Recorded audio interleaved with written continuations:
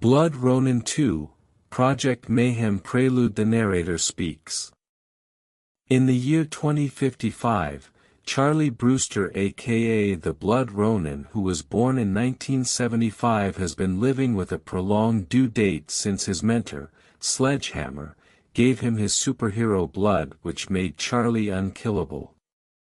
Charlie had learned the teachings of the Ronin from a family who came from the lineage of Ronin, who saw strength inside of Charlie, and they decided to trust him, an outsider, with their teaching in order for him avenge his first Amy, who was a friend of this family, and with the spirits of dead Ronins from the past embodies him, and every time he dies, he returns stronger than ever.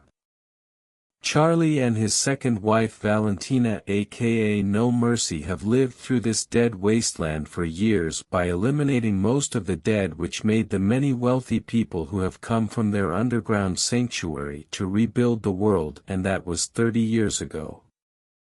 Now the world is back and better than ever. The dead is still around but manageable with squads of detonators whose job is kill and burn the dead, and the Blood Ronin is leader of detonators. Charlie and Valentina had made a life in Las Vegas, and they adopt a school of children, and he trained them all in the way of the Ronin, which are all grown up now and have children of their own. This once dead wasteland has evolved in a thriving world once ago and resonates like in the Blade Runner universe.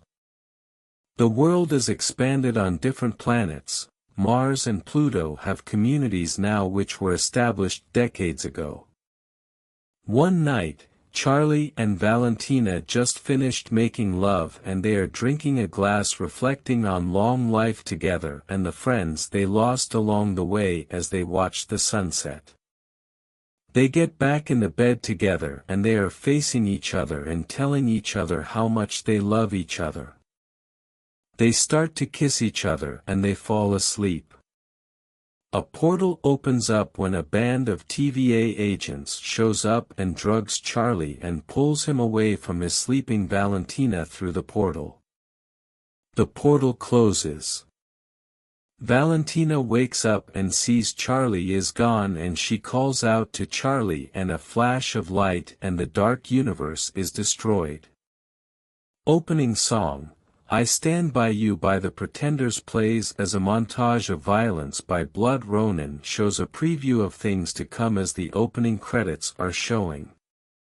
Chapter 1, No Way Home. Valentina calls out to Charlie and he wakes up in a TVA interview room with his Blood Ronin outfit, sword, and his gear is laying out on the table, and Mr. Paradox sitting across from him introduces himself, and the new boss of TVA, Mr. Vortex, is looking from beyond the platform. Charlie asks, "Where is my wife?" Mr. Paradox says, "Your wife and everyone you know are all dead. Your world has ended." Charlie asks, "Where am I?"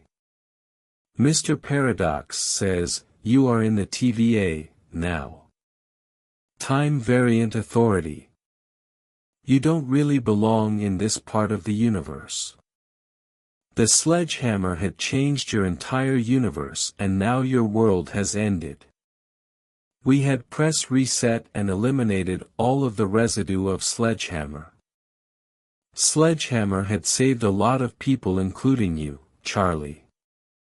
You were meant to be dead. You are the only version of Charlie Brewster that survived and had exceeded your limitations and created your own path, and I am a fan of yours." Charlie says versions. Mr. Paradox tells Charlie to follow him, and Mr. Paradox shows Charlie around the TVA. Mr.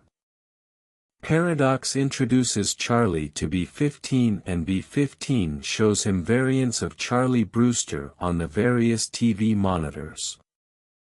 Mr. Paradox points out that Charlie is a man without a home, and B-15 offers him a job among the TVA. Charlie asks Mr. Paradox and B-15, "Why didn't you save my wife?"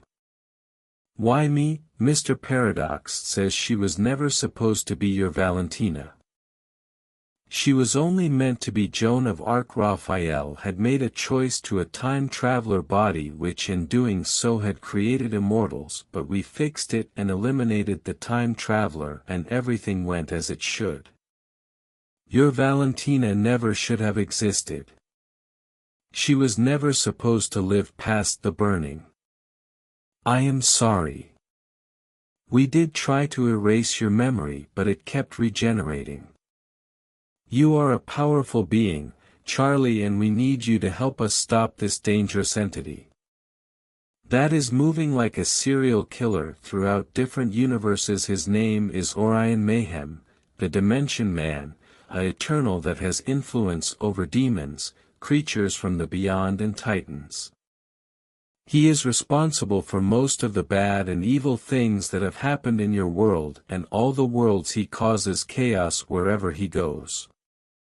He was an enemy of He Who Remains, but he had killed all the variants of He Who Remains, including Kong the Conqueror. We have sent the best from different universes and they all failed. Most of them he didn't kill and he just sent to one of the Hell's dimensions, and by the time they came back to TVA they were shell-shocked and they were begging to be erased. But you are first and only one we picked from the dark universe. Charlie says this guy sounds like a very bad dude. What makes you think I can get this guy? Mr. Paradox says we have seen you fight hordes of the dead. We saw your fight with angels, demons and supernatural beings. You have no fear and we are confident that you can track this guy down and give him the business. Charlie says, so what is in this for me? I mean, you said my wife and world is gone, so what my motivation? B-15 says to stop this maniac from killing innocent people. Wreaking havoc on timelines. That's not enough motivation for you. B-15 takes Mr. Paradox away from Charlie and they start whispering to each other, and Charlie starts looking at the screen and he sees Mayhem's latest carnage, and B-15 says to Mr. Paradox, we should have offered this to Blade or Gambit or even Elektra before you decided sent them to the void. Mr. Paradox says maybe we can get Deadpool here to do this and we can send the Blood Ronin to the void.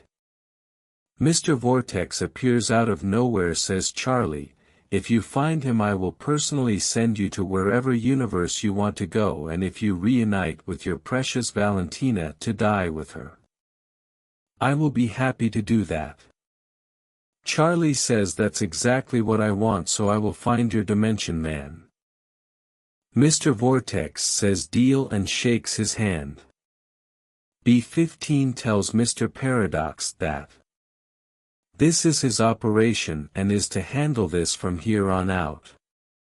B-15 walks up to Mr. Vortex and says, do you know how valuable an asset he is? He is an asset because of him being an unknown from the dark universe. You're just going to let him kill himself. Mr. Vortex says all will be revealed soon. My loyal B-15 Mr.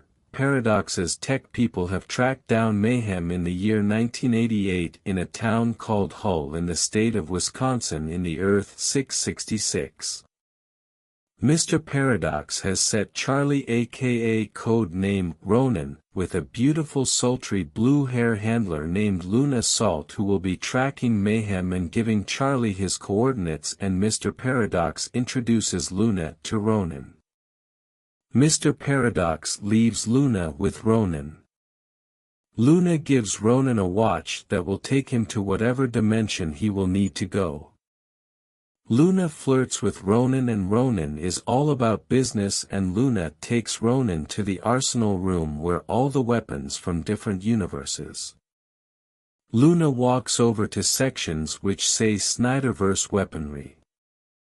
Ronin walks over and sees the different weapons from Batman's gadgets, Wonder Woman's lasso, the Flash's suit, and slag weapons that used superheated metal projectiles known as slags.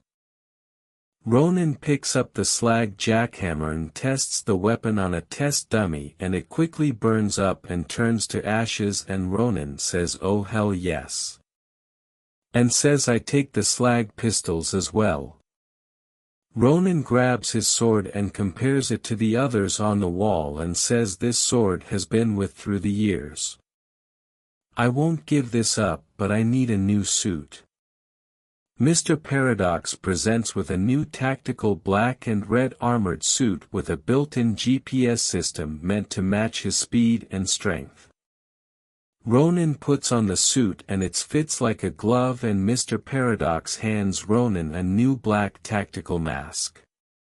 And Ronin puts it on and it enhances all his senses, and it gives him a new ability X-ray vision on when using the mask, and there is a radio built in for him to communicate with Luna.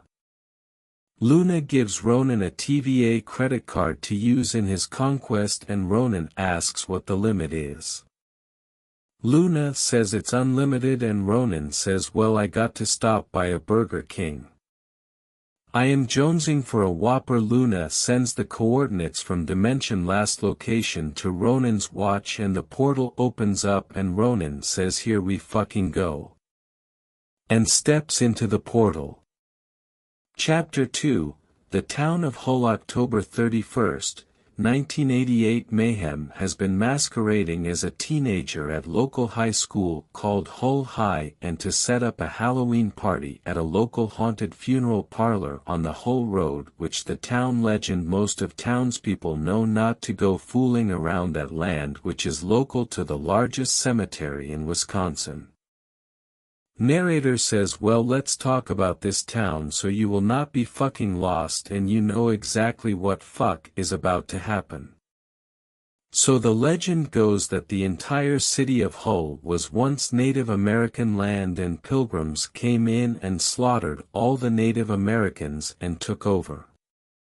One of the pilgrims was named Clinton Hull, and he had 6 brothers, Nathan, Kelton, Lewis, Stephen, Zed, and worst of all them Peyton, who was the oldest and wildest and loved raping men just to punish the men more, and that he did with the chief of tribe. He would rape that man for 7 days in front of his entire tribe. He and his brothers killed the entire tribe as the chief watched, and then Peyton skinned the chief alive and burned him. Clinton, the weakest and the youngest 16 years old, was forced to kill because of fear of what Peyton would do to him. The rest of pilgrims that travel to this town will never know what the Hull family did to this land until a few generations later. The Hull family was cursed. Members of the family would die brutally either way of war or disease. After a few decades, Peyton and Clinton would outlast their entire family. Clinton, who was 49 years old when he fell in love with a 29-year-old prostitute named Sarah Logan, and he knocked her up, and Clinton knew his family was cursed, and he decided to pay back the Native Americans in way of blood, and he decided to kill Peyton, who is the founder of this town and now in his 80s, and one night Clinton drugged Peyton and brought him to mass grave where they buried the Native Americans, and Peyton wakes up tied up to a tree. Clinton tells Peyton that he is sorry, but he has a baby on the way and he can let what happened to the family happen to Sarah and his baby. This curse must be broken, and the only way it can be is for Peyton to be offered up by a sacrifice to the dead. Peyton says Clinton that he is a damned fool and that he will hang for this. Narrator says wait. Now how would Clinton know to sacrifice Peyton and that it would lift the curse? Well, Mayhem, of course. One day before. Mayhem would ride into town dressed in a beige cowboy outfit, smoking a cigar, riding on a white horse wearing red and blue boots, and walking into a Red's bordello wherein he sees Clinton, who comes to the bordello every Friday to spend time with Sarah. But this particular Friday he finds out Sarah is pregnant, and he's scared of the curse, and he is drinking himself drunk enough to kill himself, and Mayhem offers some words to Clinton, and yes, Mayhem knows who Clinton is. Mayhem knows who everyone is because Mayhem has been to all the universes many times in different ways. It's like seeing your favorite movie many times on different occasions, and this time Mayhem decides to give Clinton advice on how to get rid of the family's curse. So now you are all caught up. Clinton calls out in the darkness the name of tribe 6 times, and the dead Native Americans comes for Peyton, and he is screaming out Clinton that he will come back for him, and the dead Native Americans are dragging Peyton down in the mass grave, ripping off his clothes and tearing into his fleshing, and they are eating flesh, are actually devouring his soul. Clinton turns away, and the chief of the tribe appears in front of him and grabs his face, and the chief's hands burn Clinton's face, and the chief says in his language to Clinton, "You have created your own demon. You have a date in hell." The chief let Clinton go, and Clinton is running like hell through the woods. Clinton and Sarah would get married and give birth to a son named Jackson Hull, who would be a war hero who fathered 3 boys and 7 daughters. 3 decades later, in 1948, on the very land of mass grave of the Native Americans, was built a home by Lance Hull in 1908, whose grandson Vance Hull has been living in for 20 years with his 2 twin daughters Joan and Josie and 2 teenager boys John and Jesse. Jesse, who was a young hippie and got mixed up with the occult, had unleashed a demon which was formerly known as Peyton Hull, and it had so much hatred for Clinton, and it's known that this Clinton's family.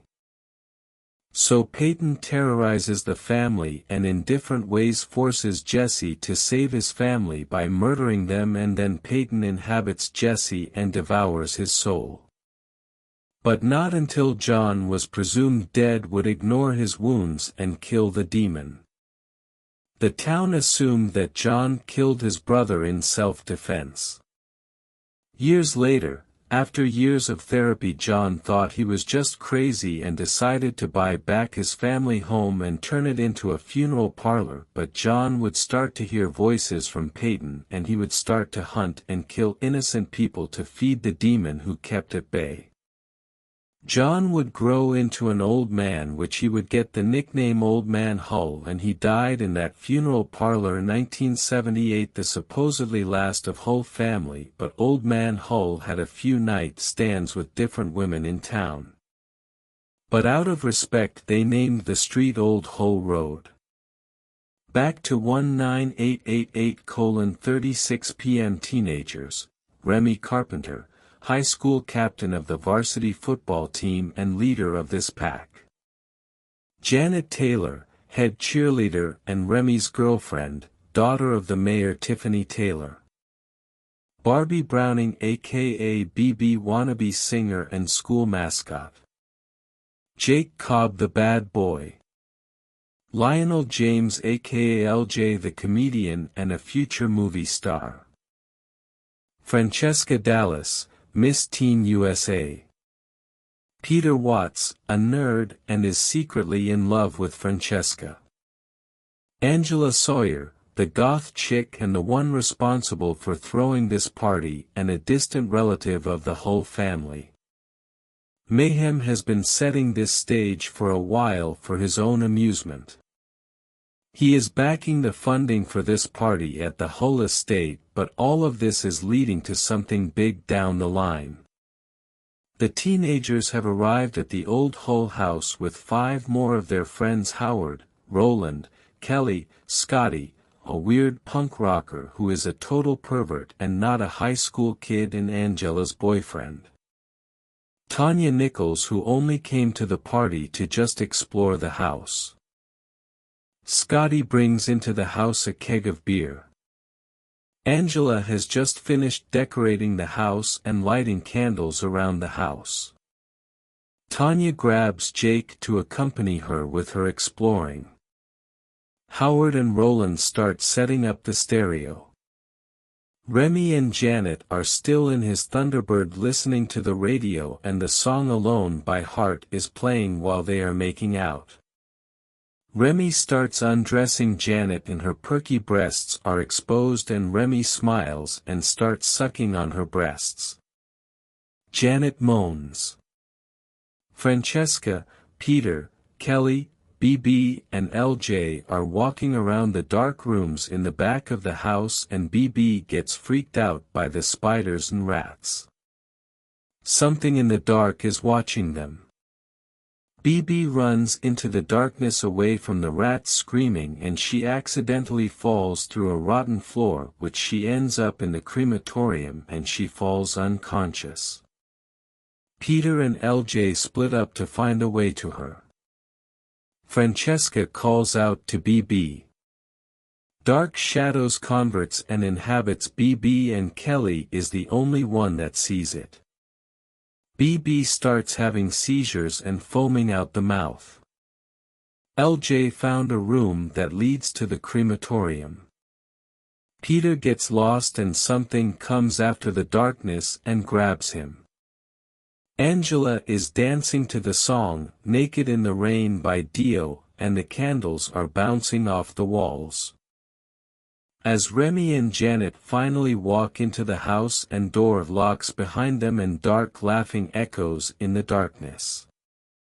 Howard, Roland and Scotty are in the dark kitchen smoking a joint, and Scotty walks out with 2 beers in his hand watching Angela dancing in the candlelight and says to himself, "How the hell did I get so lucky?" Tanya walks into Old Man Hull's bedroom and finds a journal, and she opens it.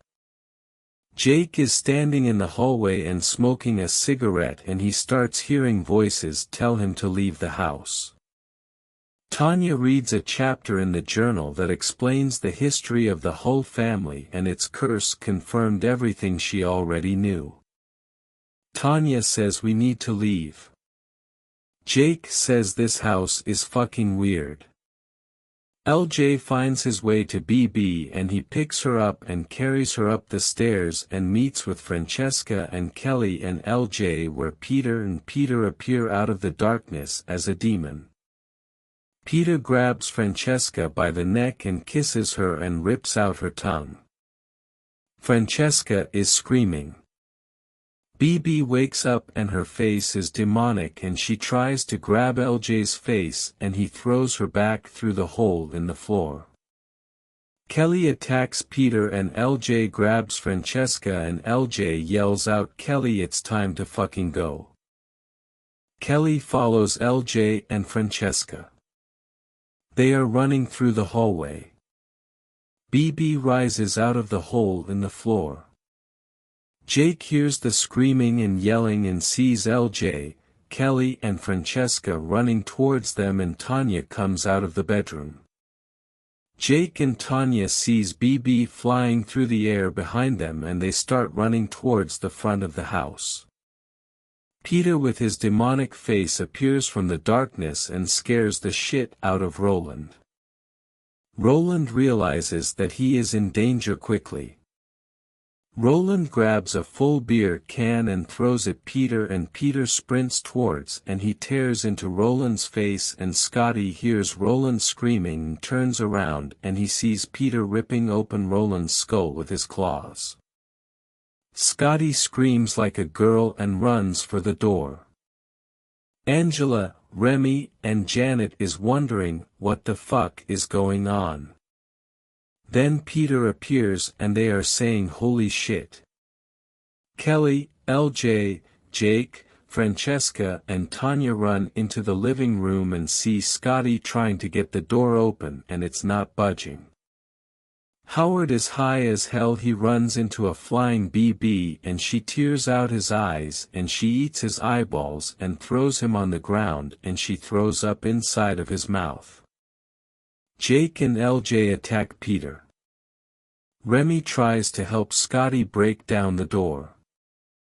Francesca turns into a demon and grabs Jake from behind and throws him on top of the burning candles, and Jake is on fire.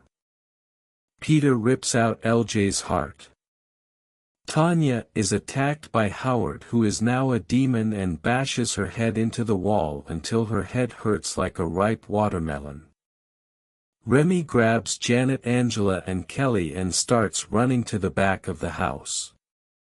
Scotty is now in the kitchen trying to get out the back door, which is painted shut.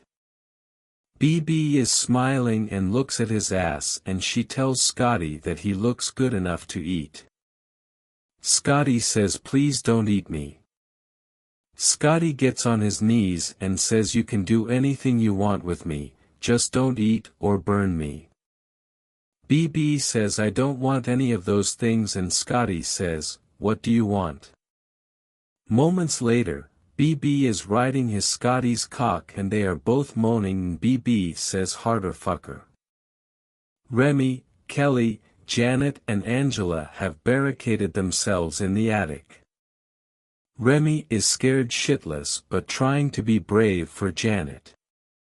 Meanwhile, Ronin has arrived at St. Joan Academy by accident, which is 20 miles away from Old Hull Road. Ronin goes to leave and he sees Valentina, aka Joan of Arc, on the wall of the church. Ronin thinks of Valentina and he hears her calling for him in the night wind.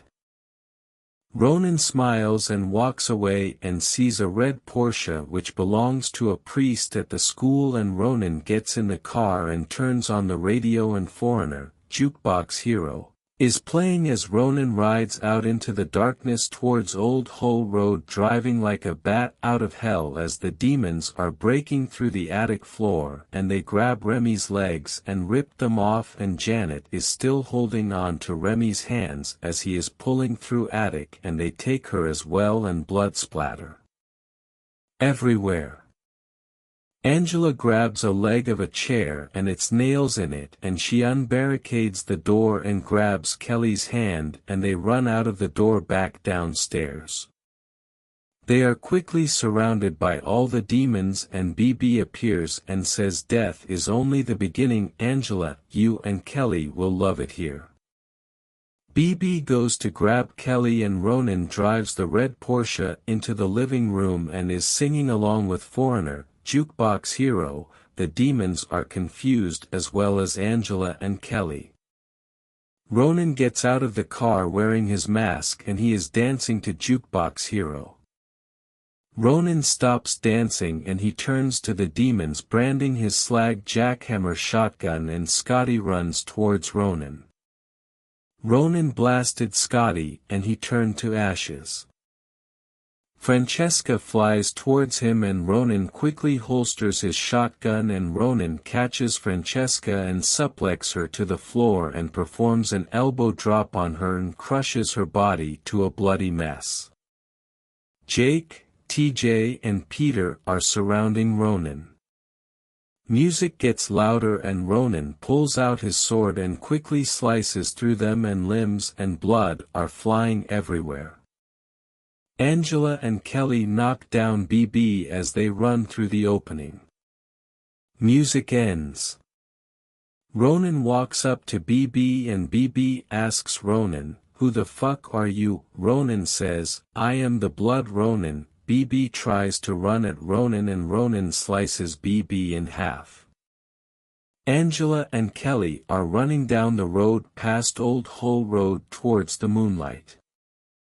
Ronin is cleaning off his sword and Mayhem appears on the stairs clapping his hands as he is walking down. He is saying, "This was not ending. I was expecting only one of them had the power to be my final girl.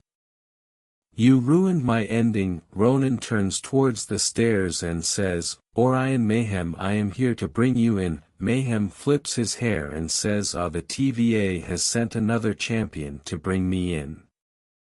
Let me tell you something about me, Blood Ronin. You're not the first and you are not last, so how about you go back to whatever dimension they dragged you from before I send you to a hell dimension where you will face all types of nightmarish type of shit that your kind have never encountered before. Ronin smiles and says, I am not anyone you've ever met before. I welcome death. Ronin brands his sword and says, dead or alive you're coming with me. Mayhem says and yells, let's see what you got, Blood Ronin. Welcome to the jungle by Guns N' Roses starts playing. Ronin rushes Mayhem and he is taking all of Ronin's attacks and no damage is being done to Mayhem, and Mayhem grabs Ronin by his sword arm and throws him through the wall in the living room. Mayhem picks up a keg of beer and throws it at Ronin and Ronin goes flying across the room. Ronin gets up and is pissed and his sword is in the wall. Ronin grabs his shotgun and is shooting at Mayhem, and Mayhem is dodging through the slag rounds and quickly knocks the shotgun out of his hand. Mayhem starts beating up Ronin and every move is a critical hit. Ronin's ribs are broken and he has interior bleeding. Mayhem punches a hole into Ronin's chest and pulls out his heart and Ronin falls to his knees. Mayhem grabs Ronin's face and says to Ronin, I never killed anyone the TVA sent after me before. I had always sent them to a hell world, but you really thought you were special. Mayhem headbutts Ronin, bashing Ronin's skull in. Ronin lays motionless on the living room. Comfortably Numb by Pink Floyd starts playing as Mayhem starts lighting his cigarette and he walks out of the door. Music plays loudly as camera pans around Ronin's body and it starts to regenerate. Angela and Kelly have made it to their neighborhood. Mayhem is smoking outside looking out of darkness and Ronin opens the door and is now standing behind Mayhem with his skull starting to regenerate. The music is getting louder. Mayhem stops smoking and turns around and sees Ronin with his sword in his hand. Mayhem is completely shocked. Ronin is smiling and says it's time and raises his sword and wields it towards Mayhem, and Mayhem dodges his attack and Mayhem throws a few punches at Ronin and connects to Ronin. Mayhem is stronger than Ronin, but Ronin is faster. Ronin dodges his attacks and Ronin slices Mayhem's face. Mayhem is worried. Ronin tries to stab Mayhem. Mayhem opens up a portal and Mayhem moves out of the way and Ronin falls into the portal in slow motion as the song concludes. Mayhem is relieved. Chapter 3, Ronin comes to Wayward Pines. The sky was a strange shade of purple, and the ground beneath his feet was covered in a thick layer of frost. He was in the middle of a dense forest, with towering trees that seemed to lean in toward him, as if they were trying to listen in on his thoughts. He tries to radio Luna and he can barely hear her, but it becomes a little clearer as he moves around. Luna asks him about Mayhem with Mr. Paradox standing behind her. Ronin says he is a crafty motherfucker. I fucking had him, then I fell into another fucking world. So Luna, please tell me where I am. Luna says, well, your location is unknown to us. You are probably in one of Mayhem's collections of Hell World. Mr. Paradox looks disappointed and walks away. After taking stock of his surroundings, Ronin noticed a glow in the distance. He approached it cautiously, his senses on high alert. Ronin says to Luna, it doesn't look like hell. Luna says most of the time it's not literally hell. It's full of hellish things in a universe that once was a real world where people had created their own apocalypse, or sometimes shit just happens. But wherever you are is the place that is deemed the worst place in Mayhem's eyes. Ronin says, "You can't beam me out of here." Luna says, "These dimensions are different, you have to achieve a mission in order to leave." Mostly some hell dimensions that a few who has been bested by Mayhem had achieved some kind of mission to be released from it. Ronin asks, "How would I know it?" Luna says, to quote a response from Blade, "The Daywalker, after I asked him how he survived, and he said, I just started killing motherfuckers until I got let out." Ronin says, "Where is this Blade, now?" Luna says Mr. Paradox was disappointed with him, so he sent Blade to the Void along with many others. He gave a chance for redemption after they sent them after Mayhem. Ronin says, "What's waiting for me when I get back?" Luna says, "Automatically this dimension will send you back to TVA after you finish the mission." Or Ronin says, "Or what?" Luna says, "Never complete your mission and stay there. Or you can find an alternative route towards finding Mayhem." Ronin says, "I want what Mr. Vortex promised me. Plus I want that fucking Mayhem." "So how would I get Mayhem on my own?" Luna says, "You can try out the local library for possible books on witchcraft or anything supernatural and open up a portal through another world, and maybe I can help you locate Mayhem and get you back in the TVA good graces." Ronin says, "Want helping me you get in trouble." Luna says, "I am tired of losing people like you to the Void who didn't ask to be taken from their world to do the dirty work of TVA. They should have dealt with Mayhem years ago when he killed, oh never mind. But I know if anyone can stop Ronin it's you, and maybe you can show the TVA they don't need to erase any more heroes." Luna wipes her eyes. Ronin says thanks, and Luna with tears in her eyes says, "You don't need to thank me. I am just being human." And she says, "When you complete your mission, you will hear from me again." Ronin takes off his mask and continues to walk through the forest. As he draws nearer, he realizes that it was the town of Wayward Pines. The town was a quaint little place, with a central square surrounded by a variety of shops and houses. The inhabitants of Wayward Pines were a mix of humans and otherworldly beings, all living together in a seemingly harmonious community. As Ronin observed the town, a sense of unease settled over him. There was something off about Wayward Pines. The townsfolk moved with a stiff precision, their actions dictated by an unseen force. And then there was the matter of the electric fence that surrounded the town. It was clear that the inhabitants of Wayward Pines were prisoners in their own home, trapped behind a barrier that kept them safe from the unknown dangers that lurked outside. Despite his initial skepticism, Ronin couldn't shake the feeling that he had stumbled upon something extraordinary. He decided to approach the town and see if he could learn more about the mysterious portal that had brought him here.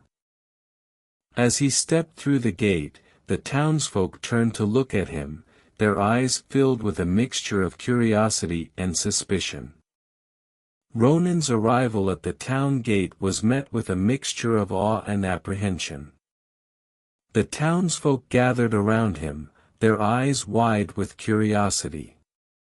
Among them was a man with a stern expression and a badge that identified him as Sheriff Pope. "Who are you, stranger?" Sheriff Pope demanded, his hand resting on the butt of his gun.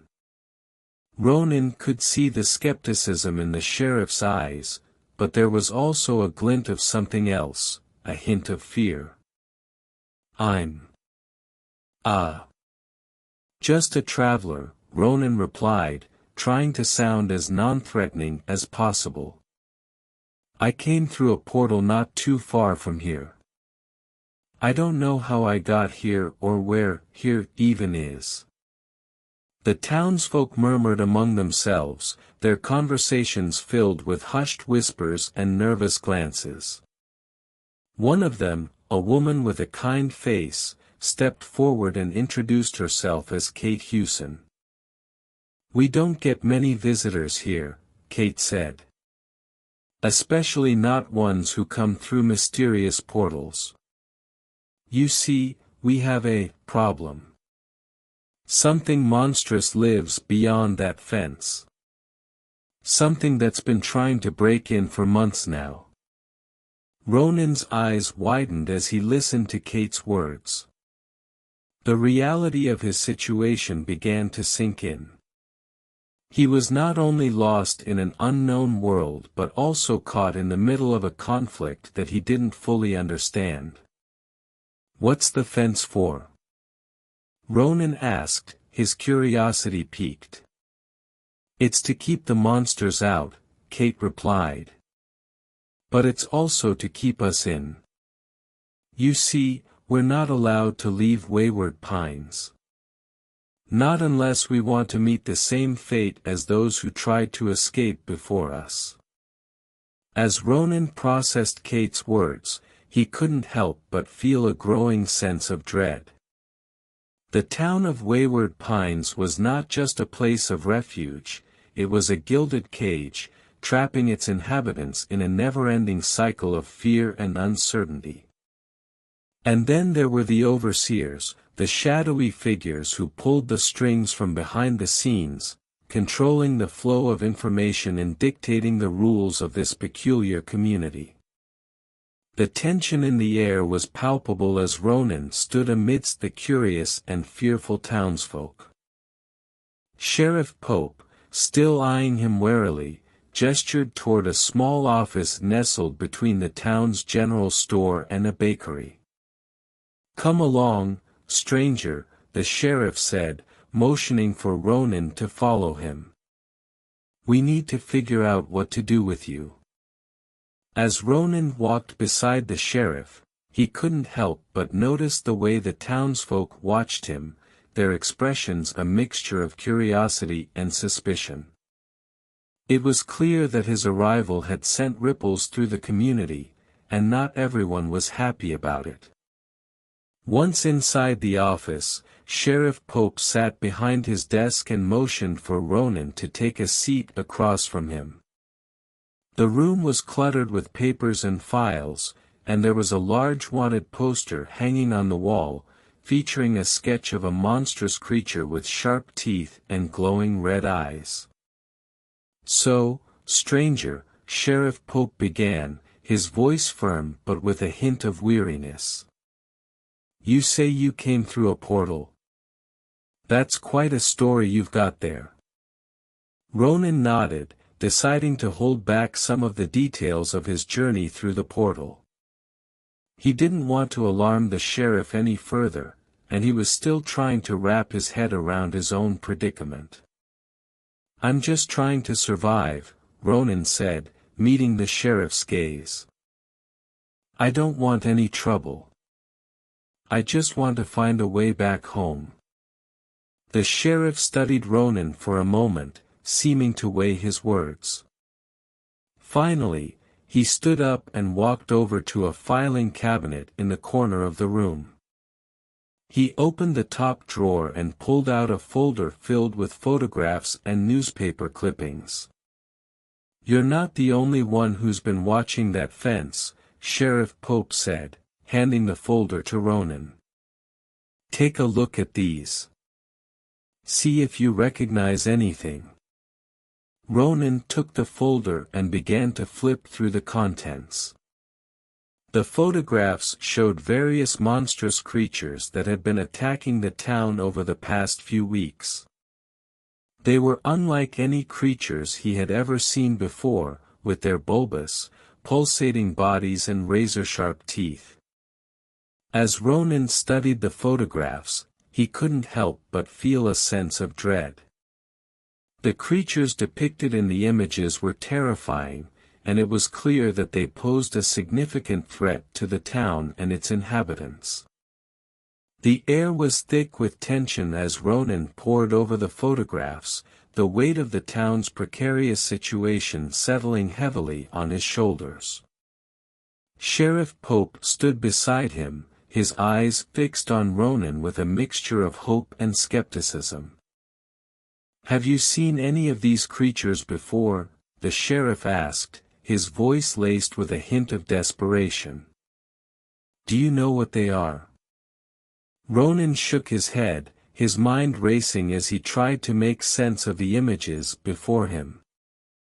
The creatures were unlike anything he had encountered in his previous adventures, and he couldn't help but feel a sense of unease as he gazed upon their grotesque forms.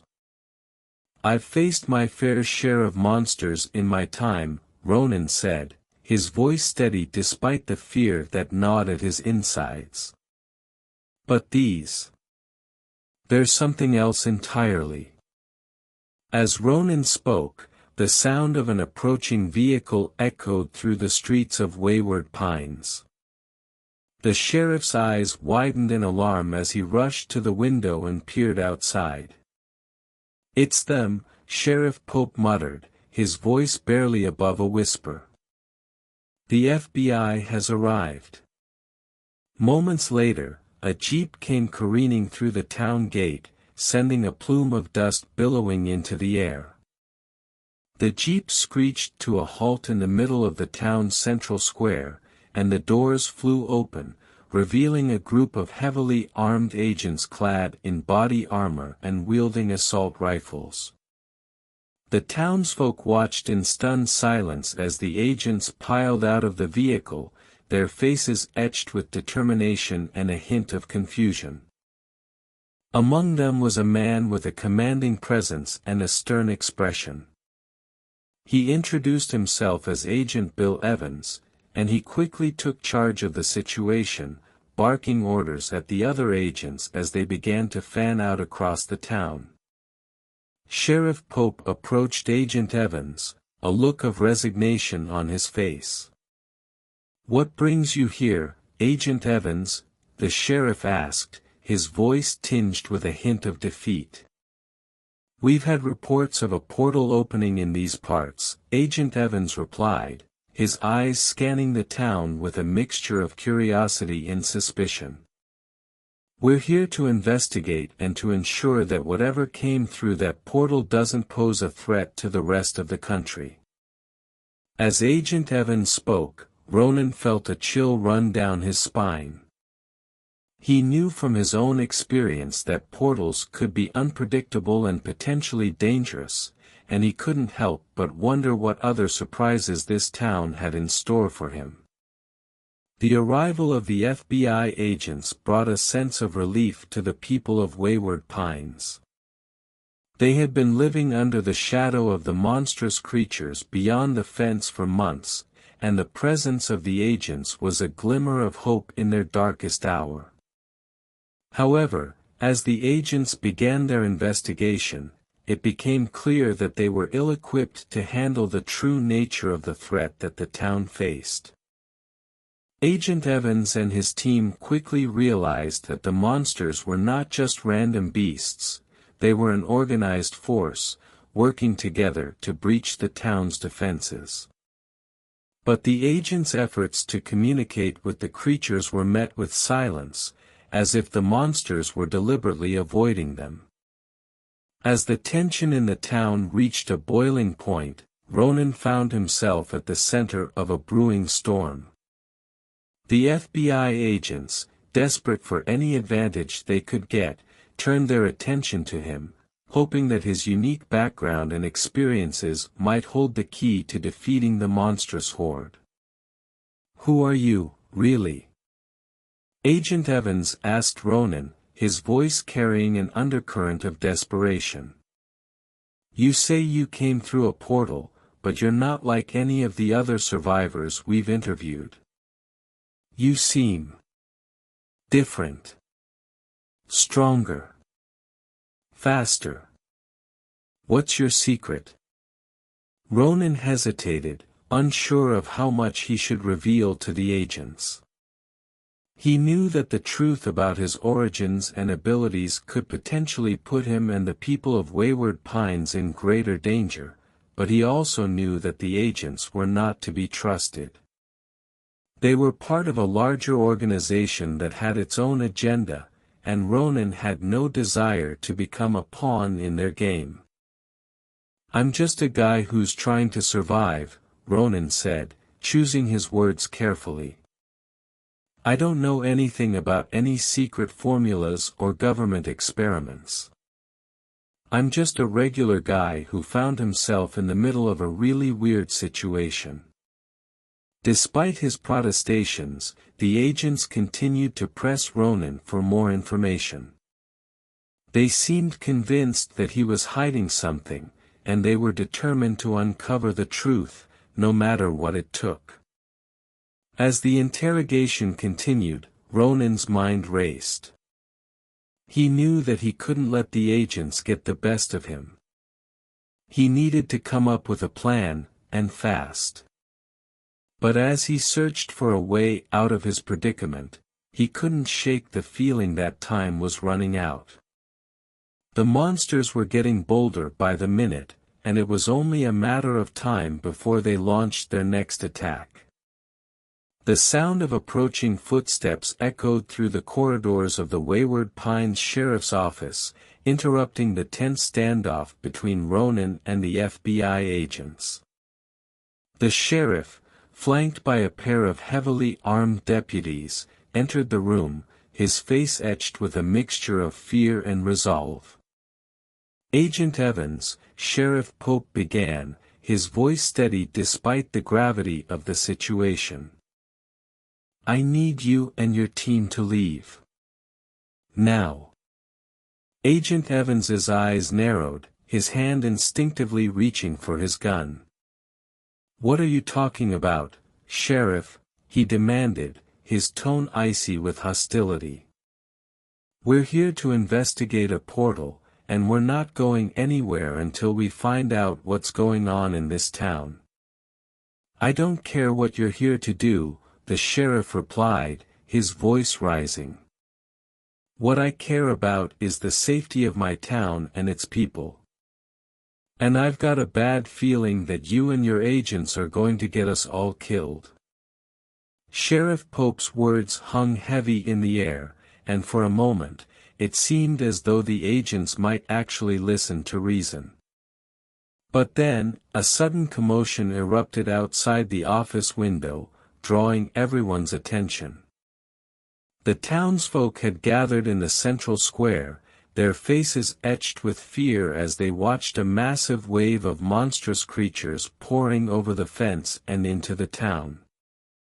The creatures moved with a deadly precision, their bulbous bodies glowing with an otherworldly light as they advanced on the town's inhabitants with hungry, ravenous eyes. Agent Evans was the first to react, barking orders at his team as they scrambled to prepare for battle.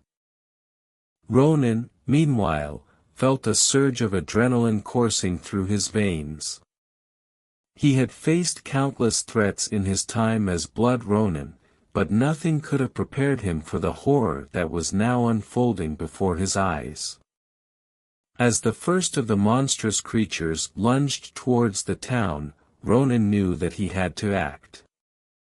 He was just one man against an overwhelming force of monstrous beings, but he was determined to do whatever it took to protect the people of Wayward Pines, even if it meant sacrificing himself in the process.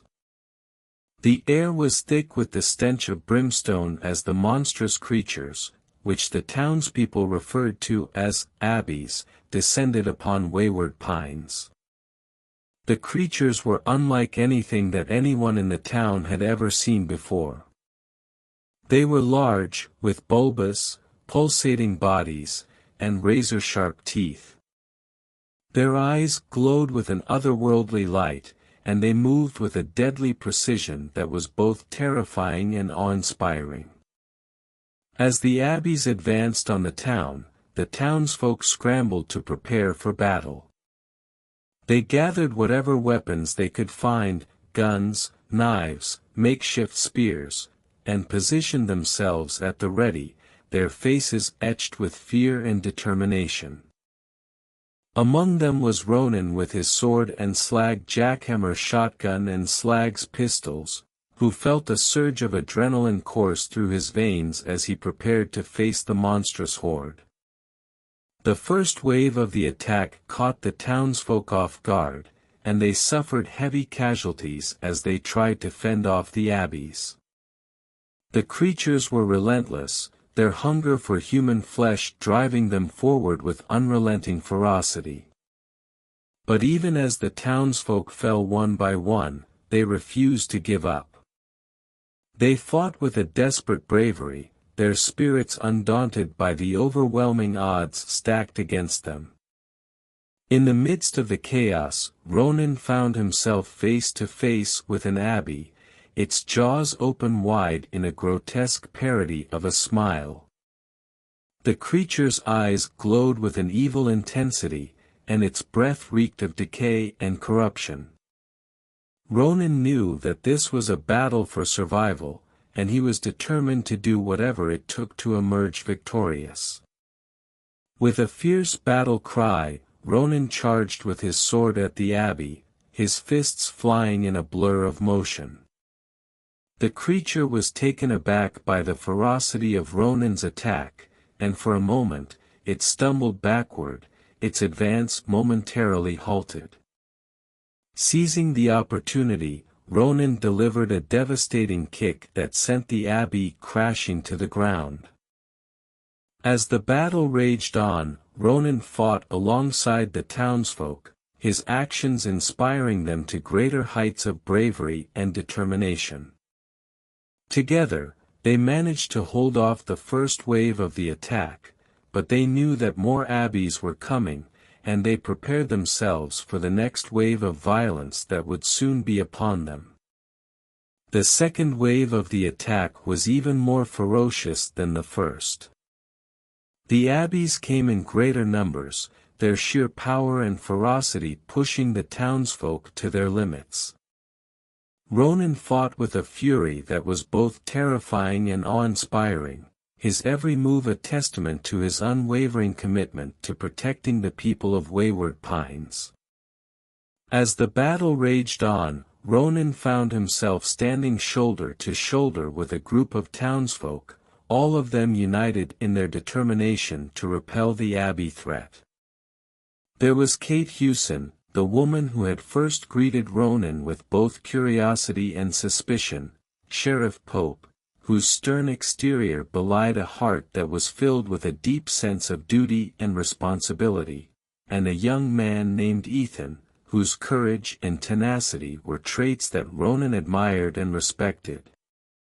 Together, they fought with a unity of purpose that was both beautiful and inspiring. They moved as a single unit, their actions perfectly synchronized, their resolve unbreakable. And though they were vastly outnumbered, they refused to give up, even when all seemed lost. As the battle reached its climax, Ronin and his team made a daring stand at the Night Shyamalan National Forest, a dense thicket of trees and underbrush that offered them a temporary sanctuary from the abbeys.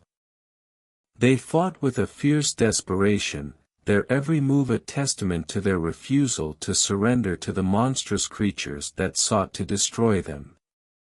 And then, just as it seemed as though the tide of the battle was beginning to turn in their favor, Ronin stumbled upon a shocking revelation that would change everything. As he delved deeper into the mystery of the abbeys and the strange reality show that seemed to have everything to do with his arrival in Wayward Pines, he uncovered a hidden truth that would challenge everything he thought he knew about his world and the people in it. The revelation hit Ronin like a physical blow. The truth was far more complex and disturbing than he could have ever imagined. The reality show that had been thrust upon the people of Wayward Pines was not merely a show for entertainment purposes. It was an elaborate government experiment designed to study the behavior of a unique breed of human-alien hybrids in a controlled environment.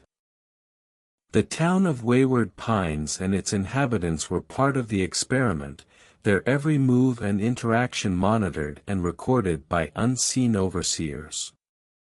The Abbeys were not mere monsters, they were genetically engineered creatures designed to test the limits of the hybrid's resilience and adaptability. Ronin felt a surge of anger and betrayal as the full extent of the truth sank in. The overseers had been manipulating the situation from the very beginning, using the reality show as a tool to exert control over the people of Wayward Pines and to keep them in a state of constant fear and uncertainty.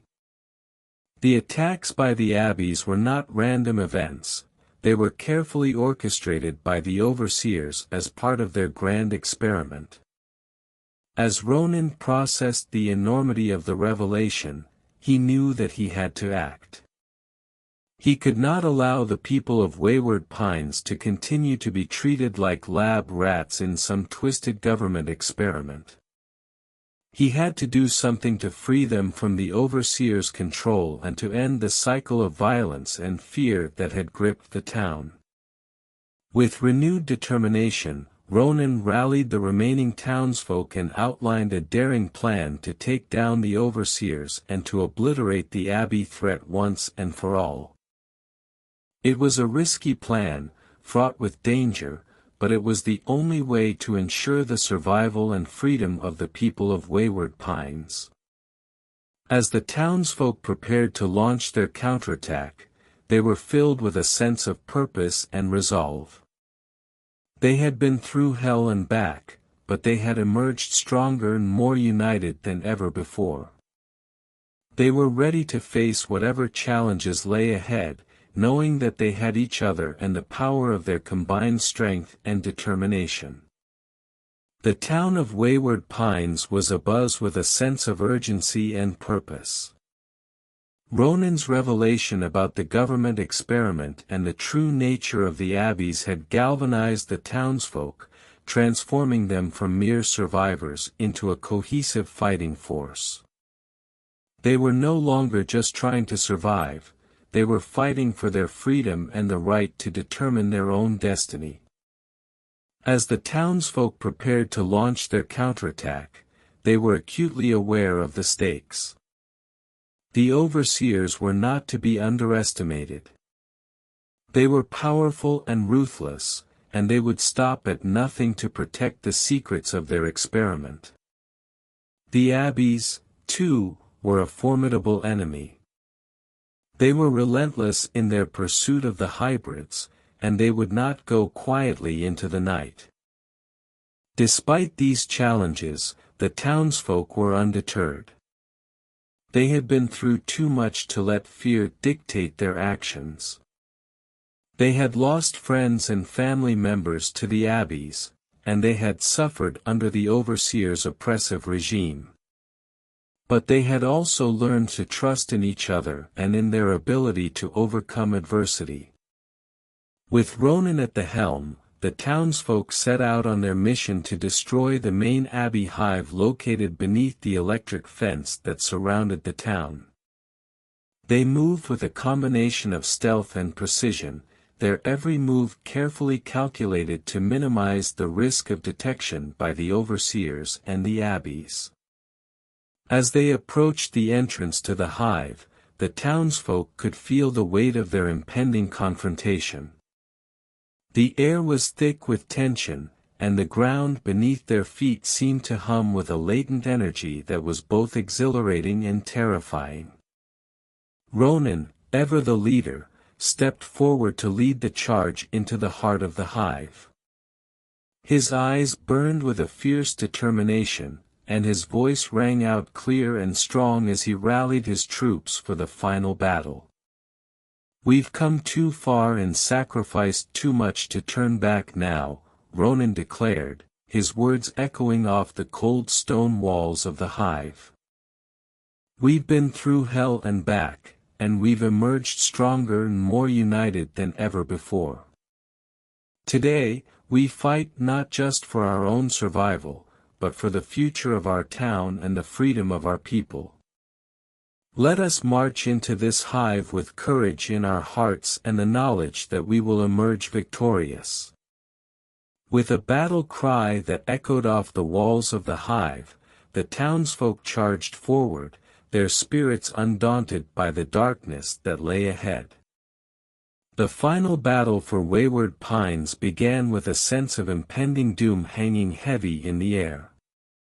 The townsfolk, led by Ronin, made their way through the dimly lit corridors of the Abbey hive, their every step echoing in the cavernous space.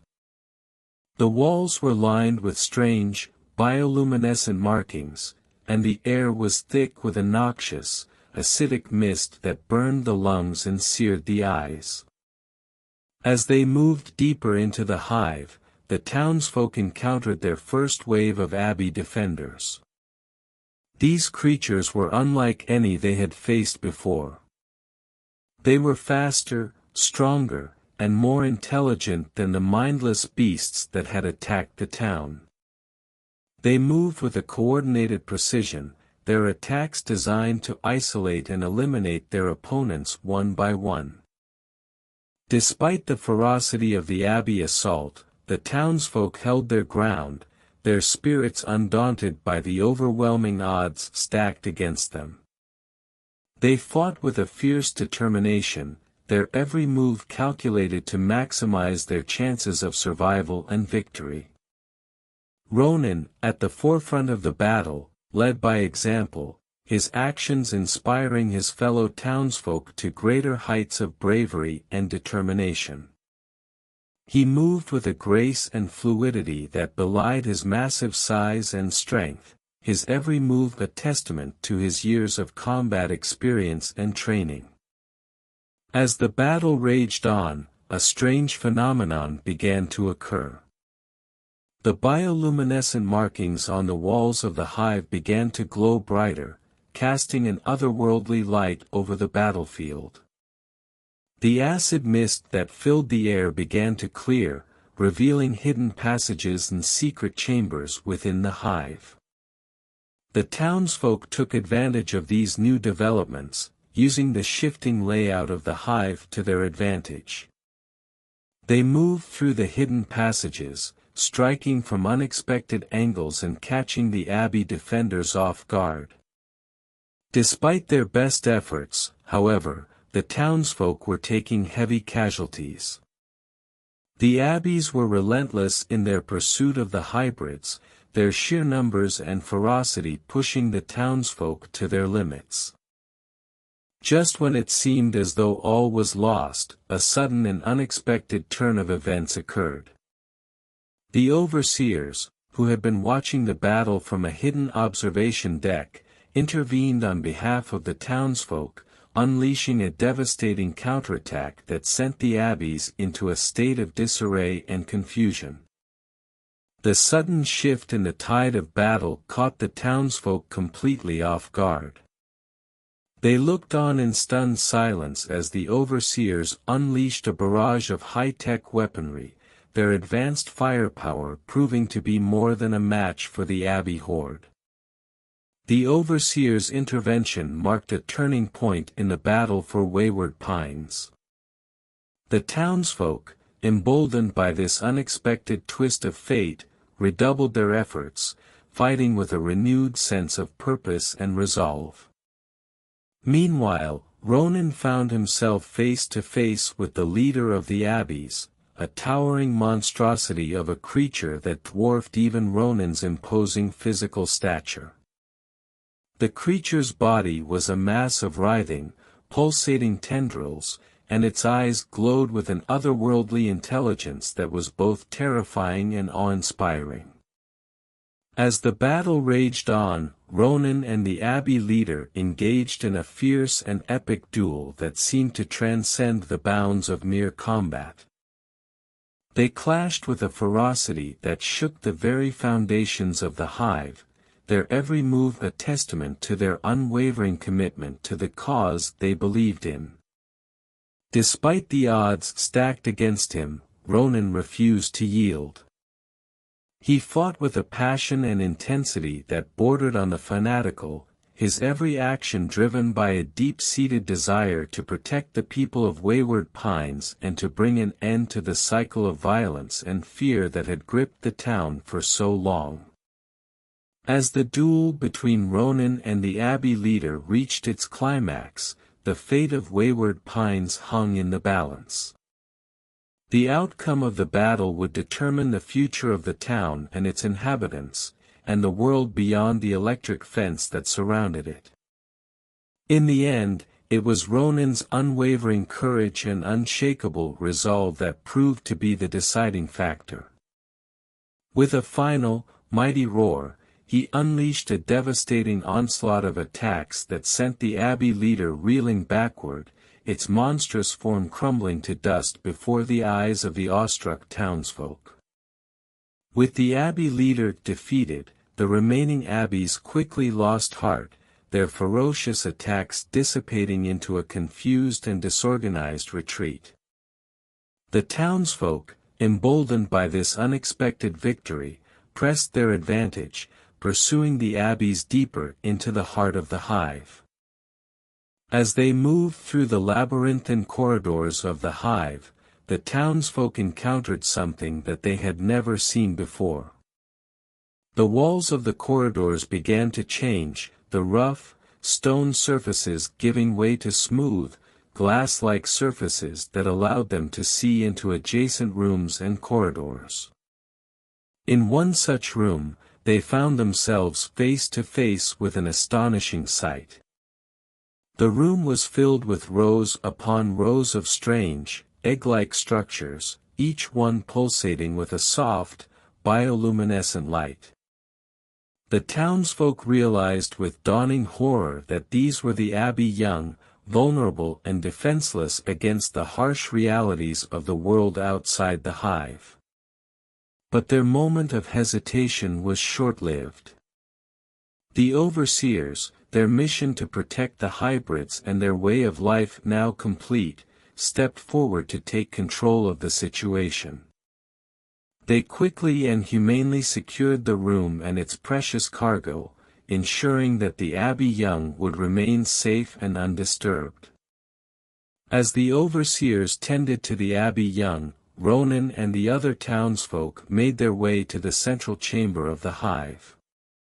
There, they found themselves in the presence of the Abbey elders, a group of wise and ancient creatures who had dedicated their lives to the study and preservation of their people.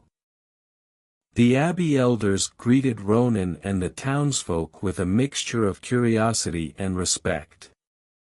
They communicated with the townsfolk through a complex system of clicks and whistles, conveying their deep gratitude for the townsfolk's bravery and compassion.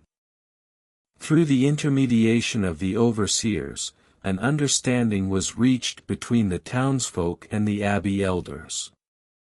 The Abbey elders agreed to help the townsfolk find a way back home, on the condition that they would do everything in their power to ensure the continued safety and well-being of the Abbey young and their people. As the negotiations between the townsfolk and the Abbey elders came to a close, a sense of peace and cooperation began to take root in the heart of the hive. The townsfolk, for their part, pledged to use their knowledge and resources to help the Abbeys build a better future for themselves and their young. With the future of Wayward Pines and its inhabitants hanging in the balance, Ronin found himself in the presence of the Abbey leader, the creature that he had defeated in battle earlier that day. Despite the adversarial relationship that had existed between them in the past, Ronin approached the Abbey leader with a sense of respect and understanding. The Abbey leader regarded Ronin with a curious intensity, its glowing eyes reflecting a complex tapestry of emotions and thoughts that were beyond human comprehension. It was clear that the creature was both intelligent and ancient, its wisdom and experience far beyond that of any human being. Through the use of the crystal tablet that the overseers had provided, the Abbey leader began to communicate with Ronin, its thoughts and ideas flowing into the tablet and from there into Ronin's mind. "We are not your enemies," the Abbey leader communicated to Ronin. "We do not seek to harm you or your people. We are simply trying to survive in a world that is increasingly hostile and unpredictable." Ronin listened intently to the Abbey leader's words, his mind grappling with the implications of what he was being told.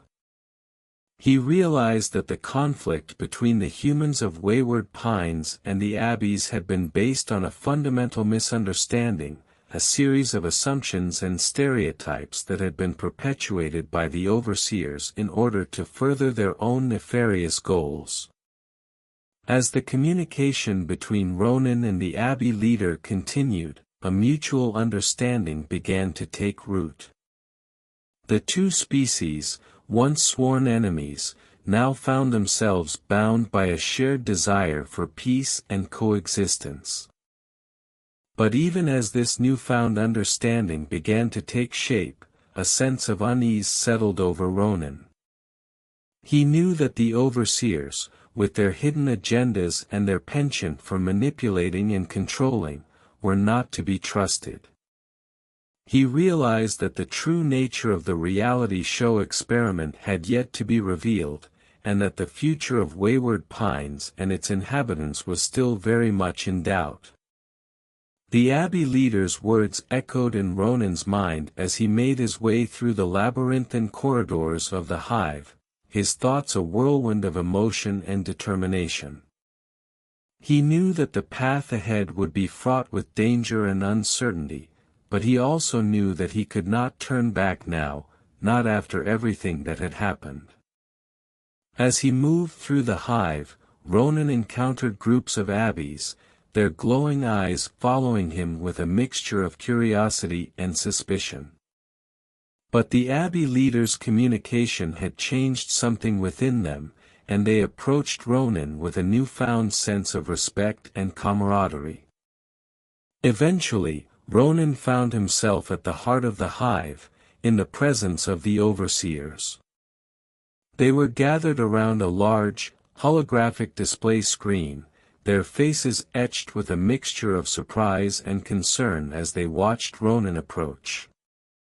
"Ah, Blood Ronin," one of the overseers said, his voice dripping with sarcasm. "I didn't expect to see you again so soon. I thought you would have been more cautious after what happened earlier today." Ronin ignored the overseer's jab, his eyes fixed intently on the holographic display screen. He could see that it was filled with data and information about the reality show experiment, including footage of the battles between the humans of Wayward Pines and the Abbeys. "You're doing this for a reason," Ronin said, his voice steady and resolute. "You're not just recording a reality show. You're conducting some kind of experiment, aren't you?" The overseers exchanged glances, their expressions unreadable. Finally, one of them spoke up, his tone one of mild surprise. "How did you figure that out, Blood Ronin?" the overseer asked. "We took great pains to conceal the true nature of our project." Ronin smiled, a cold, calculating smile that belied the warmth and compassion that he felt in his heart.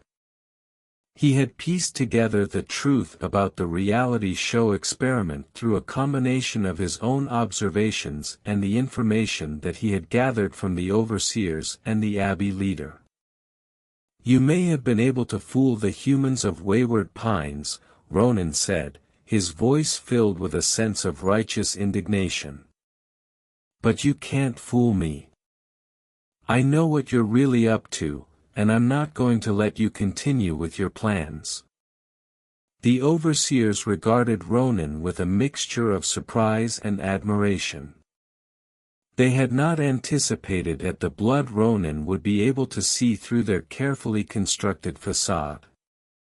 But as they looked into his eyes, they saw there a glint of something that they had not expected to find in the human that they had chosen for their experiment, a spark of true intelligence and insight. "Well, Blood Ronin," one of the overseers said, his voice tinged with a hint of respect. "It seems that you have uncovered the truth about our project. And now that you have done so, I suppose it would be pointless for us to try and deny it." Ronin nodded, his gaze never wavering from the overseer's face. "That's right," he said. "So why don't you tell me exactly what it is that you're trying to accomplish with this reality show experiment?" The overseers exchanged glances, their expressions a mixture of apprehension and reluctance. Finally, one of them spoke up, his tone one of cautious resignation. "We're trying to find a way to allow different species to coexist peacefully," the overseer said. "We believe that by studying the interactions between the humans of Wayward Pines and the Abbeys, we can learn how to foster a sense of harmony and mutual respect between beings of different worlds." Ronin listened intently to the overseer's words, his mind racing with a flurry of thoughts and emotions. He realized that the overseer's intentions were not entirely malevolent, but he also knew that their methods were misguided and potentially dangerous. "I understand what you're trying to do," Ronin said, his voice filled with a sense of both empathy and skepticism. "But the way you're going about it is wrong. You're not just experimenting with different species, you're putting an entire town and its inhabitants in harm's way. And you're not just experimenting with the Abbeys, you're subjecting them to a life of bondage and exploitation." The overseers fell silent, their faces pale and troubled. They had not expected Ronin to be so perceptive and insightful, and they were beginning to realize that they had underestimated him in ways that they could never have imagined. The tension in the room was palpable as the overseers grappled with the implications of Ronin's words. They had always believed that their methods were justified by their ultimate goal of achieving a higher understanding of the universe, but now they were being forced to confront the possibility that they had been wrong. After several moments of silence, one of the overseers spoke up, his voice barely above a whisper. "What do you propose that we do instead?" he asked, his eyes fixed intently on Ronin's face. Ronin took a deep breath, his mind racing with ideas and possibilities. He had always believed in the power of unity and cooperation, and now, faced with the opportunity to prove his beliefs, he was determined to do whatever it took to ensure that the people of Wayward Pines and the Abbeys could live in peace. "I propose that we work together to find a way to allow both species to coexist peacefully," Ronin said, his voice filled with a sense of determination and resolve. "We need to establish a new relationship based on mutual respect and understanding. And we need to do it now, before any more innocent lives are lost in the crossfire of this senseless conflict." The overseers regarded Ronin's proposal with a mixture of hope and trepidation. They knew that what he was suggesting would require a fundamental shift in their approach to the experiment, but they also knew that they could not continue down the path that they were currently on. Finally, after what seemed like an eternity, one of the overseers spoke up, his voice filled with a sense of cautious optimism. "Very well, Blood Ronin," he said. "We will take your proposal into consideration. But I must warn you, the path that you are suggesting is fraught with peril and uncertainty. There may be those among us who do not share your vision of the future." Ronin nodded, his expression one of steely resolve. "I understand the risks involved," he said. But I also understand that there is no other way. We must try, no matter how difficult the road ahead may prove to be. As the overseers began to discuss the details of Ronin's proposal, a sense of hope began to take root in the hearts and minds of the people of Wayward Pines. For the first time in a long time, they felt a glimmer of light at the end of the dark and uncertain tunnel that they had been traveling down for so long. The following days were a whirlwind of activity as the people of Wayward Pines and the Abbeys worked together to build a new future for themselves and their young. The overseers, under the guidance of Ronin and the Abbey leader, began to dismantle the reality show experiment, as the town slowly but surely began to transform into a model of coexistence and harmony. The electric fence that had once served as a barrier between the town and the outside world was dismantled, and the central square was transformed into a vibrant hub of community activity. The townsfolk and the Abbeys worked side by side, their interactions filled with a sense of camaraderie and mutual respect.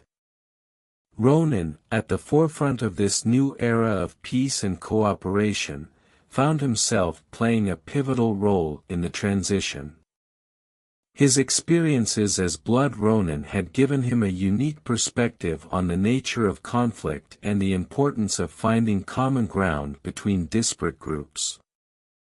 And his ability to communicate with the Abbeys through the crystal tablet had proven to be an invaluable asset in the process of fostering understanding and goodwill between the two species. As the days turned into weeks, and the weeks turned into months, the people of Wayward Pines and the Abbeys began to realize that their new way of life was not just a temporary arrangement but a permanent state of being. They had learned to appreciate and value the unique strengths and abilities that each species brought to the table, and they had learned to rely on one another when faced with challenges and obstacles. And through it all, Ronin remained at the heart of the movement, his actions and decisions serving as a beacon of hope and inspiration to all who had once been caught up in the cycle of violence and fear that had once gripped the town.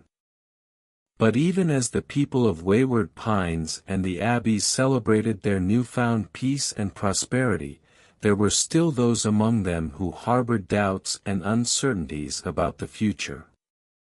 Some wondered whether the newfound harmony between the two species could truly be sustained over the long term, while others feared that the overseers, who had been absent from the town for several weeks, might yet have one last trick up their sleeve. As the first anniversary of the town's transformation approached, the people of Wayward Pines and the Abbeys prepared to celebrate their newfound peace and prosperity. The central square was decked out in colorful streamers and balloons, and a large stage had been erected in the middle of the square, where a variety of musical and cultural performances would take place throughout the day. Ronin, along with the Abbey leader and the other leaders of the human and Abbey communities, stood at the forefront of the festivities, their faces beaming with pride and satisfaction. They had worked tirelessly to ensure that the town would be ready for this special occasion, and they were thrilled to see their hard work and dedication bearing fruit in such a profound and meaningful way. As the celebration began, a sense of joy and camaraderie filled the air, with the townsfolk and the Abbeys mingling together freely and openly, their interactions marked by a spirit of warmth and mutual respect. It was a truly remarkable sight to behold, and one that filled Ronin with a deep sense of hope and optimism for the future. But amidst the celebration, a sense of unease began to take hold among some of the townsfolk. There was a growing feeling that something was not quite right, that there was still some aspect of the situation that was yet to be fully understood or resolved. And as the day wore on, these feelings of unease and uncertainty began to coalesce into a more concrete threat, as a group of rogue overseers, who had been secretly plotting in the shadows, launched a surprise attack on the town. The attack caught the people of Wayward Pines and the Abbeys by surprise, and it quickly became apparent that the rogue overseers had come armed with advanced weaponry and a ruthless determination to undo all of the progress that had been made since the dismantling of the reality show experiment. The people of Wayward Pines and the Abbeys quickly rallied together in the face of the sudden and unexpected threat, their unity and resolve proving to be as strong as ever.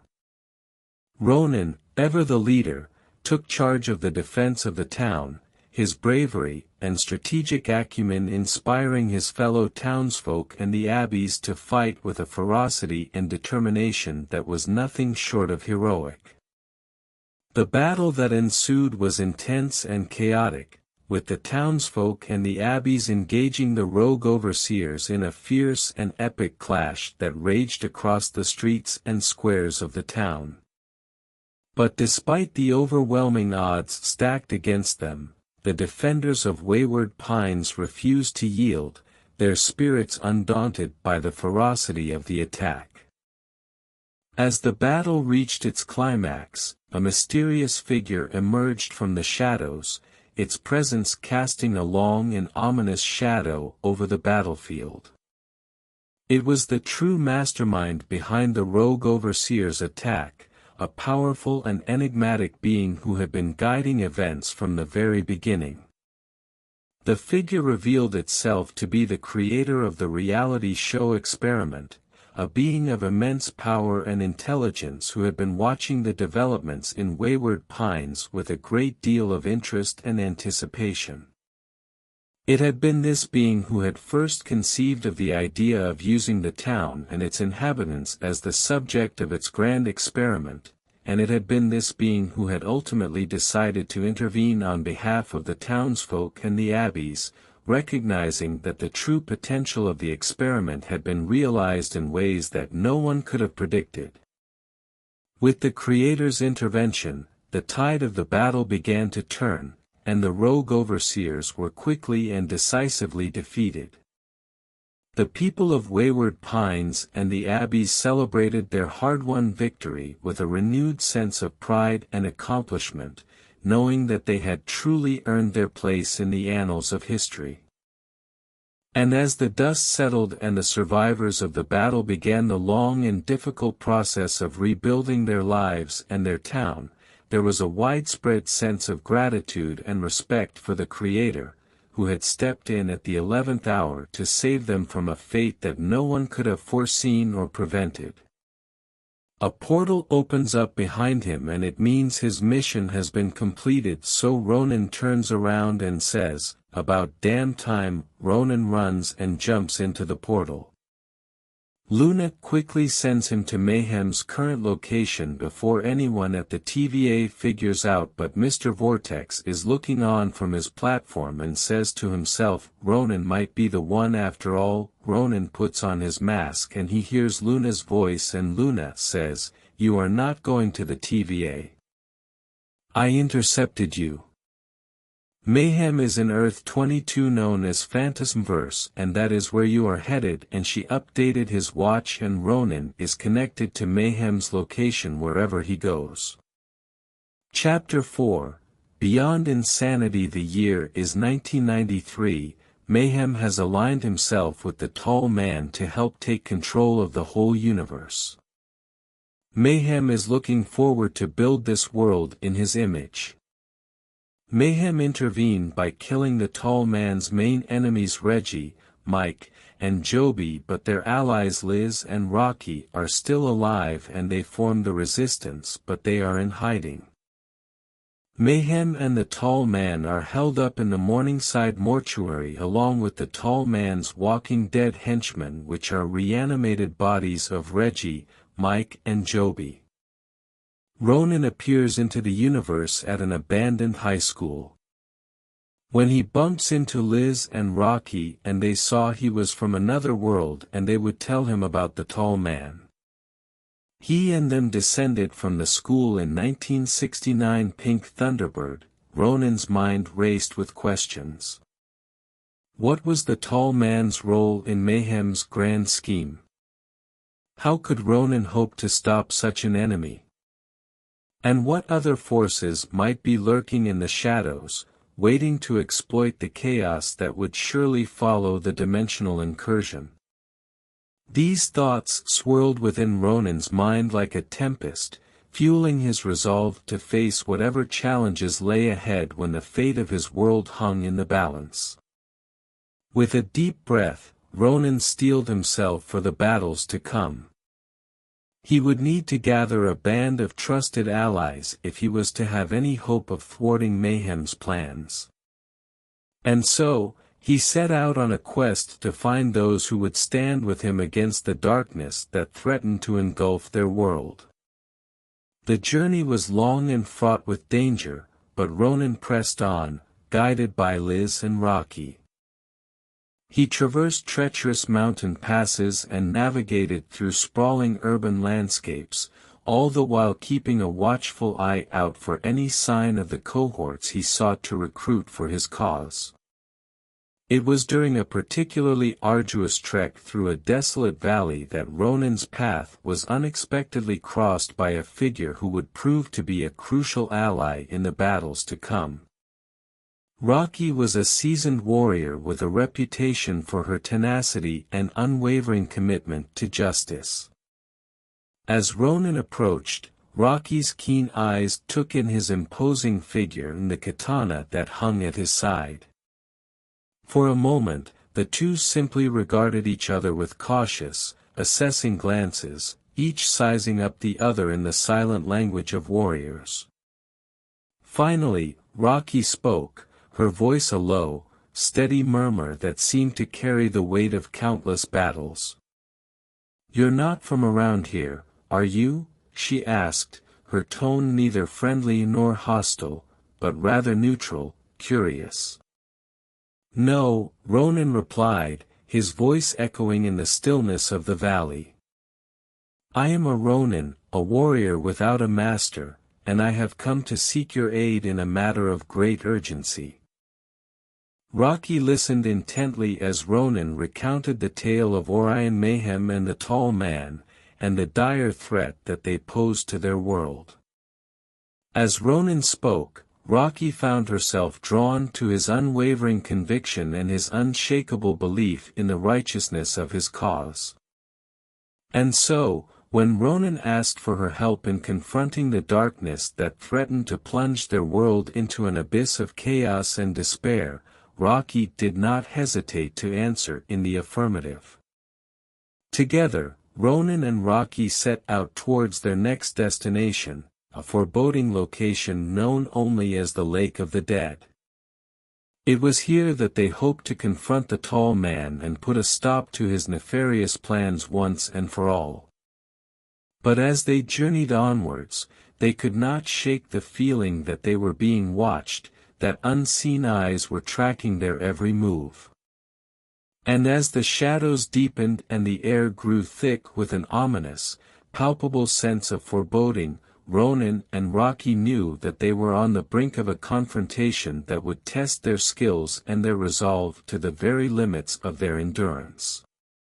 The Lake of the Dead was a place of profound and unsettling beauty, its surface still and glassy, reflecting the darkened sky like a mirror. The surrounding landscape was barren and desolate, save for the occasional twisted tree that reached towards the heavens like a skeletal hand grasping for salvation. It was here, in this foreboding and otherworldly setting, that Ronin and Rocky encountered the first of the cohorts they had come to seek out. The figure that greeted them was that of a man, his body clad in a suit of armor that seemed to be woven from the very shadows themselves. His eyes glowed with an unearthly green light, and his voice was a low, resonant whisper that seemed to carry the weight of centuries. This was the tall man, a being of immense power and enigmatic purpose. As Ronin and Rocky approached, the tall man raised a hand in greeting, his long fingers ending in razor-sharp talons that seemed ready to rend his visitor's limb from limb at a moment's notice.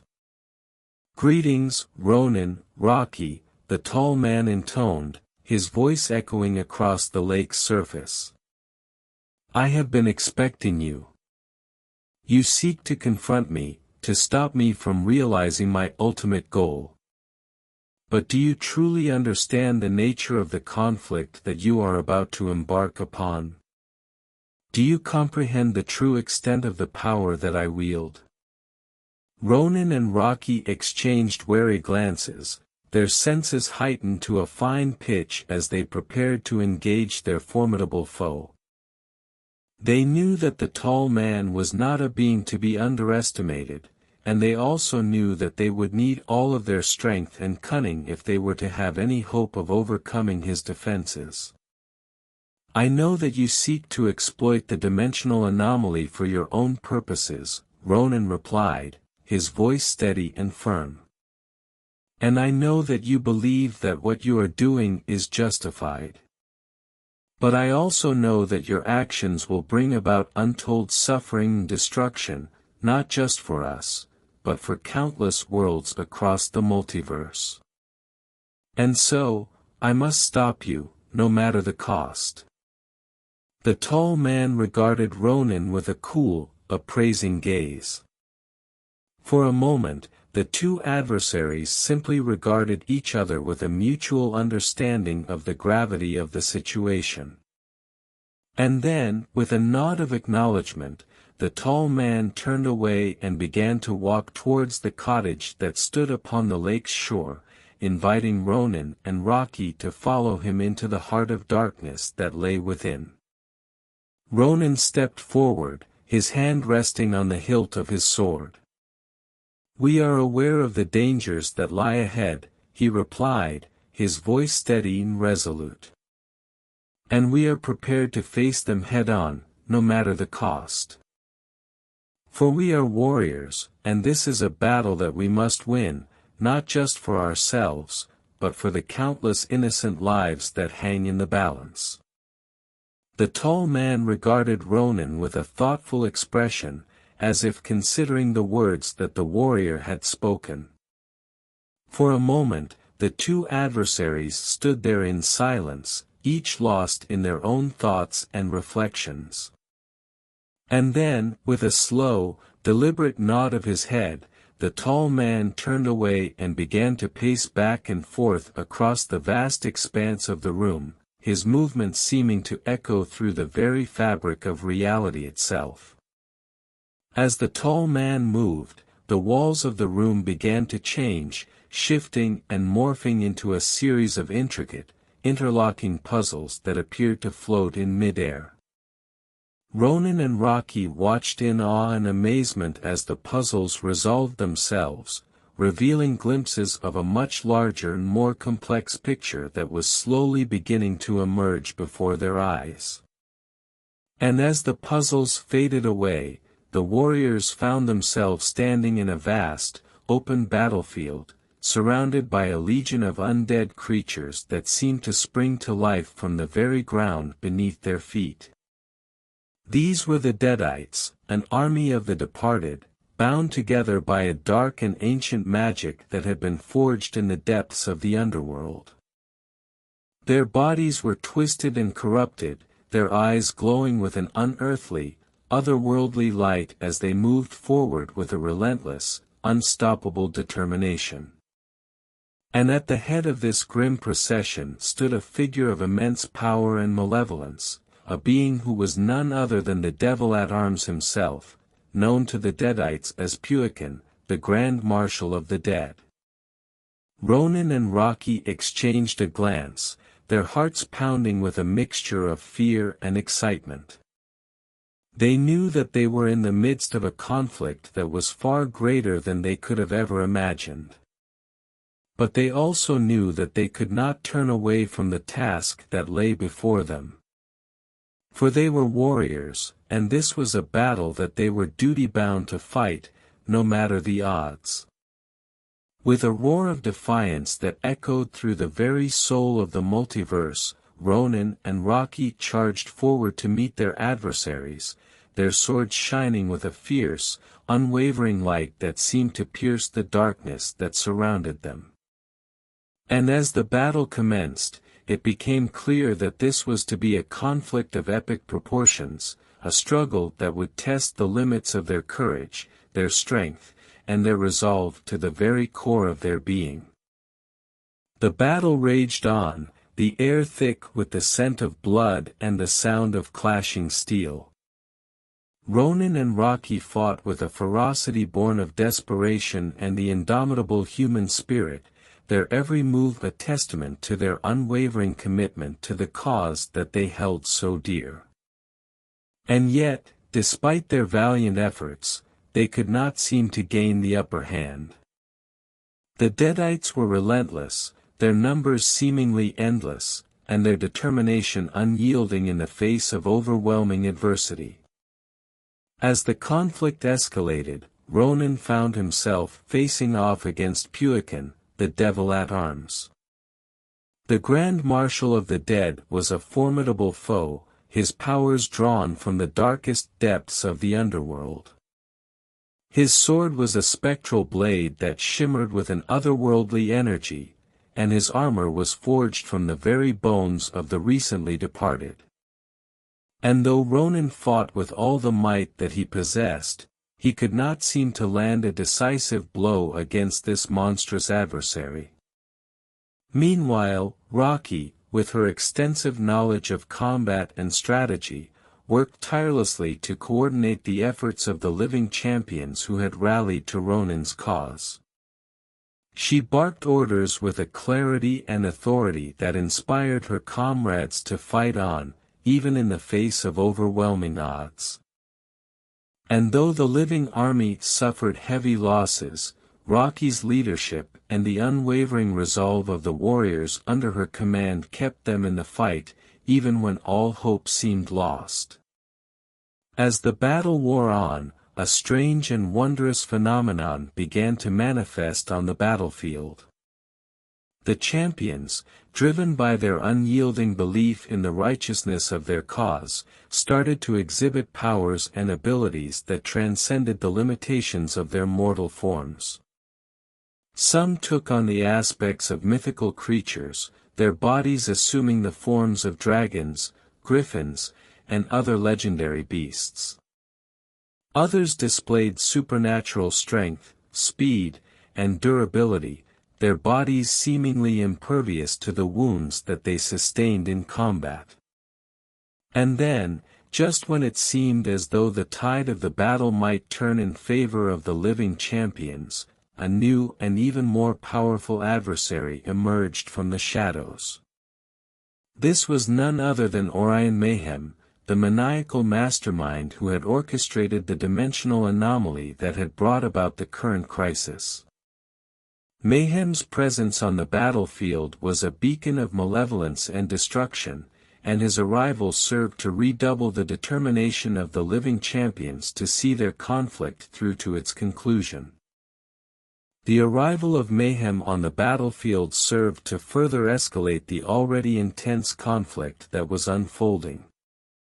The madman's presence seemed to imbue the Deadites with an even greater level of ferocity and determination, and the champions found themselves facing a foe that was more powerful and relentless than they had ever imagined. Despite their valiant efforts, the champions could not seem to gain the upper hand, and it became increasingly clear that something extraordinary would be required to turn the tide of the battle. As the combatants clashed, the champions began to realize that the Deadites were unlike any adversary they had faced before. The undead warriors seemed to possess a strange and unnatural resilience, their bodies able to withstand wounds that would be fatal to any living creature. And though the champions fought with all the skill and cunning at their disposal, they could not seem to inflict a wound that would cause the Deadites to falter or retreat. In the midst of this grim and desperate struggle, Ronin found himself confronting the unsettling reality that the Deadites were not merely mindless automatons, but rather the reanimated corpses of beings who had once been his friends and allies. The sight of these familiar faces, now twisted and corrupted beyond recognition, filled Ronin with a profound sense of sorrow and regret. And yet, despite the emotional toll that this revelation took on him, he refused to let his personal feelings cloud his judgment or hinder his ability to fight. With a heavy heart, Ronin redoubled his efforts, his movements becoming even more precise and deadly as he sought to end the suffering of his fallen comrades. And as he fought, he could not help but feel a sense of profound connection to the Deadites, a connection that transcended the boundaries of life and death. For in that moment, Ronin understood that the battle he was engaged in was not simply a clash between the forces of life and the forces of death, but rather a struggle that touched upon the very essence of what it meant to be alive. As the battle raged on, the champions found themselves facing a new and even more formidable enemy. This was none other than the tall man, the enigmatic figure who had been pulling the strings from behind the scenes. The tall man's power was unlike anything that the champions had ever encountered, and his presence on the battlefield served to further complicate the already intricate web of alliances and rivalries that had been formed in the heat of combat. The tall man's arrival on the battlefield was heralded by a sudden and profound shift in the dynamics of the conflict. The champions, who had been fighting a desperate rearguard action against the relentless onslaught of the Deadites, found themselves facing a new and even more powerful adversary. The tall man's powers were drawn from the very fabric of the universe, and his presence seemed to imbue the Deadites with an even greater level of ferocity and determination. As the battle raged on, Ronin and Rocky found themselves standing side by side, their swords raised high as they fought to protect their fellow champions from the onslaught of the Deadites and the tall man's minions. The air was thick with the scent of blood and the sound of clashing steel, and the ground beneath their feet trembled with the force of the conflict that was unfolding before their eyes. Despite the overwhelming odds that they faced, the champions fought with a courage and determination that inspired all who witnessed their bravery. They fought not just for their own lives, but for the lives of their comrades, and for the future of their world.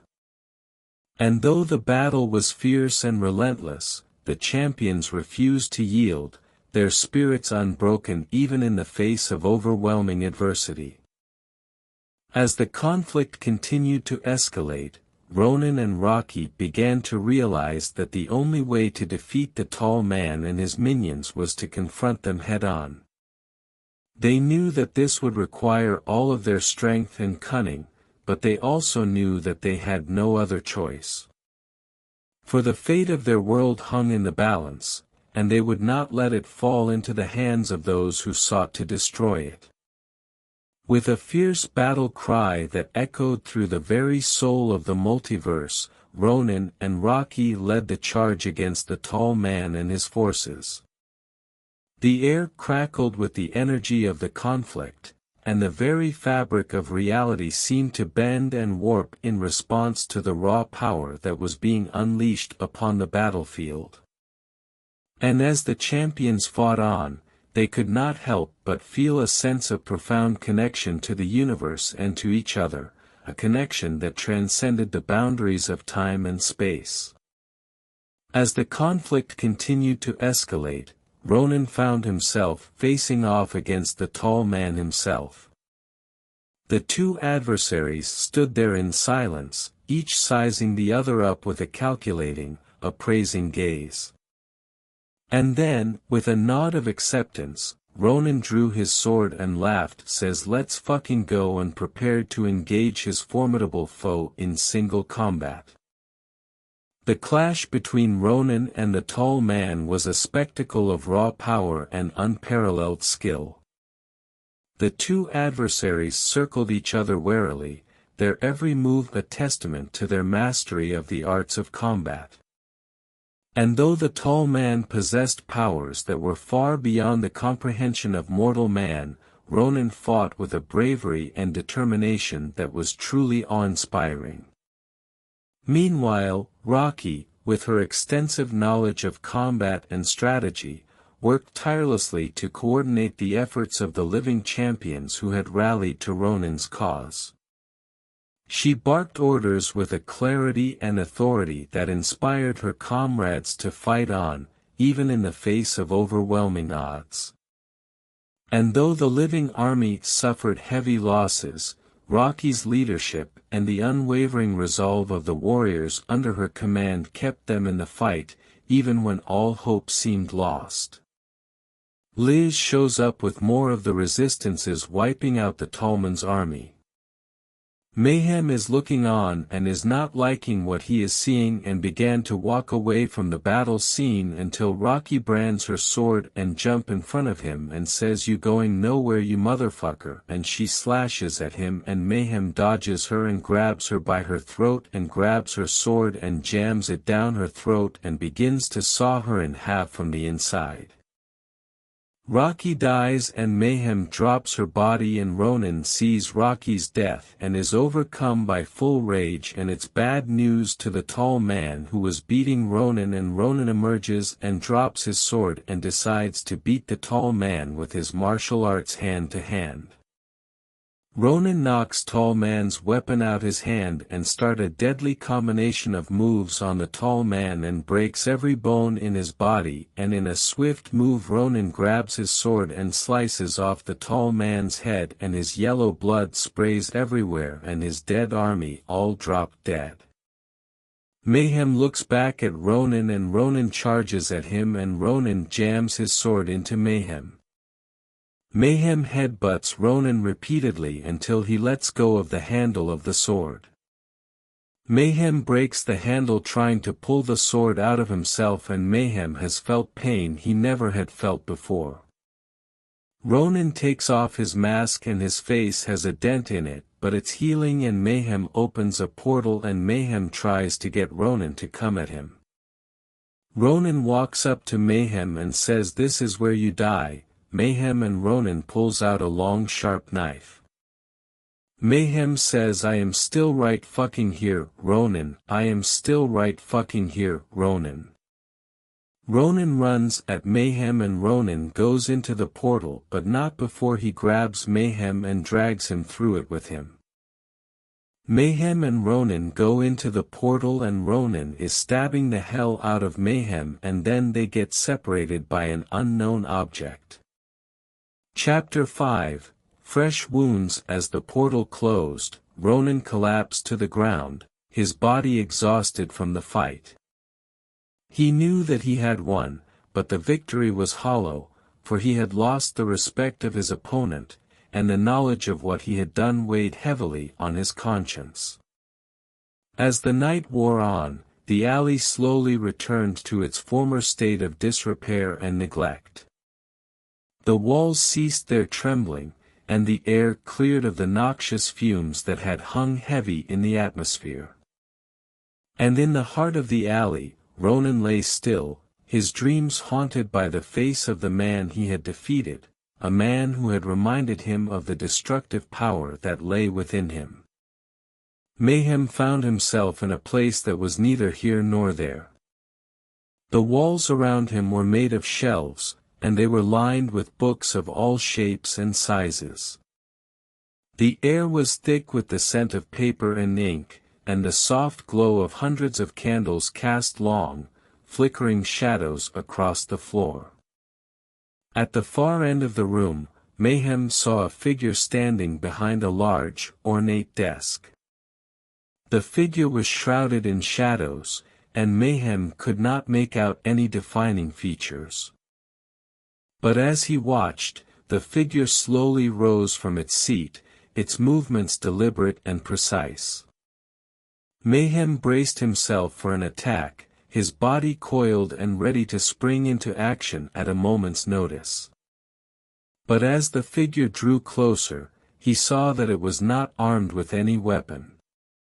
Instead, the figure held in its hand a small, metallic device that seemed to pulse with a soft, blue light.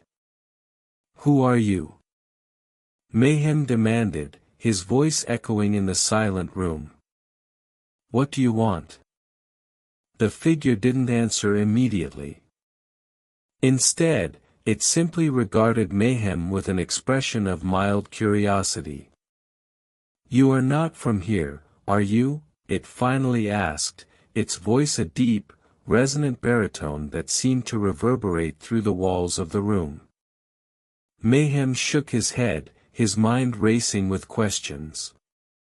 "Where is here? Who are you? And how did I get here?" The figure chuckled, a sound that was both amused and slightly condescending. "I am the keeper of the portals," it replied, gesturing to the shelves of books that lined the room. "And as for your other questions, I'm afraid that you will have to answer those for yourself. After all, you are the one who has crossed over into my domain." Mayhem's eyes narrowed. He could feel the power emanating from the device that the figure held in its hand, and he knew that he was at a disadvantage. But he also knew that he couldn't afford to underestimate his opponent.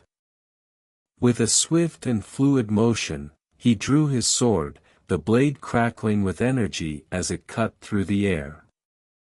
The figure didn't flinch or react in any way. Instead, it simply pointed the device at Mayhem and pressed a button. A portal erupted from the device, its edges shimmering with a brilliant white light. The figure stepped through the portal, leaving Mayhem alone in the dimly lit room. Mayhem approached the portal, his curiosity getting the better of him. He peered through the shimmering portal, and what he saw took his breath away. On the other side of the portal was a landscape of rolling hills and dense forests, a beautiful and untouched wilderness that seemed to stretch on forever. Despite his better judgment, Mayhem couldn't resist the urge to step through the portal and explore this strange new world. He hesitated for a moment longer, but then he leapt forward, his sword held tightly in his hand. As he crossed the threshold of the portal, Mayhem felt a strange sensation, as if he were being pulled apart and put back together again. The world around him dissolved into a swirling vortex of colors and lights, and then, just as suddenly, he emerged on the other side, landing on his feet with a sense of disorientation. Mayhem looked around, taking in his surroundings. He was standing in the middle of a grassy field, the sun high in the sky overhead. The air was crisp and clean, filled with the scent of pine and earth. It was a stark contrast to the dark, oppressive atmosphere of the room he had just left behind.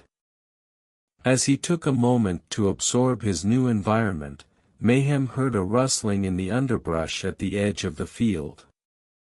He turned to face the sound, his sword at the ready. But as the underbrush parted and a figure emerged, Mayhem's initial wariness gave way to confusion. The figure that emerged from the underbrush was not what Mayhem had been expecting. It was a man, tall and gaunt, with long, wild hair and eyes that burned with a fierce inner light.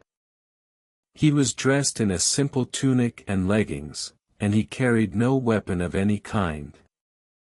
Mayhem watched as the man approached him, his eyes taking in every detail of the stranger's appearance.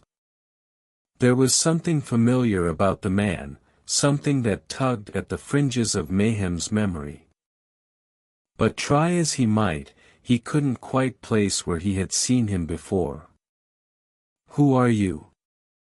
Mayhem asked, his voice firm but cautious. He kept his sword held loosely in his hand, ready to defend himself if necessary. The man smiled, a warm and friendly gesture that seemed to put Mayhem at ease. "My name is Aemon," he replied, his voice carrying a melodious cadence that was both soothing and vaguely familiar. "And you are?" Mayhem hesitated for a moment before answering. "My name doesn't matter," he said finally, his voice barely above a whisper. "But I need to know where I am and how I got here."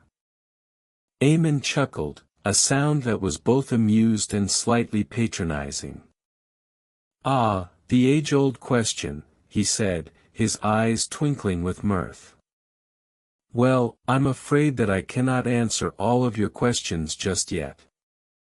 But rest assured that you are quite safe here. You see, you have stumbled upon a rather unique place. One that exists outside of the confines of your usual reality." Mayhem's eyes widened in surprise. "What do you mean?" he asked, his curiosity piqued.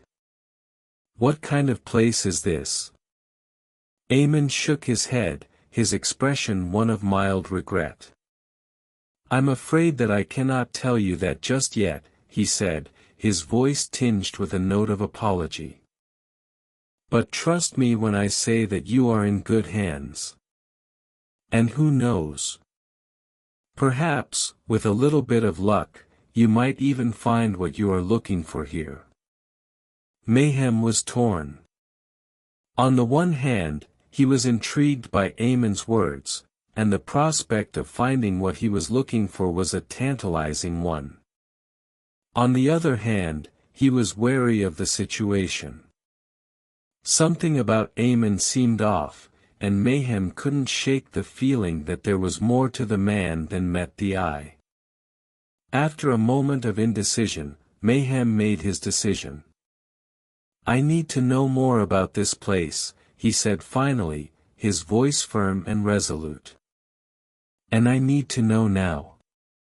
Aemon regarded Mayhem for a long moment, his expression unreadable. And then, with a nod of his head, he reached out and pressed a hidden button on the wall of the room. The walls began to dissolve, revealing a vast expanse of swirling colors and lights that seemed to stretch on forever. "You want to see the truth?" Aemon asked, his voice echoing in the vast emptiness of the portal. "Then come with me, Mayhem. Let us see what lies beyond the veil." Ronin lay in the alley, his body battered and broken from the fight with the tall man and Mayhem. His sword was shattered, the broken fragments scattered across the ground beside him. His clothes were torn and bloodied, his skin marred by a dozen or more painful-looking wounds. Despite his injuries, Ronin was aware of his surroundings. He could feel the cool earth beneath him, the rough texture of the alley's walls against his back. He could hear the distant sounds of the city, the faint echo of footsteps and the occasional passing car. But as the moments ticked by, Ronin began to feel a creeping sense of unease. The alley was too quiet, too still. Something was wrong, something that he couldn't quite put his finger on. And then, as if summoned by his thoughts, a group of figures emerged from the shadows of the alley. They moved with a predatory grace, their eyes gleaming with a mixture of curiosity and hostility. Ronin braced himself for an attack, his body tensed and ready for battle. But as the figures drew closer, he saw that they were not armed with any kind of weapon. Instead, they were dressed in simple, practical clothing, their faces devoid of any discernible emotion. "What do you want?" Ronin demanded, his voice a harsh, guttural growl. He reached out with his telepathic abilities, probing the minds of the strangers before him. He could sense their fear, their confusion. But beneath those emotions, he could detect a flicker of something else, something darker and more ominous. The leader of the group stepped forward, its eyes fixed intently on Ronin. "We want to know who stabbed you," it said, its voice a flat, toneless drone. "The man who did this to you is a danger to us all." Ronin's eyes narrowed. He could feel the weight of the leader's gaze, the underlying threat that lay beneath its words. "The tall man," Ronin replied, his voice firm and unyielding. "But I'll have already killed him. But I am looking for a man called Mayhem, he is someone else I got to fucking kill."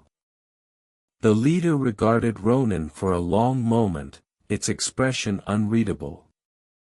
And then, with a nod of its head, it turned away and rejoined its companions, the group disappearing back into the shadows of the alley as quickly and mysteriously as they had appeared.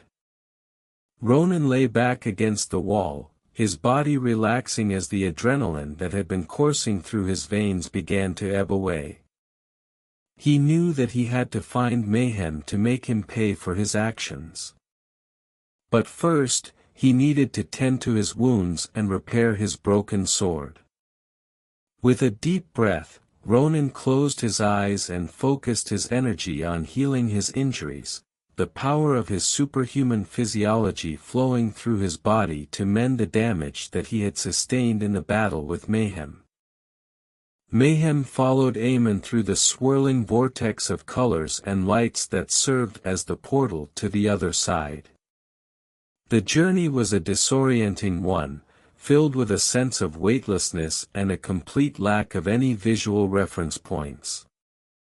Mayhem's stomach lurched as he felt the pull of the portal, his body stretched and compressed in ways that should have been impossible. And then, just as suddenly as it had begun, the sensation was over. Mayhem emerged from the portal, finding himself standing in a small, unassuming room with walls made of plain white plaster and a floor covered in a thin layer of linoleum. There was a single bed in the center of the room, and next to it stood a small table with a pitcher of water and a single glass. Mayhem's eyes were wide with confusion and disbelief. He was aware of his surroundings, but he couldn't shake the feeling that something was very wrong. The room was too small, too simple. It was as if he had stepped through a portal and landed on an entirely different planet. "Where am I?" Mayhem demanded, his voice echoing in the confined space of the room. He turned to face Eamon, his eyes burning with a fierce inner light. "What kind of place is this?" Eamon regarded Mayhem for a long moment, his expression one of mild amusement. "You're in a hospital," he replied, his voice a calm, soothing baritone. "Or at least, you're in a room that resembles a hospital room. You see, this place exists outside of the normal flow of time. It's a place where the sick and the injured come to heal, a place where the boundaries of reality are stretched to their limits." Eamon shrugged, a nonchalant gesture that seemed to belittle the gravity of Mayhem's situation. "The portal that you stepped through was a portal to a place of healing and regeneration," he explained, his tone dripping with condescension. "And as for how you survived your fall, well, that's a mystery that you'll have to solve for yourself. You see, time works differently here, and the laws of physics are more like guidelines than hard and fast rules. So, while it's true that your fall from the sky should have been fatal, it's also true that you were able to survive it, at least in part due to the unique properties of this place." Mayhem's mind was reeling. He was aware of the reality-bending powers that he possessed, powers that allowed him to teleport himself and others from one place to another, to manipulate the very fabric of reality itself. But the idea that time and the laws of physics could be manipulated in such a way was both fascinating and terrifying. As he explored the room, Mayhem discovered that it was equipped with all of the basic necessities for survival, including a small bathroom area off to the side. There was no television, no radio, and no sign of any electronic devices whatsoever. It was as if he had been transported back to a time before the advent of modern technology. Despite the primitive nature of his surroundings, Mayhem was a man who was used to having access to the latest and greatest in terms of technology. He was a man who relied on his gadgets and gizmos to give him an edge in any situation, and the lack of such tools was a source of considerable frustration for him. As he grappled with his new reality, Mayhem began to formulate a plan. He needed to heal from being stabbed by Ronin. It's been a very long time since Mayhem has ever had this bad injury, and he believes he was near death. When Mayhem was an Eternal, he was almost invincible, but Eternal aren't. They still can be killed but will be reborn into the earth to be made again. Mayhem's first fight with TVA was when he went to war with the Kong the Conqueror, and he is the one responsible for sending him to the quantum realm. Mayhem would lose his ability of the Eternals by the hands of Erishem the Judge, the creator of the Celestials and Eternals. After a few moments of contemplation, Mayhem's eyes fell upon the old woman who was sitting in the corner of the room, her eyes fixed intently upon him. She was a frail and wrinkled thing, her skin papery and thin, her hair a wild tangle of gray locks. But there was a fire in her eyes, a spark of intelligence and awareness that belied her advanced age. There was something about her that seemed to fascinate him, something that he couldn't quite put his finger on. Despite the complexity of his current situation, Mayhem found himself feeling an overwhelming sense of calm and clarity. He knew that he had a long and difficult road ahead of him, but he also knew that he was ready to face whatever challenges lay before him. With a deep breath, he turned to face the old woman once again. "You knew all along, didn't you?" Mayhem said, his voice steady and resolute. "You knew that I would end up here, didn't you?" The old woman nodded slowly, her eyes never leaving Mayhem's face. "I did," she replied, her voice a low, raspy whisper. "I have been waiting for you, Mayhem.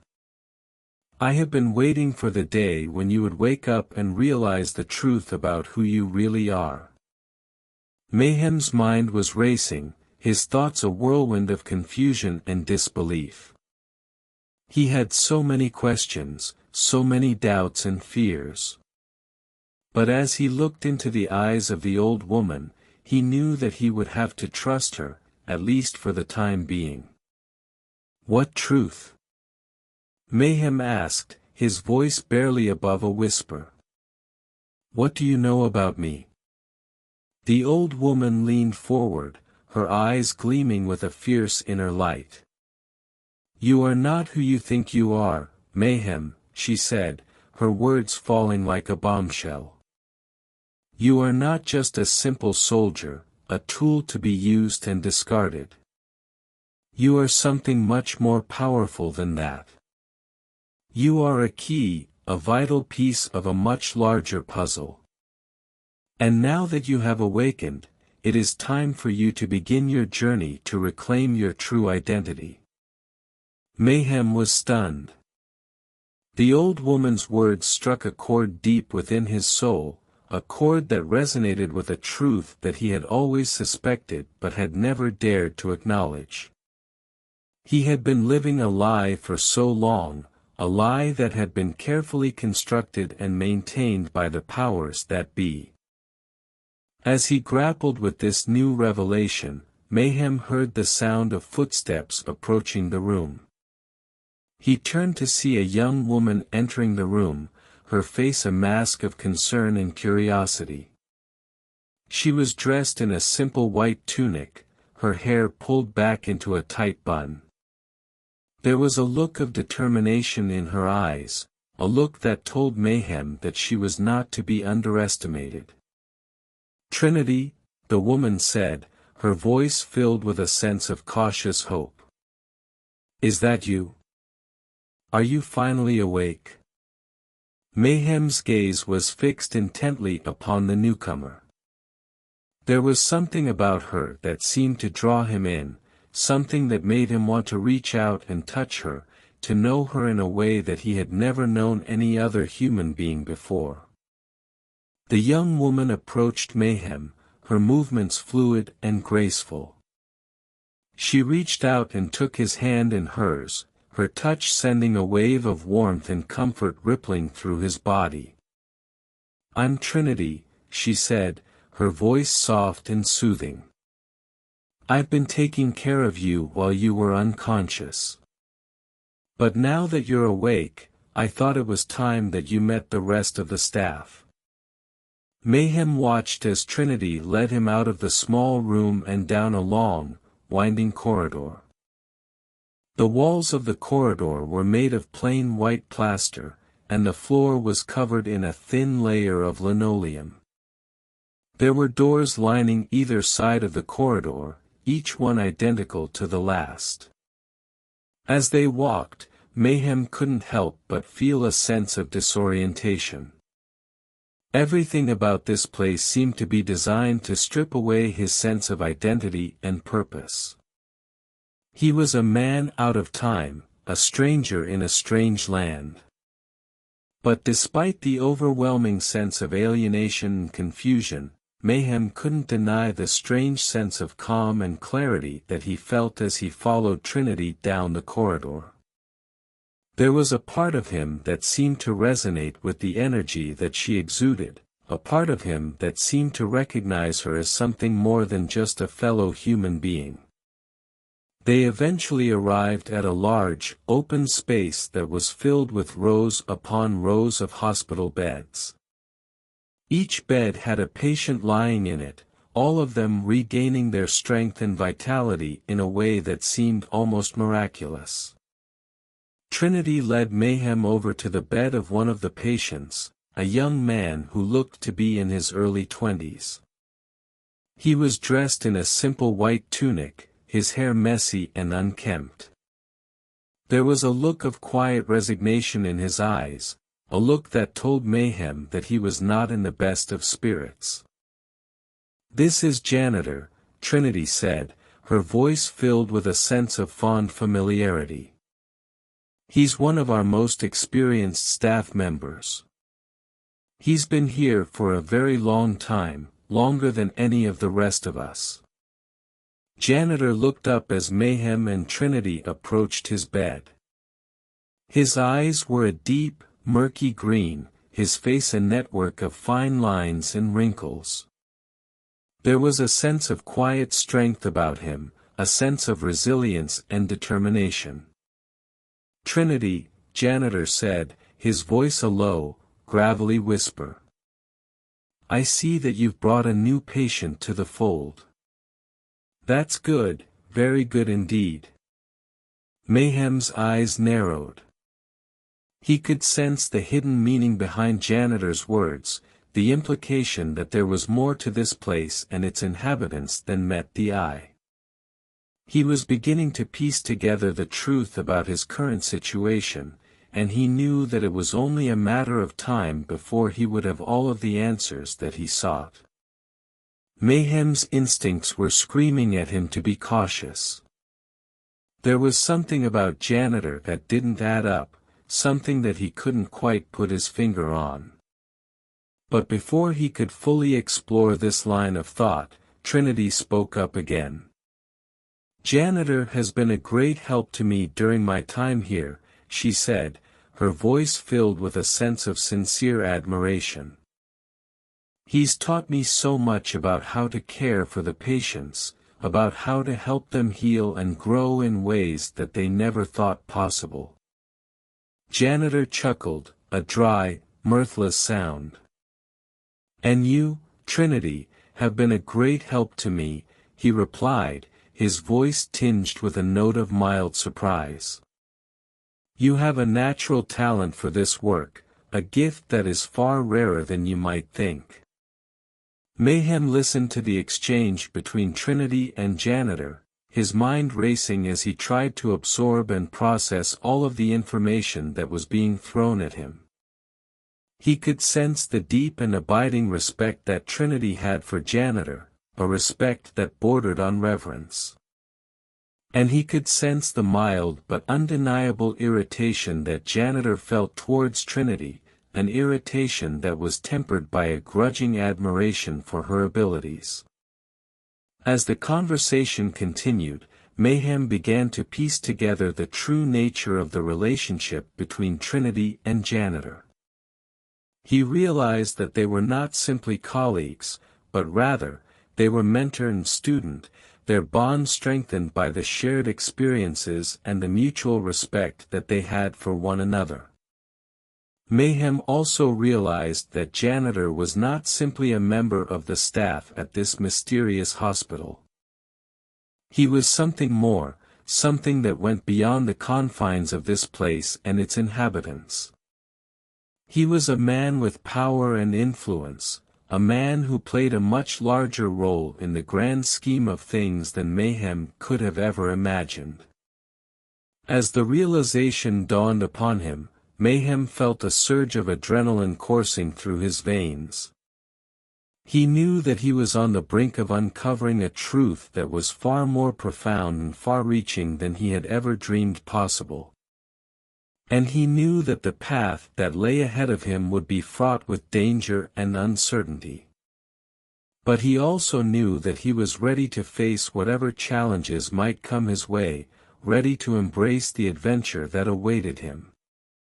The revelation about Janitor's true identity hit Mayhem like a physical blow. He had been so focused on the information that Trinity was providing, on the clues that she was unwittingly dropping, that he hadn't seen it coming. But now, with the truth laid bare before him, Mayhem felt a sense of awakening, a sense of clarity and purpose that he hadn't felt in a long time. "Who are you people?" Mayhem demanded, his voice steady but laced with an underlying sense of fury and betrayal. "What kind of twisted game is this that you're playing? Why have you brought me here?" The room fell silent, the only sound a heavy, oppressive silence that hung in the air like a thick fog.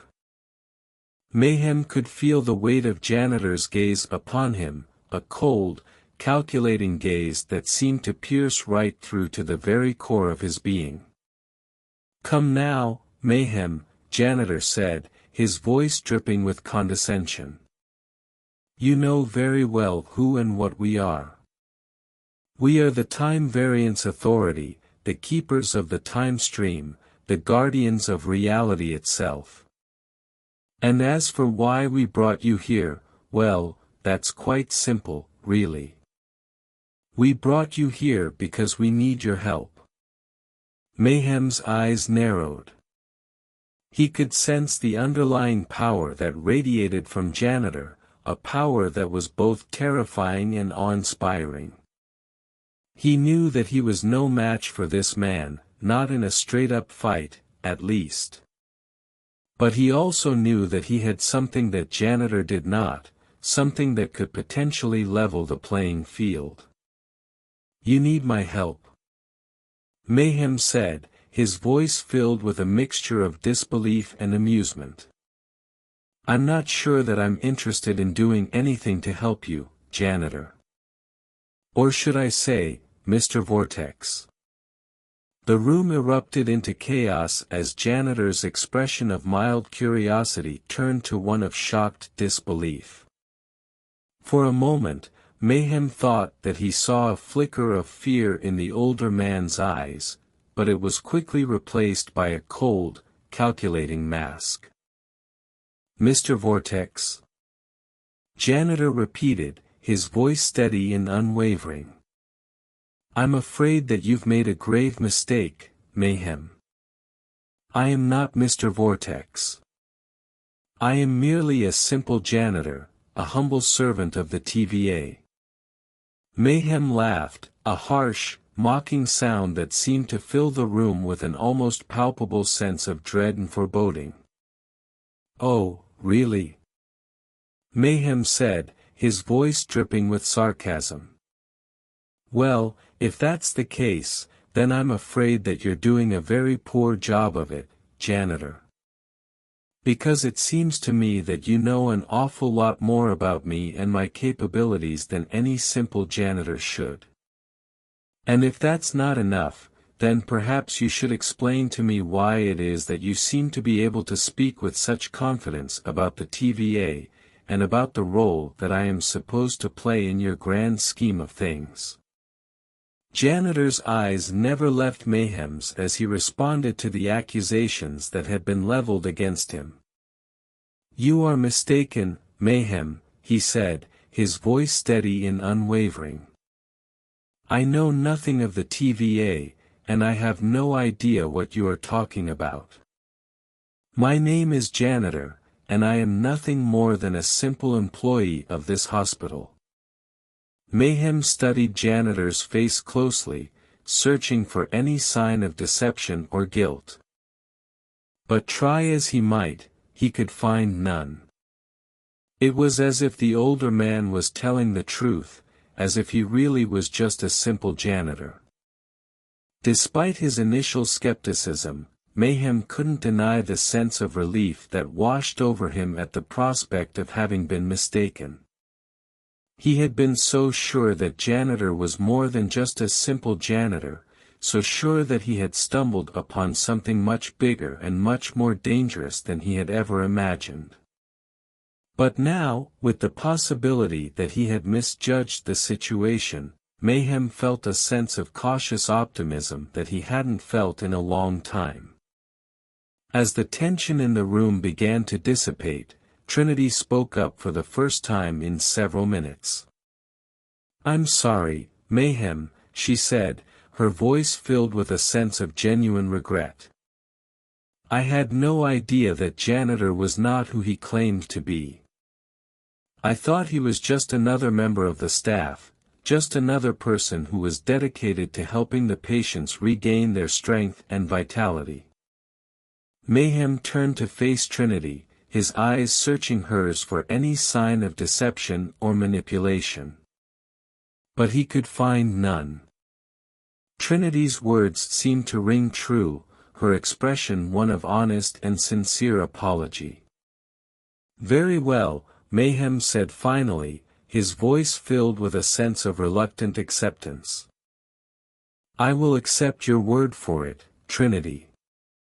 But I must insist that you explain to me why it is that you and Janitor seem to know so much about me and my capabilities. I have been brought here against my will, against the express wishes of my employer. And I demand to know why that is." Trinity hesitated for a moment, her eyes darting nervously over to Janitor before returning her gaze to Mayhem. "We knew you might need our help against Ronin even though you have done evil things, but you are needed for the fight ahead. So intercepted your portal and brought you here. I wish you could change your direction and focus on doing great things. Mayhem begins to say, I was a good guy once and then Mr. Vortex took everything from me and erased my existence from my wife and daughter. I don't even remember who I am anymore or remember where my world is." Trinity nodded, her face a mask of cautious hope and determination. "Ronin is a formidable adversary," she explained. "He is a wild card, a true force of nature. He operates outside of the normal bounds of reality, and he has no qualms about using his powers to destroy anything and everything in his path. But he is also a creature of habit and routine, a man who is deeply set in his ways. And it is this predictability that could very well be his undoing. Ronin's senses were on high alert, his eyes scanning the surroundings for any sign of danger. He knew that he was being hunted, that the man who had attacked him was likely still out there, somewhere, watching and waiting for his chance to strike again. Despite the pain and discomfort that he was feeling, Ronin felt a sense of purpose and determination. He had been through difficult situations before, and he knew that he had the strength and the willpower to overcome whatever challenges lay ahead of him. As he walked, Ronin's thoughts were filled with memories of his past battles and the lessons that he had learned from them. The narrator begins to speak. Ronin has been traveling the multiverses for seem days for him but has been for years, and Ronin has many adventures that has not been told in this compelling story, but they could be in its own book. This will establish clarity on the upcoming memories of Ronin. He remembered the time that he had fought against a group of rogue scientists who had been attempting to harness the power of the quantum realm for their own nefarious purposes. He remembered the time that he had clashed with a group of alien invaders who had sought to conquer Earth and enslave its population. And he remembered the time that he had faced off against his arch-nemesis, a man known as the Time Reaver, who had sought to erase entire eras of human history in an attempt to impose his own twisted vision of the world onto reality itself.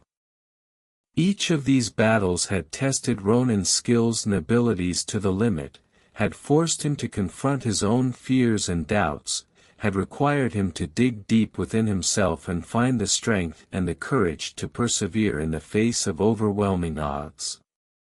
And as he continued on his journey through the streets of the town, Ronin knew that the battle that he was about to engage in would be no different. For the first time in a long time, Ronin felt truly alive, truly connected to the world around him. He knew that he was about to face off against an opponent unlike any that he had ever encountered before, an opponent whose powers were both terrifying and awe-inspiring. But he also knew that he was ready to meet that challenge head-on, ready to fight with every ounce of strength and determination that he possessed in order to protect the innocent and to uphold the values that he held dear. Trinity tells Mayhem that he is a powerful being, that taking out Mr. Vortex will force the TVA to go fuck off elsewhere. You took on He Who Remains, Null and Deviance. They sent their best heroes to stop, and look, you are still here. You are Orion Mayhem, the Dimension Man. Fuck those fuckers, and you are the Lost Eternal and the best of all them. You tried to live a normal life, but you got tired of people dying around you, and you decided to get involved with people's lives and try to save them, but you came up with the concept to create conflict within their community to see who would come out on top, hence the name Mayhem. Others see as chaos. I see it as established order. Whoever can survive the chaos is the strongest.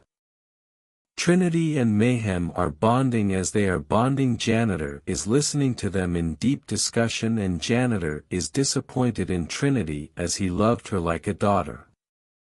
Janitor comes out of the shadows. Janitor reveals himself as Mr. Vortex and says, I thought Ronin could do this, but it turns out that I got to be the one to fucking kill you. Mayhem says, I fucking knew it. Trinity handles Mayhem the broken sword of the Blood Ronin which she had restored. The battle between Mayhem and Mr. Vortex was a spectacle of raw power and unbridled fury. The two combatants clashed with a ferocity that shook the very foundations of the Time Variance Authority Library, their powers locked in a struggle that seemed to reach the very heavens. Mayhem's body was a blur of motion, his movements lightning fast and seemingly impossible. He teleported himself and his opponents around the vast library, his teleportation ability allowing him to strike from seemingly impossible angles and positions. His sword, a blade of pure energy, crackled with power as he wielded it with deadly precision and lethality.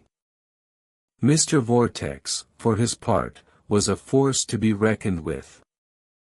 He had the ability to manipulate time itself, to bend the very flow of time to his will. He created temporal loops and eddies, using them to trap his opponents and leave them open to attack. His eyes glowed with a fierce inner light, a sign of the immense power that he commanded. Despite the overwhelming might of Mr. Vortex, Mayhem's relentless onslaught began to take its toll.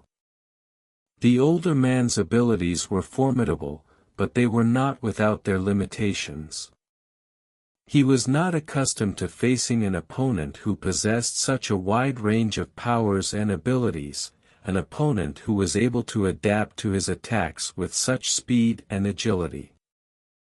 As the battle raged on, Mayhem began to gain the upper hand. He used his teleportation abilities to evade Mr. Vortex's attacks, luring him into a series of traps and ambushes that he had set up in advance. His sword sliced through the air with deadly precision, each strike landing with a burst of energy that sent shockwaves rippling through the library. Mr. Vortex, realizing that he was on the defensive, began to focus his powers on a single, specific target, the memory card that he had taken from Luna. He had been using the card to access the TVA's central database and retrieve a critical piece of information that would aid in the fight against Ronin. But now, with the memory card in Mayhem's possession, Mr. Vortex knew that he had to prevent that from happening at all costs. With a swift and decisive motion, Mr. Vortex pointed the memory card at Mayhem, his eyes gleaming with a fierce inner light. "You will not defeat me, Mayhem," he said, his voice echoing in the vast expanse of the library. "Not while I still have the power of the TVA at my command. Luna has sent Ronin, Mayhem's last location, and Ronin is now walking inside the hospital where Mayhem was last seen, and Trinity approaches Ronin." Ronin's eyes were narrowed into slits, his jaw clenched in preparation for the fight that lay ahead. Trinity, for her part, stood her ground, her expression one of determination and resolve. Trinity says, "I know who you are the Blood Ronin, and you have come for Mayhem." Ronin says, "Where is he?" Trinity says, "He is under my protection. You need to leave here on your own or be carried out. Because this is a hospital. We save lives here, Blood Ronin." Ronin says, "Why are you protecting him?" Trinity says firmly, "He is my patient." "You're coming with me," Ronin said, his voice a low, menacing growl. "Whether you like it or not, you're going to help me find Mayhem." Trinity shook her head, her eyes flashing with a fierce inner light. "I won't help you," she replied, her voice steady and unwavering. "I won't aid you in your quest to kill Mayhem. He is my patient, and I will do everything in my power to protect him." Ronin advanced on Trinity, his movements slow and purposeful. "You don't understand what's at stake here," he said, his voice filled with a sense of cautious urgency. "Mayhem is a threat to everything that we hold dear. He has the power to destroy entire worlds, to tear apart the fabric of reality itself. And if he is allowed to continue on his current path, then the consequences could be catastrophic." Trinity stood her ground, her expression one of unyielding defiance. "I don't care about your warnings and your dire predictions," she said, her voice filled with a sense of righteous indignation. "I care about helping my patients, about giving them the care and the comfort that they need. And as long as Mayhem is under my care, I will do everything in my power to ensure that he receives that care, no matter what the cost." Trinity has called out to her orderlies and they attack Ronin, and Ronin quickly fights them with his hand-to-hand combat skills. Trinity runs upstairs. Ronin ends the fight quickly. Ronin runs after Trinity and says, "I am not going to hurt you. I just want Mayhem." Mayhem jams the sword into Mr. Vortex and says, "You are too old for this shit. Everyone you sent to me, I sent it back to you. So where did you get this Ronin from anyway?" Mr. Vortex smiles and says, "I got him from the Dark Universe. A universe that you never been at before, so we got him thinking he was better than all the rest, but he is just the fucking same." Mayhem also asks him, "What did you promise him, Mr.?" Vortex laughs and coughs up blood and says, "He wanted to be reunited with his wife Valentina moments before the Dark Universe is completely destroyed by an unknown event, so he can die with her." Mayhem says, "No wonder why this fucker won't give up and keep coming after me. Mayhem is thinking of a plan." Mr. Vortex says to Mayhem, "You will lose this fight." Mayhem takes the sword out of Mr. Vortex and says, "You should have stayed in the TVA behind your glass office. Otherwise you would have still alive," and Mayhem jams the sword into Mr. Vortex's heart. Trinity runs up behind Mayhem saying that Ronin is coming, and Mayhem sees the TVA phone fall out of Mr. Vortex and Mayhem presses emergency on it, and Mayhem opens up a portal and tells Trinity to go through it, and Mayhem follows her just as Ronin comes up the stairs and he sees the portal closes and Mr. Vortex's dead body. TVA agents shows up through the portal and sees Ronin's sword sticking out Mr. Vortex's body, and Ronin says, "I didn't do this." Luna says to TVA agents that Ronin is telling the truth. That's May. Mr. Paradox cuts off Luna and tells TVA agents to take down Ronin and send him to the void. Luna is arguing with Mr. Paradox. Luna is saying, "Ronin didn't kill Mr. Vortex." Mr. Paradox says, "I know, but I don't care." Me and Mr. Vortex both agreed that if Ronin doesn't take down Mayhem, then Ronin will be sent to the void. "You are the best around here, Luna, but if you don't like where this assignment is headed, feel free to walk out the door, otherwise do what I ask." And Luna says, "Is this because I wouldn't wear that beaver suit when we were dating?" And Mr. Paradox says, "That has nothing to do with anything. Luna, how dare you bring that up? How dare you?" B-15 walks into the room and asks the update on Mayhem's situation. Ronin has failed again, so the last wish of Mr. Vortex is to send Ronin to the void. B-15 says, "And what of Mayhem?" Mr. Paradox, "Maybe we should just simply let Mayhem go for now until we have a better idea of how to stop him." B-15 tells Mr. Paradox, "I believe you are right. It's best we use our resources elsewhere that are needed."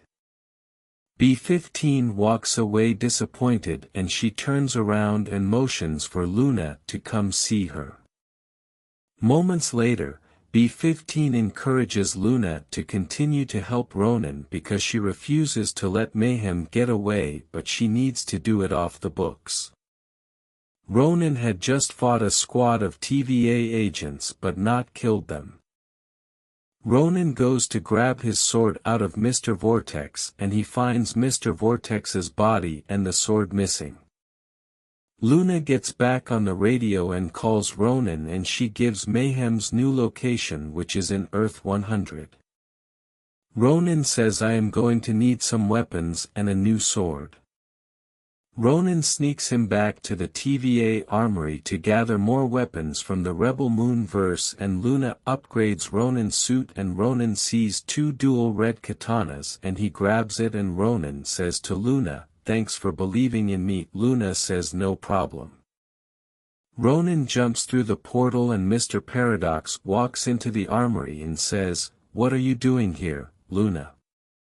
Luna thinks on the fly and says weapons make me hot, and tells Mr. Paradox to fuck her, and Mr. Paradox, "I knew you still love me." Mr. Paradox takes off his clothes and Luna strips down to nothing, showing off all her erotic tattoos, and Luna says, "Are you ready?" Mr. Paradox says yes baby. Luna jumps on top of Mr. Paradox. Chapter 6. An Eternal War. Ronin has entered the Capcom universe. Ronin takes off his mask as he smells the air as the rain pours down, casting a gloomy shroud over the already dimly lit streets. Neon signs flickered and buzzed, their reflections rippling across the wet pavement. Ronin's fingers tightened around the hilts of his dual red katanas, their blades humming with dark energy. Ready for the final confrontation, because the way Ronin feels he wants to take Mayhem fucking head. As Ronin descended from the alleyway, the sound of his katanas slicing through the air echoed through the alleyway. Mayhem and Trinity stood waiting for him, their expressions a mix of anticipation and contempt. Mayhem was a towering figure, his body a patchwork of different limbs and organs, all stitched together with thin black thread. His skin was deathly pale, and his eyes burned with a crazed intensity. Trinity, on the other hand, was the epitome of beauty and grace. Her long blonde hair cascaded down her back, and her bright blue eyes sparkled with a mischievous glint. She wore a sleek black jumpsuit, and a pair of matching heels that clicked against the pavement as she moved. "Well, well, well," Mayhem said, his voice a low, gravelly whisper. "Look what we have here. The great Ronin, come to rescue the world from our dastardly plans." Ronin didn't respond. Instead, he charged forward, his katanas raised high above his head. Mayhem and Trinity barely had time to react before Ronin was upon them, his blade slicing through the air and striking with deadly precision. But to Ronin's shock, his attack seemed to have little effect on the duo. Mayhem absorbed the impact of each blow, his stitched-up body barely even flinching. Trinity, for her part, moved with an almost supernatural grace, dodging and weaving around Ronin's attacks with ease. "Foolish hero," Trinity said, her voice as cold and calculating as the winter wind. "You think you can defeat us? We are the future, and you are just a relic of the past." Ronin's eyes narrowed as he fought to keep up with Trinity's lightning-fast movements. He could feel his strength waning, his attacks growing less effective with each passing second. But he refused to give up. He had come too far and sacrificed too much to let Mayhem and Trinity get the better of him. With a growl of frustration, Ronin unleashed a flurry of strikes, his katanas clashing against Trinity's defenses with a sound like thunder. Despite his best efforts, Ronin could feel himself slowly being pushed back. Mayhem and Trinity worked in perfect harmony, their movements a deadly dance that Ronin struggled to keep up with. But then, in a flash of insight, Ronin realized that the fight was a ruse. Mayhem and Trinity weren't trying to defeat him, they were trying to lure him into a specific position. With a sudden burst of speed, Ronin lunged forward, his katanas pointed straight at Mayhem's chest. But as their blades met, something strange happened. Mayhem's body seemed to dissolve, his limbs stretching and contorting in ways that should have been impossible. And then, in a burst of light, the real Mayhem stood before Ronin, his expression one of surprise and anger. Trinity, too, transformed, her beauty morphing into a grotesque visage of rage and hatred. Ronin's eyes widened in disbelief as he realized that he had just decapitated a decoy, and that the real Mayhem and Trinity were still at large. Mayhem and Trinity enter the dark universe and grab Valentina before she succumbs to the ending of that universe. "Who are you?"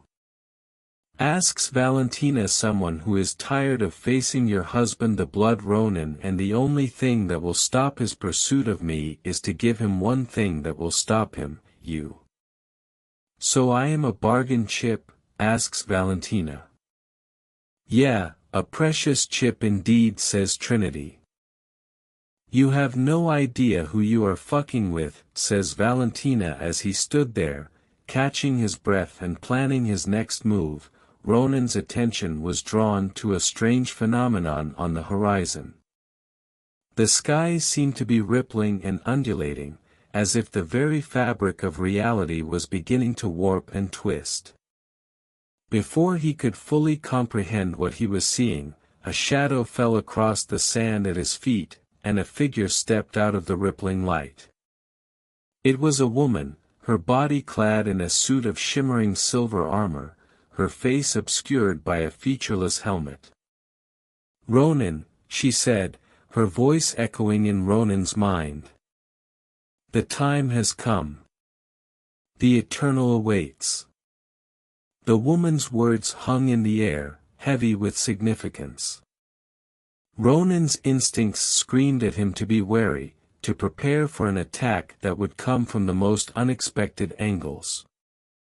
As if in response to his inner warning, a sudden barrage of projectiles came hurtling towards him from the north. Iron bars, heavy and deadly, were flung through the air, each one aimed at the head and torso of the lone samurai standing atop the dune. Without hesitation, Ronin drew his katana and held it out before him, using the blade to deflect the oncoming assault. The sound of clashing steel filled the air, the iron bars ringing out with a harsh, metallic timbre that echoed off the surrounding landscape. One by one, the iron bars struck the katana, each one sending shockwaves of energy coursing through Ronin's arm and into his body. But each time, he absorbed the impact, his muscles tensing in response, his body bending and twisting to accommodate the force of the blows. When the last iron bar had been deflected, Ronin let out a deep breath and lowered his katana. He had faced countless threats in his lifetime, and this was just another obstacle to be overcome. But before he could fully relax his guard, a new wave of attacks came at him from the west. This time, however, the attackers were not just random projectiles. They were men, armed with guns and knives, their faces twisted into expressions of hate and malice. Ronin's eyes narrowed as he took in the sight of his new adversaries. He had fought against many different types of foes in his days as a samurai, but none as ruthless and merciless as these men. Without a moment's hesitation, Ronin charged forward, his katana held out in front of him. The men scattered in all directions, their initial confidence evaporating as they faced the formidable warrior before them. One of the men, a burly man with a cruel scar running from his cheek to his jaw, stood his ground. He lifted his gun and fired, the bullet whizzing through the air and striking the ground just inches from Ronin's feet. Ronin barely flinched, his focus unwavering as he continued his relentless advance. The man with the scar sneered at him, his hand reaching into his belt to retrieve a knife. But before he could use it, Ronin was upon him.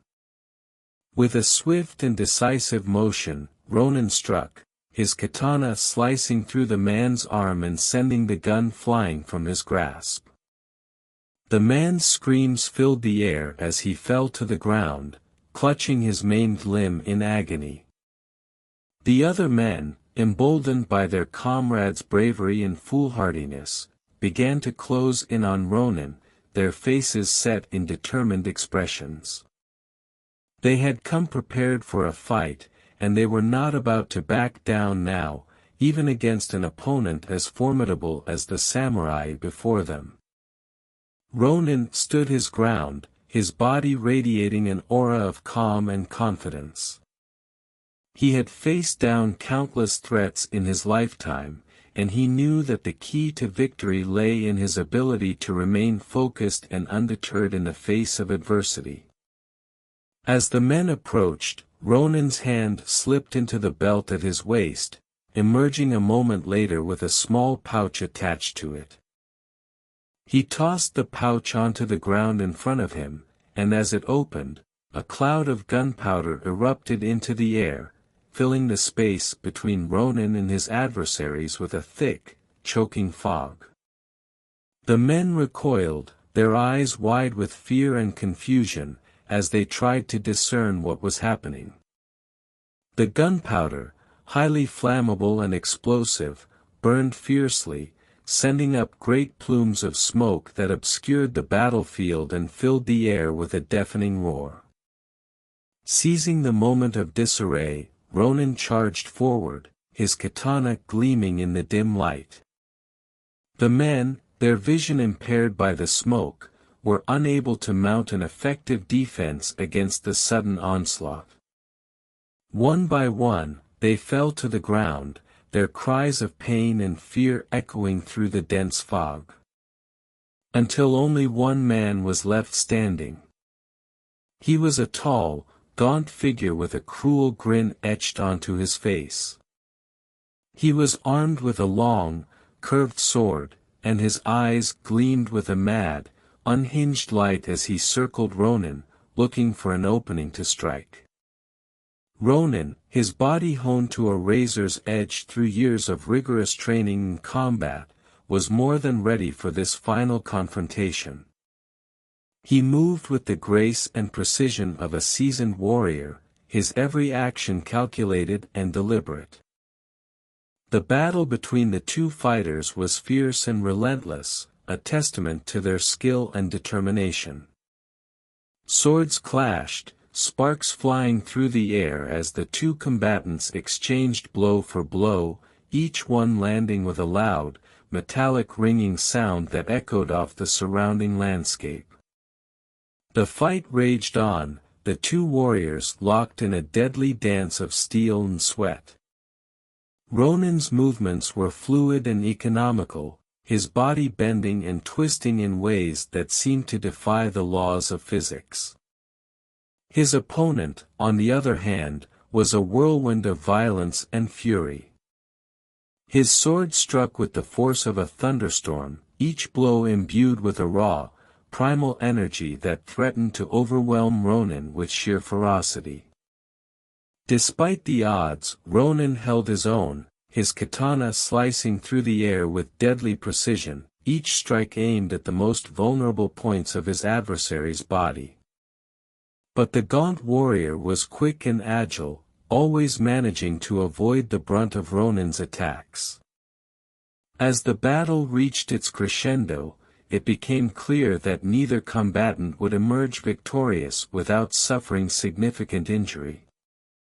Both Ronin and his opponent were covered in cuts and lacerations, their bodies slick with blood and sweat, their breathing ragged and labored. In the end, it was Ronin's superior skill and cunning that won out. With a swift and decisive motion, he struck, his katana slicing through the gaunt warrior's sword and continuing on into his opponent's chest, piercing the man's heart and ending the fight in a shower of blood and gore. As the gaunt warrior collapsed to the ground, Ronin stood above him, his body trembling with exhaustion and adrenaline. He had once again emerged victorious in a battle that had pushed him to the very limits of his endurance and skill. But as he stood there, catching his breath and planning his next move, Ronin's thoughts were consumed by a growing sense of unease.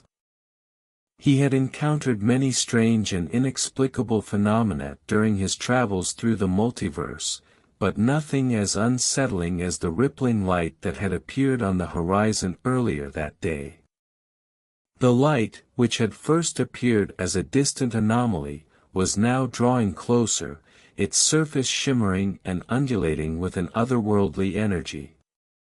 It was unlike anything Ronin had ever seen before, and he couldn't help but feel that it was somehow connected to the mysterious forces that had been guiding his journey from the very beginning. As the rippling light drew nearer, Ronin's unease grew into a full-blown sense of dread.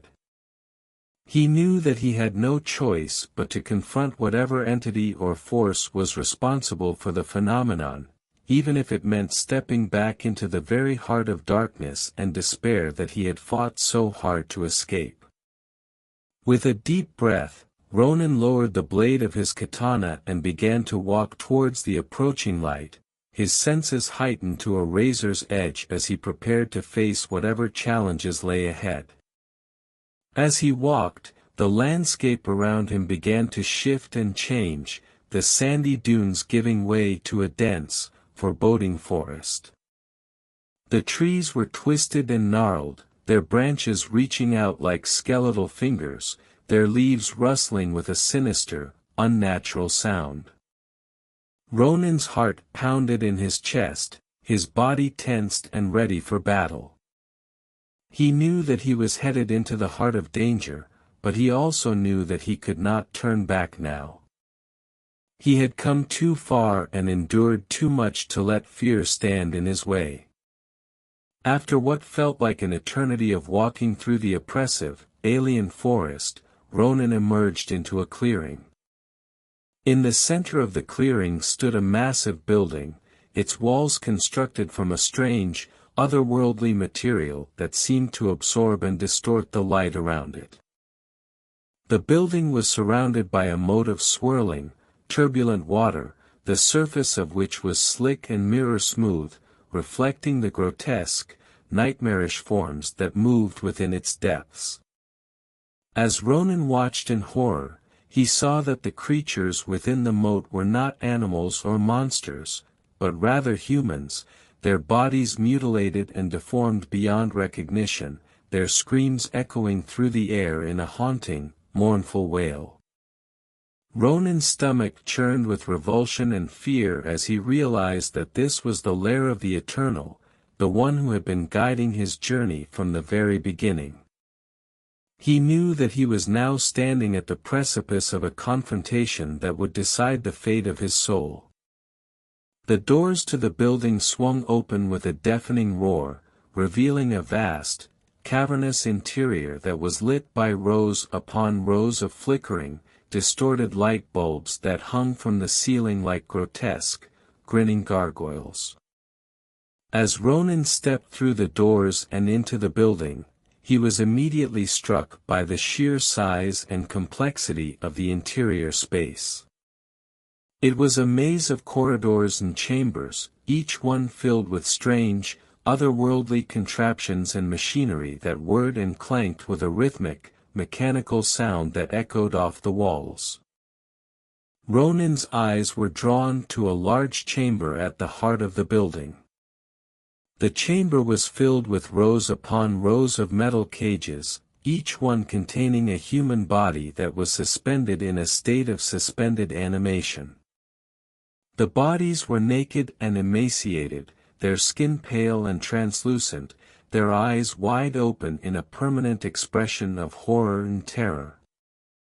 In the center of the chamber stood a figure that Ronin instantly recognized as the Eternal. The Eternal was a tall, imposing figure with skin that was a patchwork of different colors and textures, each one representing a different person or creature that the Eternal had consumed during its long, unending life. The Eternal turned to face Ronin as he entered the chamber, its eyes glowing with an otherworldly light. "Welcome, Ronin," it said in a voice that was both ancient and eternal. "I have been waiting for you. You've been following my son Mayhem through the universes. But my son doesn't know that I am alive or that I've been watching you and now I will kill you myself, Ronin." Ronin's heart raced with fear and indignation as he faced the Eternal. He knew that he was in grave danger, but he also knew that this would be a fight to the death. With a swift and decisive motion, Ronin drew his katana and charged towards the Eternal, his body a blur of motion as he launched himself into battle. The Eternal was a formidable opponent, its strength and speed far beyond that of any Ronin has fought before, but Ronin was driven by a fierce determination to protect the innocent and vanquish the forces of evil. The battle between Ronin and the Eternal raged on, the two combatants exchanging blow for blow in a clash of steel and flesh that echoed through the cavernous chamber. Despite the odds, Ronin fought on, his katana slicing through the Eternal's defenses with deadly precision, each strike aimed at the very core of his adversary's being. As the fight reached its climax, it became clear that Ronin's skill and determination were not enough to overcome the Eternal's sheer power and resilience. Just as all hope seems lost, a strange, blinding light filled the chamber, and Ronin felt himself being pulled towards the Eternal with an irresistible force. The light was so intense that it was impossible for Ronin to see anything except for the figure of the Eternal, which was now looming over him with an expression of unspeakable hunger and desire. Despite the overwhelming power of the Eternal, Ronin refused to yield. With a surge of adrenaline and a fervent prayer to the gods of war, he summoned up every last ounce of strength and willpower that he possessed and launched himself at the Eternal once again. Their bodies collided with a deafening crash, the impact sending shockwaves of energy rippling through the air and causing the ground to tremble beneath their feet. The Eternal's grip on Ronin tightened, its fingers digging deep into the muscles of Ronin's arms and chest, but Ronin refused to be defeated. With a roar of rage and defiance, Ronin broke free from the Eternal's grasp and began to strike back with renewed fury and vigor. His katana sliced through the Eternal's flesh with deadly precision, each blow landing with a sickening splat of blood and gore. The Eternal stumbled backwards, its body racked with pain and shock as it realized that it was facing an opponent who was not only stronger and faster than it had anticipated but also possessed a will and determination that were as endless and unyielding as the samurai way. As the battle continued, the Eternal's strength began to wane, its body ravaged by the relentless onslaught of Ronin's attacks.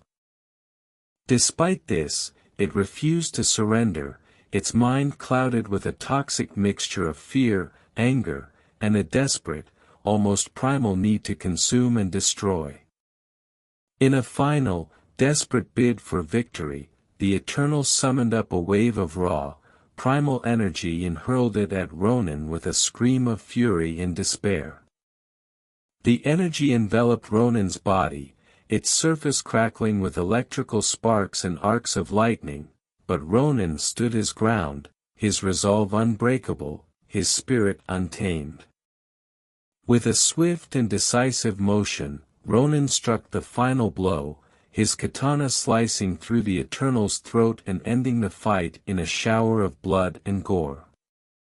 As the Eternal's lifeless body collapsed to the ground, Ronin stood over it, his chest heaving with exertion, his body slick with sweat and blood.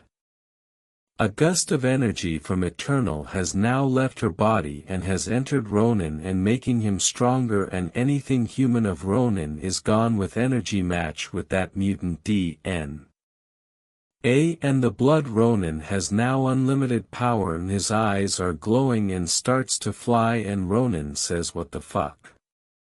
A voice resonates and says, "You are now an Eternal."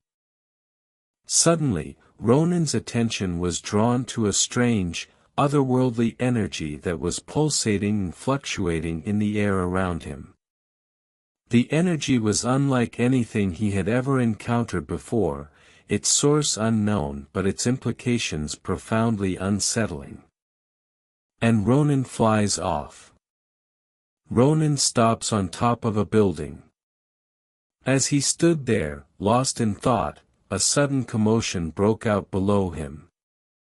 The sound of screams and the crash of breaking glass filled the air, followed by the thunderous roar of an approaching helicopter. Ronin's eyes narrowed as he peered down at the source of the disturbance, his hand instinctively reaching for the hilt of one of his katanas. The helicopter, a sleek, black machine with a menacing array of weapons mounted on its exterior, descended slowly towards the heart of the city, its rotors chopping through the air with a deafening roar. It was a sight that was all too familiar to Ronin, a harbinger of doom that had been all too common in his line of work. He knew that the people of Raccoon City were in grave danger, and it was up to him to protect them. With a swift and graceful motion, Ronin flew from the rooftop and landed with a cat-like grace on the street below, his eyes scanning the scene before him. The city was in chaos, with panicked civilians running for their lives and the sound of gunfire echoing through the air. It was a dire situation, one that called for swift and decisive action. The city was ablaze, the once vibrant streets now littered with the bodies of the fallen and the wreckage of the helicopter that had brought about this destruction. Ronin moved through the chaos with a purposeful stride, his eyes scanning the area for any sign of survivors. The air was thick with the acrid smell of smoke and the sweet metallic scent of blood, a grim reminder of the cost of his actions. As he navigated through the wreckage, Ronin's senses were on high alert, his body attuned to the subtlest changes in the environment. He could feel the weight of the city's inhabitants bearing down on him, their fear and uncertainty a palpable force that threatened to crush him beneath its oppressive weight. But he did not falter, did not fail. He was a beacon of hope in a world that seemed to have lost all sense of it. Finally, after what seemed like an eternity of searching, Ronin came upon a small group of survivors huddled together in the shelter of a ruined building. They were a mix of civilians and law enforcement officers, their faces etched with the lines of fear and exhaustion. They looked up at Ronin with a mixture of hope and skepticism, their eyes searching his for any sign of trust. Ronin approached them with a calm, reassuring demeanor, his hands held out in a gesture of peace.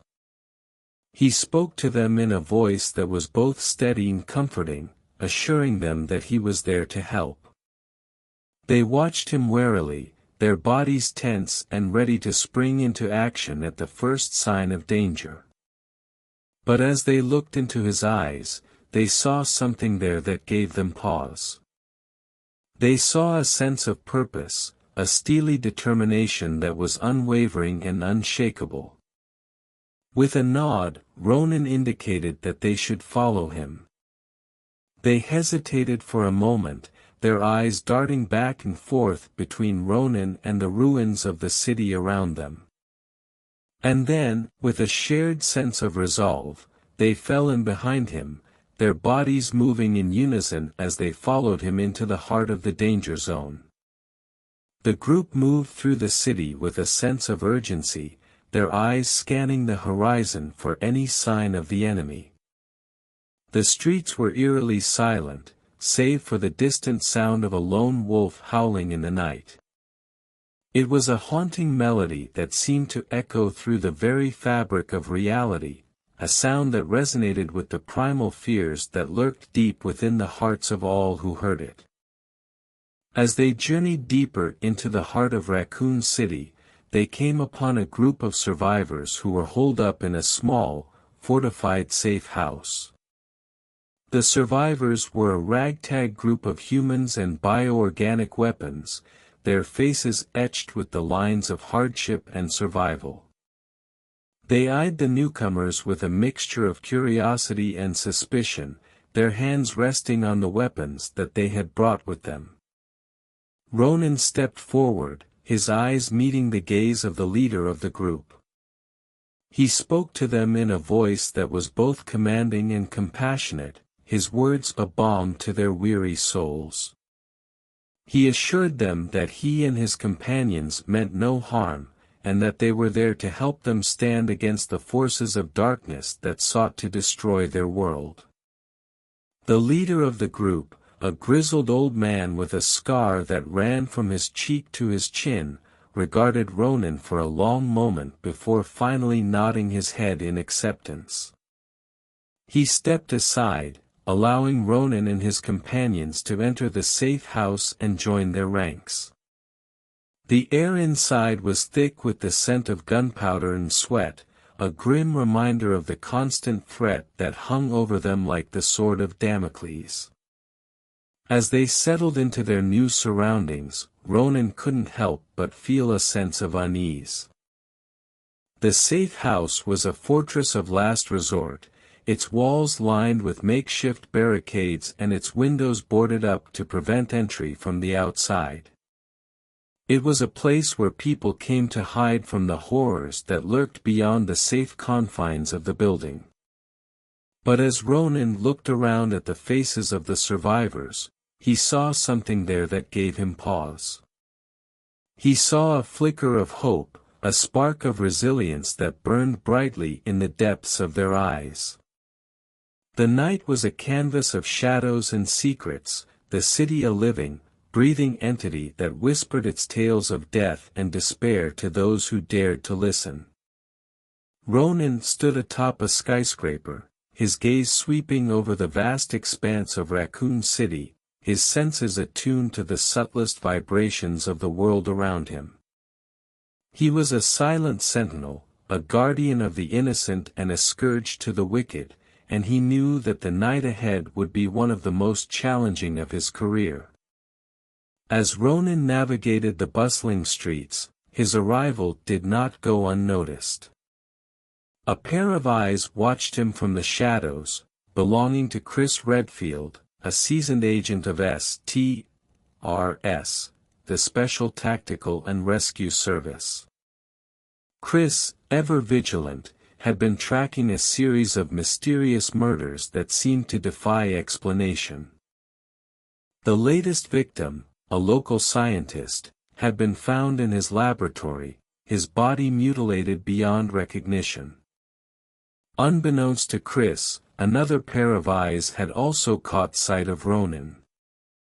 Barry Burton, Chris's trusted friend and fellow agent, had been following a lead on a possible connection between the murders and the city's underground drug trade. As he watched Ronin move through the city, Barry felt a shiver run down his spine, a premonition that something extraordinary was about to unfold. The day was young, and the city was brimming with the promise of new beginnings. But as Ronin walked its streets, he carried with him the weight of 1,000 suns, a silent sentinel standing on the brink of a conflict that would forever alter the course of Raccoon City's history. Chris Redfield's instincts proved correct as he and Barry Burton followed the trail of clues left behind by the mysterious figure known only as Ronin.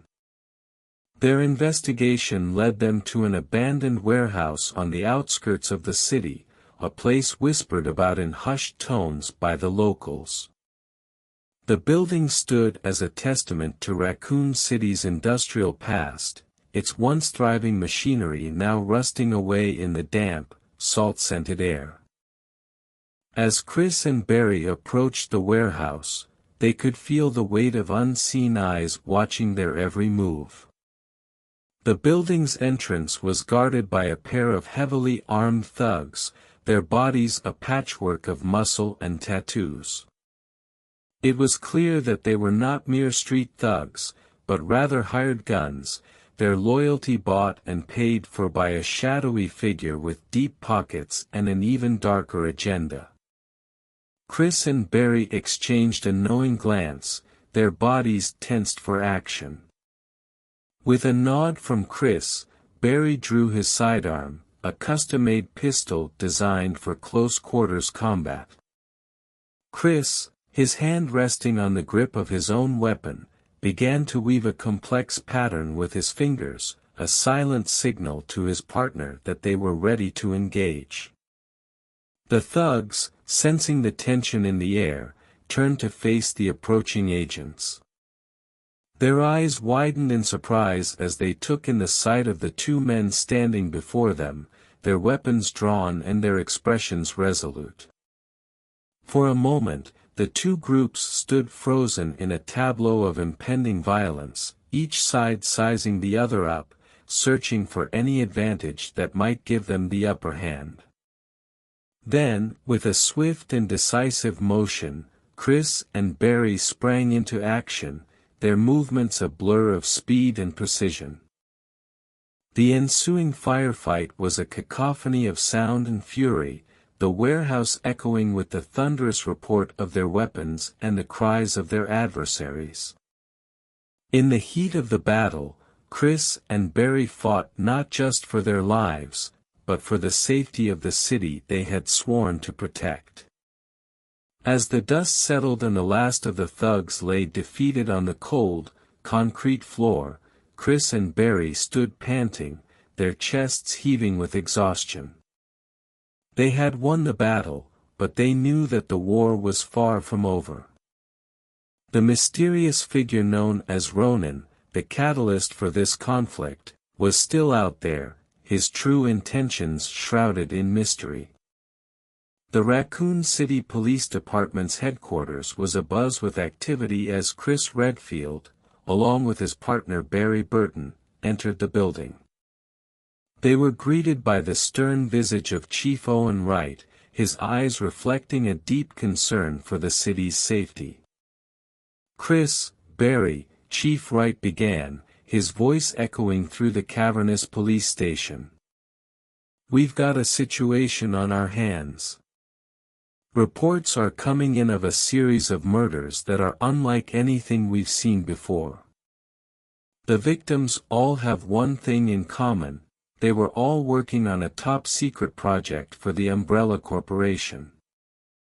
Chris and Barry exchanged a glance, the mention of the Umbrella Corporation sending a chill down their spines. The corporation, known for its shady dealings and willingness to push the boundaries of ethics, was a name that struck fear into the hearts of those who knew its secrets. "We need you to get to the bottom of this," Chief Wright continued. "I have a feeling that whatever is happening, it's bigger than just a series of murders. It's going to take someone with your skills to untangle this web of intrigue." Chris nodded, his mind already racing with possibilities. He knew that this assignment would be unlike any he had faced before. The Umbrella Corporation was a Hydra-like entity, with tendrils that reached into every aspect of Raccoon City's lifeblood. To unravel the mystery of the murders, Chris and Barry would have to delve deep into the heart of the corporation's operations. As Chris and Barry prepared to embark on their investigation, a sudden commotion erupted at the entrance to the police station. A group of heavily armed men, their uniforms adorned with the insignia of the Umbrella Corporation, burst into the building, their weapons drawn. "Everyone, down!" Chris yelled, his voice cutting through the chaos. He and Barry positioned themselves between the intruders and the police officers who had been caught off guard by the sudden attack. The ensuing battle was fierce and intense, the sound of gunfire and the scent of blood filling the air. Chris and Barry fought with a ferocity born of their unwavering commitment to protecting the innocent and upholding the law. Despite being outnumbered, they managed to hold their own against their adversaries, their actions a testament to their training and experience. As the dust settled and the last of the Umbrella Corporation's enforcers lay defeated on the floor, Chris and Barry stood victorious, their chests heaving with exertion. They had faced down the enemy and emerged unscathed, their bond stronger than ever before. But they knew that this was only the beginning. The Umbrella Corporation was a formidable foe, and they would need all their wits and strength to bring it to justice. The Raccoon City skyline loomed large against the night sky as Chris Redfield, along with his partner Barry Burton, and Ronin made their way through the labyrinthine streets of the city. Their destination was the Spencer Mansion, a foreboding structure that stood at the edge of the city, its windows dark and foreboding. As they approached the mansion, Chris couldn't shake the feeling that they were walking into a trap. The mansion had been the site of a series of gruesome murders, and its halls were rumored to be haunted by the vengeful spirits of the victims. Despite his reservations, Chris led the way, his senses alert for any sign of danger. The mansion's entrance was a grandiose affair, the heavy wooden doors adorned with carvings of grotesque creatures. Chris pushed the doors open, revealing a dimly lit foyer with a sweeping staircase at its center. The interior of the mansion was a mix of opulence and decay, the walls adorned with cobwebs and the floors creaking underfoot. Chris, Barry, and Ronin moved cautiously through the mansion, their flashlights casting long, ominous shadows on the walls. Suddenly, a scream echoed through the mansion, followed by the sound of footsteps hurrying away. Chris and Barry exchanged a glance, their hearts pounding in their chests. They had been expecting to find evidence of the murders, but nothing could have prepared them for the horrors that awaited them in the mansion's basement. The basement was a nightmarish sight, the walls lined with cages containing grotesque, mutated creatures. In the center of the room stood a large, metal door, its surface covered in rust and corrosion. Chris approached the door, his hand resting on the cool metal. He could feel a strange energy emanating from beyond the door, an energy that seemed to pulse with a life of its own. Chris turned to his companions, his eyes reflecting the gravity of the situation. "This is it," he said, his voice steady despite the fear that gnawed at his gut. "Whatever is behind this door, it's the key to unraveling the mystery of these murders. We need to be careful. Whatever is on the other side of this door, it's not going to go down without a fight." Ronin stood before the ominous metal door. The door was locked, but Chris's keen eye spotted a keypad hidden beneath a layer of dust and grime. With a few swift keystrokes, the door groaned open, revealing a dimly lit laboratory filled with various pieces of high-tech equipment. The laboratory was a testament to the twisted genius of its creator, a man obsessed with the manipulation of life itself. The walls were lined with shelves containing jars of strange specimens, their contents swirling with an otherworldly energy. In the center of the room stood a large, glass-enclosed chamber, within which was suspended a human-like figure, its body nothing more than a mass of pulsating cells and tendons.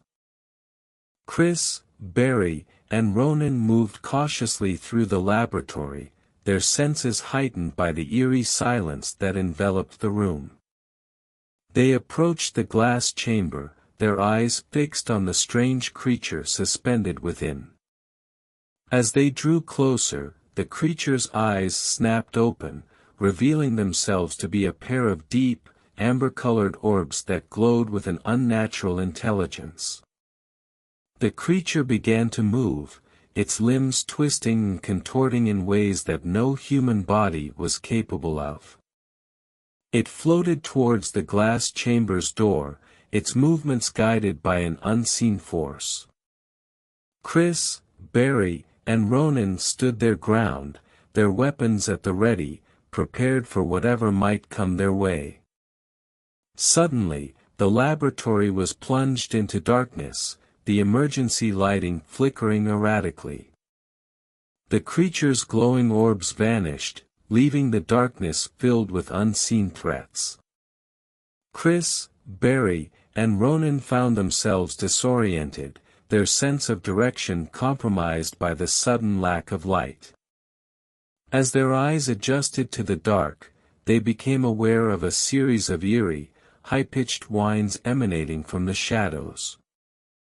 The whines grew louder, and from out of the darkness emerged a horde of grotesque, mutated creatures, their bodies a mass of pulsating flesh and razor-sharp limbs. The creatures moved with a terrifying ferocity, their jaws wide open as they lunged towards their prey. Chris, Barry, and Ronin fought back with everything they had, their weapons flashing in the dim light of the laboratory.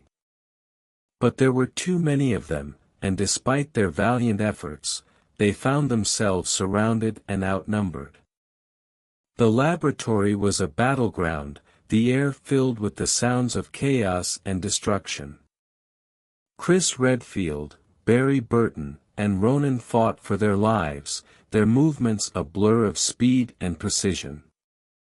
Despite their skill and determination, they were vastly outnumbered, and it seemed as though their chances of survival were dwindling with each passing moment.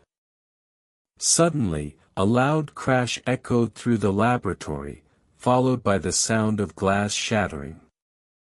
The creatures recoiled, their attention drawn to the source of the noise. Chris, Barry, and Ronin took advantage of the distraction, launching a fierce counterattack. Their weapons cut through the mass of twisted flesh, their strikes precise and deadly.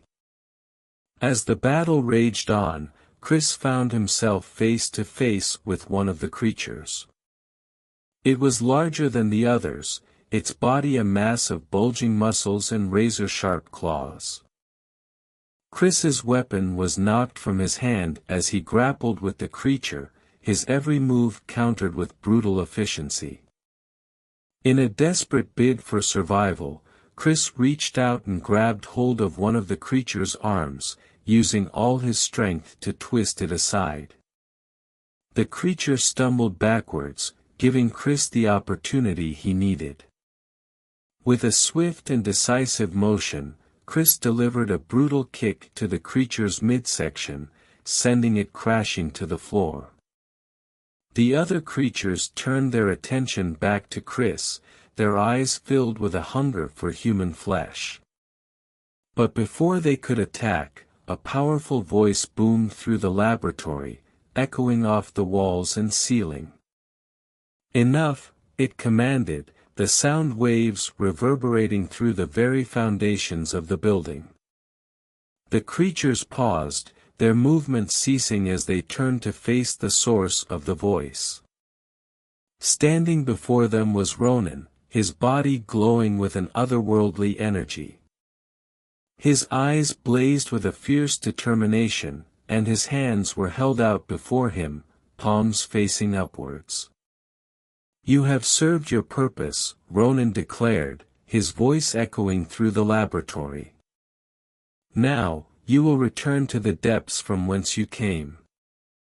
As Ronin spoke, the creatures began to dissolve, their bodies disintegrating into nothing more than a fine mist that rose into the air. One by one, they vanished, until only one remained. This creature was different from the others, its body imbued with a strange, otherworldly energy. The creature floated in the air before Ronin, its glowing amber orbs fixed intently on the warrior.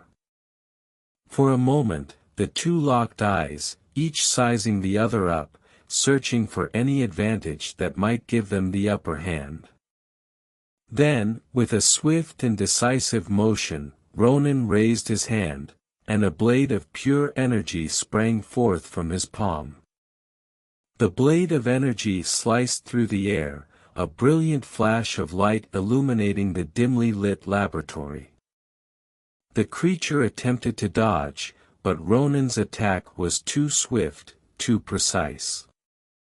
The blade struck true, severing the creature's connection to the Umbrella Corporation's mainframe and rendering it harmless.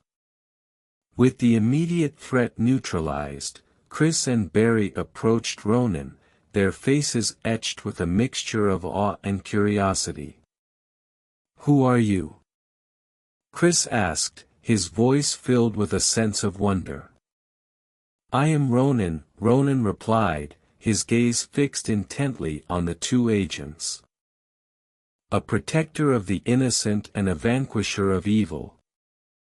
I have been brought here for a reason, a purpose that I do not yet fully understand."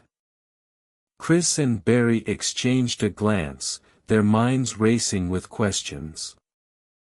Who was this mysterious warrior, and what role did he play in the unfolding drama? They knew that they could not face the challenges ahead without his help, but they also knew that they needed to be careful.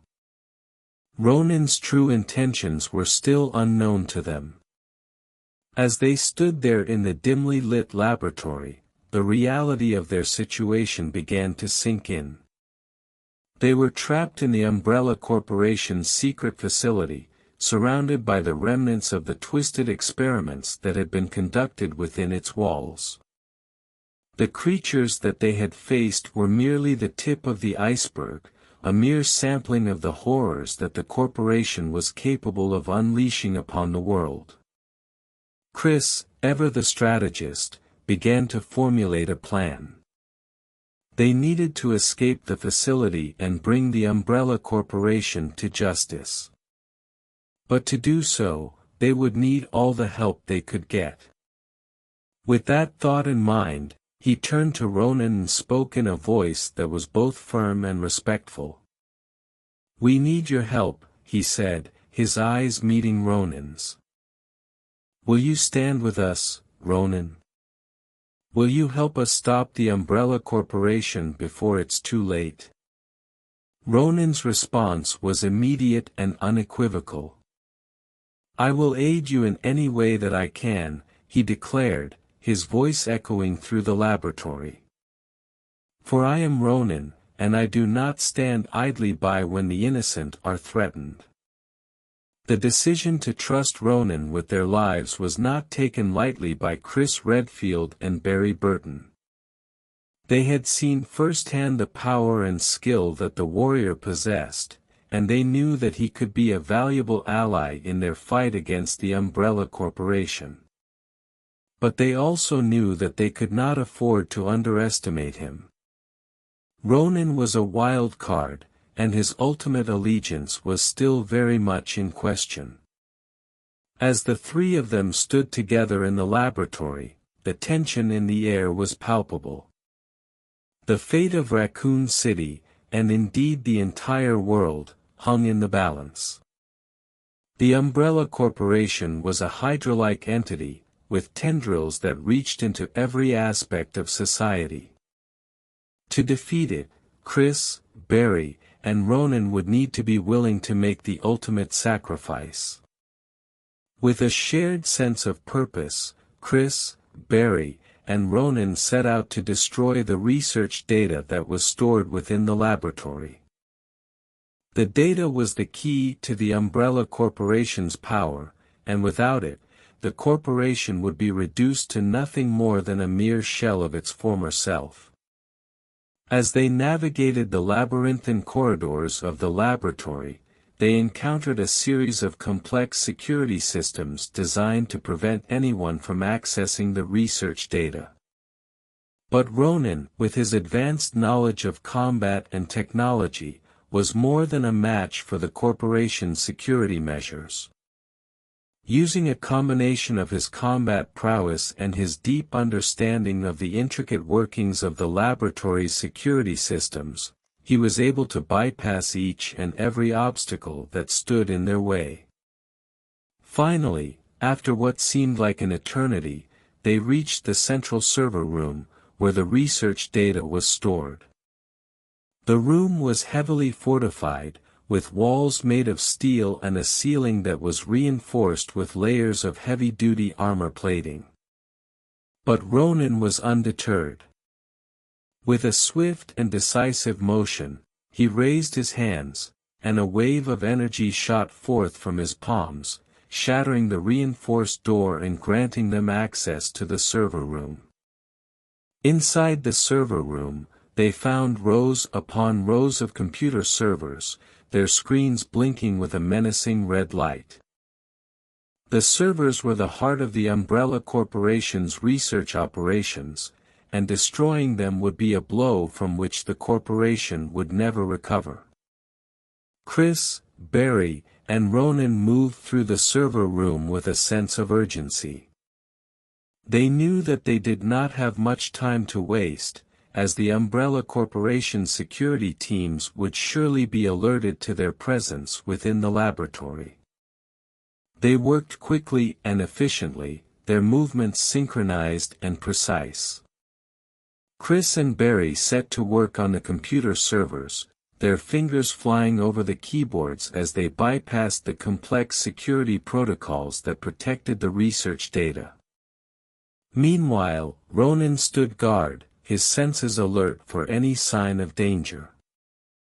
As they worked, they were suddenly interrupted by the sound of heavy footsteps echoing through the laboratory. The Umbrella Corporation's security team had arrived, their presence announced by the thunderous clank of their approaching footsteps. Chris, Barry, and Ronin sprang into action, their training and experience taking over as they prepared to face the oncoming threat. Chris and Barry positioned themselves near the entrance to the server room, their weapons at the ready, while Ronin moved to a position that allowed him to protect the servers from the advancing security team. The ensuing battle was fierce and intense, the sounds of gunfire and the scent of smoke and ozone filling the air. Chris and Barry fought with a ferocity born of their unwavering commitment to justice, their every move calculated to maximize their chances of emerging victorious. Ronin, meanwhile, faced off against a group of the corporation's elite mercenaries, his body glowing with an otherworldly energy as he engaged in a one-on-one combat with each of his adversaries. His movements were a blur of speed and precision, his attacks designed to incapacitate without causing permanent harm. Despite their best efforts, it soon became clear that their numbers were dwindling, and that they were vastly outnumbered. The Umbrella Corporation's security team was relentless, their determination to protect the research data unwavering even in the face of overwhelming odds. As the battle raged on, Chris and Barry found themselves surrounded, their weapons running out of ammunition. They fought valiantly, but it was clear that their situation was hopeless. They were about to be overwhelmed by the sheer weight of numbers, their fate all but sealed. Chris and Barry braced themselves for the end, their minds filled with thoughts of their fallen comrades and the countless innocent lives that would be lost if the Umbrella Corporation were allowed to continue its reprehensible activities unchecked. They had fought with honor and courage, and they had given it their all, but in the end, they were no match for the corporation's overwhelming might.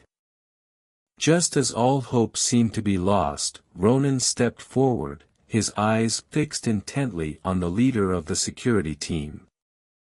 With a swift and decisive motion, he launched himself at the mercenary, his body glowing with an intense, fiery energy.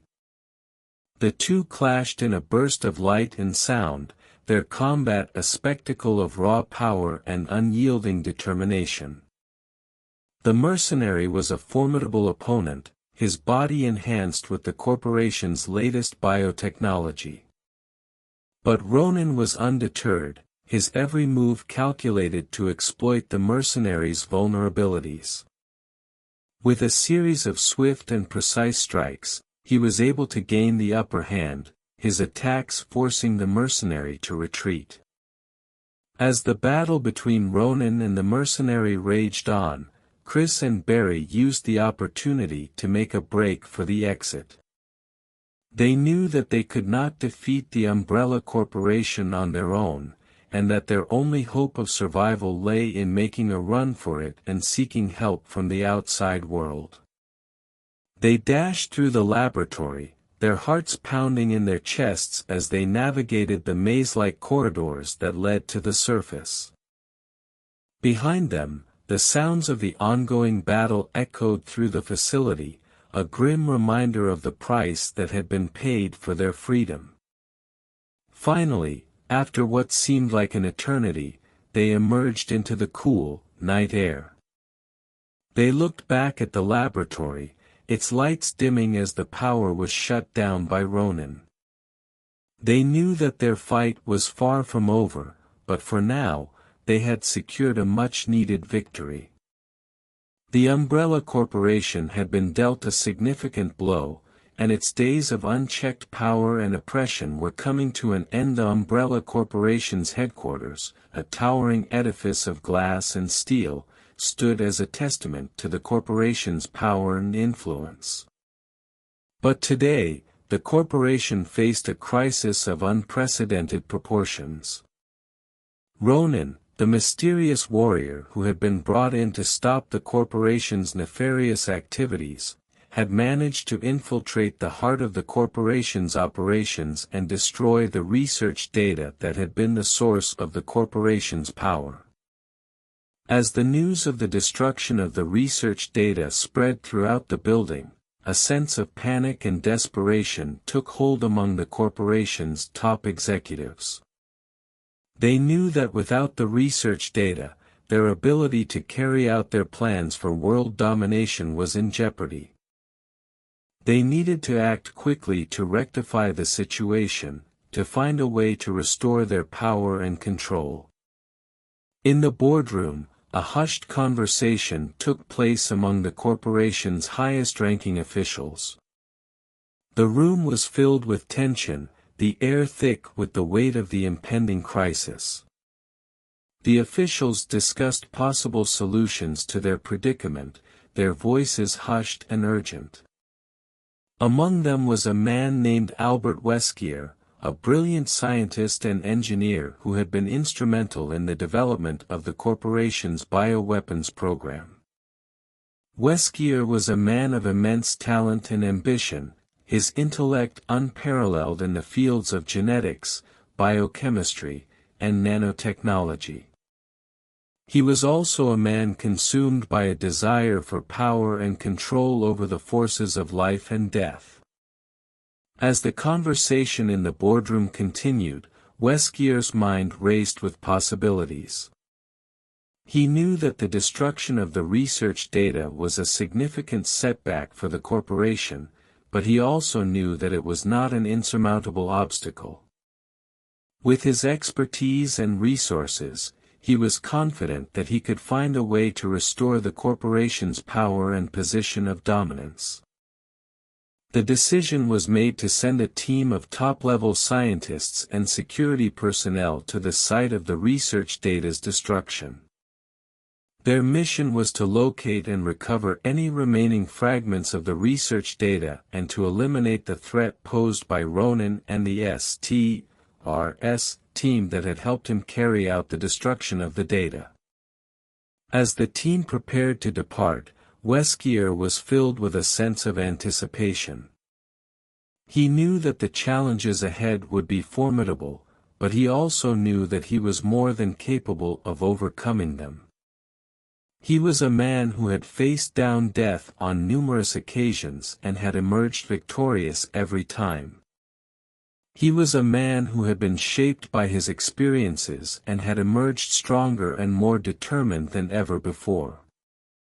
The team set out from the Umbrella Corporation's headquarters, their journey taking them through the heart of Raccoon City. They moved with a sense of urgency, their destination the site of the research data's destruction. They were a well-oiled machine, their actions synchronized and precise, their focus unwavering as they carried out their mission.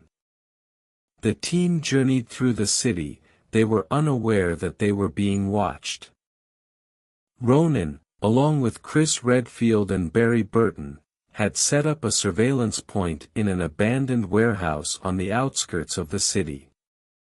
From this vantage point, they were able to monitor the corporation's movements and activities. Ronin, with his keen sense of intuition and his deep understanding of the forces of nature that he wielded, was the first to detect the presence of the approaching team. He alerted Chris and Barry, their senses heightened by the impending threat. The team at the warehouse, consisting of Ronin, Chris, and Barry, prepared themselves for the inevitable confrontation. They knew that the corporation's team would not go down without a fight, and they braced themselves for the battle that lay ahead. As the corporation's team drew closer to their location, Ronin decided that it was time to make their presence known. With a swift and decisive motion, he launched himself at the leading edge of the approaching formation, his body glowing with an otherworldly energy. The corporation's team was caught off guard by Ronin's sudden appearance, their formation broken as they scrambled to regroup and counter the unexpected threat. Ronin's first target was the lead vehicle, a heavily armored truck designed to protect the valuable cargo it carried. With a series of swift and precise strikes, he was able to breach the truck's defenses, his energy blade slicing through the reinforced plating with ease. The ensuing chaos was a testament to the raw power and unyielding determination of the two opposing forces.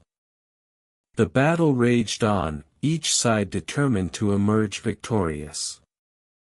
The corporation's team fought with a ferocity born of their unwavering belief in the righteousness of their cause, their every move calculated to maximize their chances of success.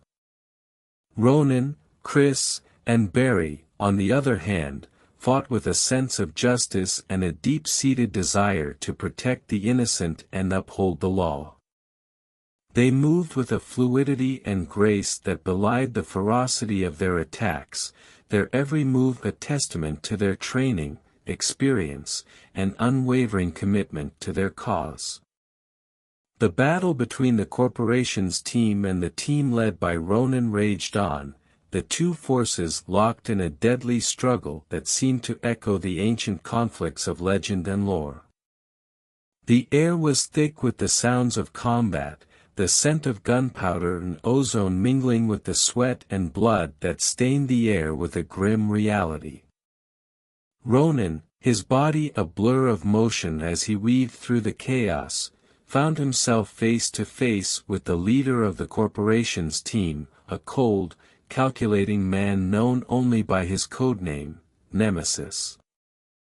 Nemesis was a formidable opponent, his body enhanced with the corporation's latest advancements in biotechnology, his mind imbued with the knowledge and experience of countless lifetimes. The two warriors clashed in a storm of light and sound, their combat a spectacle of raw power and unyielding determination. Ronin's every move was met with fierce counterattacks from Nemesis, their battle a testament to the depths of their skill and the breadth of their knowledge. Meanwhile, Chris and Barry worked in tandem with Ronin, their actions designed to neutralize the threat posed by the corporation's team. They moved with a sense of precision and purpose, their every move calculated to maximize their chances of success. As the battle continued, it became clear that the outcome of the conflict hinged on the outcome of the duel between Ronin and Nemesis.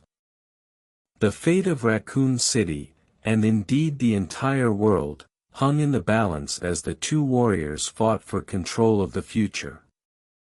In the heat of the battle, Chris and Barry found themselves facing off against a group of the corporation's top-level security mercenaries. These mercenaries were among the corporation's finest, their skills honed to a razor's edge through years of rigorous training in combat experience. They were a formidable opponent, their every move a testament to their unwavering commitment to the corporation's cause. Despite their best efforts, Chris and Barry were vastly outnumbered, their chances of emerging victorious seeming increasingly remote. It was at this point that Ronin intervened, his presence on the battlefield a beacon of hope for his allies and a source of dread for his enemies. The arrival of the modified Umbrella Abrams tank on the battlefield marked a turning point in the conflict. The tank, a behemoth of destruction, was a testament to the corporation's willingness to go to any lengths in order to achieve its goals. Its presence on the battlefield was a stark reminder of the ruthless efficiency with which the corporation was willing to wage war. Ronin, his senses attuned to the rhythms and cadences of the universe itself, was the first to sense the approaching threat. With a swift and decisive motion, he launched himself at the lead vehicle in the convoy, his body glowing with an otherworldly energy. The energy blade that sprang forth from his palms sliced through the vehicle's armor with ease, its destruction a harbinger of the chaos that was to come. The ensuing battle was a maelstrom of violence and destruction, the once peaceful streets of Raccoon City now a battleground where the very fabric of reality seemed to be unraveling.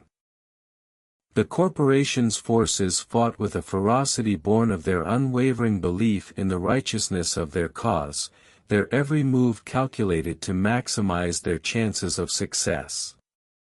Ronin, his body imbued with the power of the cosmos, moved through the chaos with a grace and fluidity that belied the ferocity of his attacks. He fought not just for the sake of victory, but for the sake of justice and the protection of the innocent. His every move was a testament to his unwavering commitment to his cause. As the battle raged on, Chris and Barry found themselves facing off against a group of the corporation's most elite soldiers. These soldiers were the corporation's finest, their bodies enhanced with advanced combat implants and their minds augmented with sophisticated neurointerface technology. They were a formidable opponent, their every move a testament to their rigorous training and combat experience.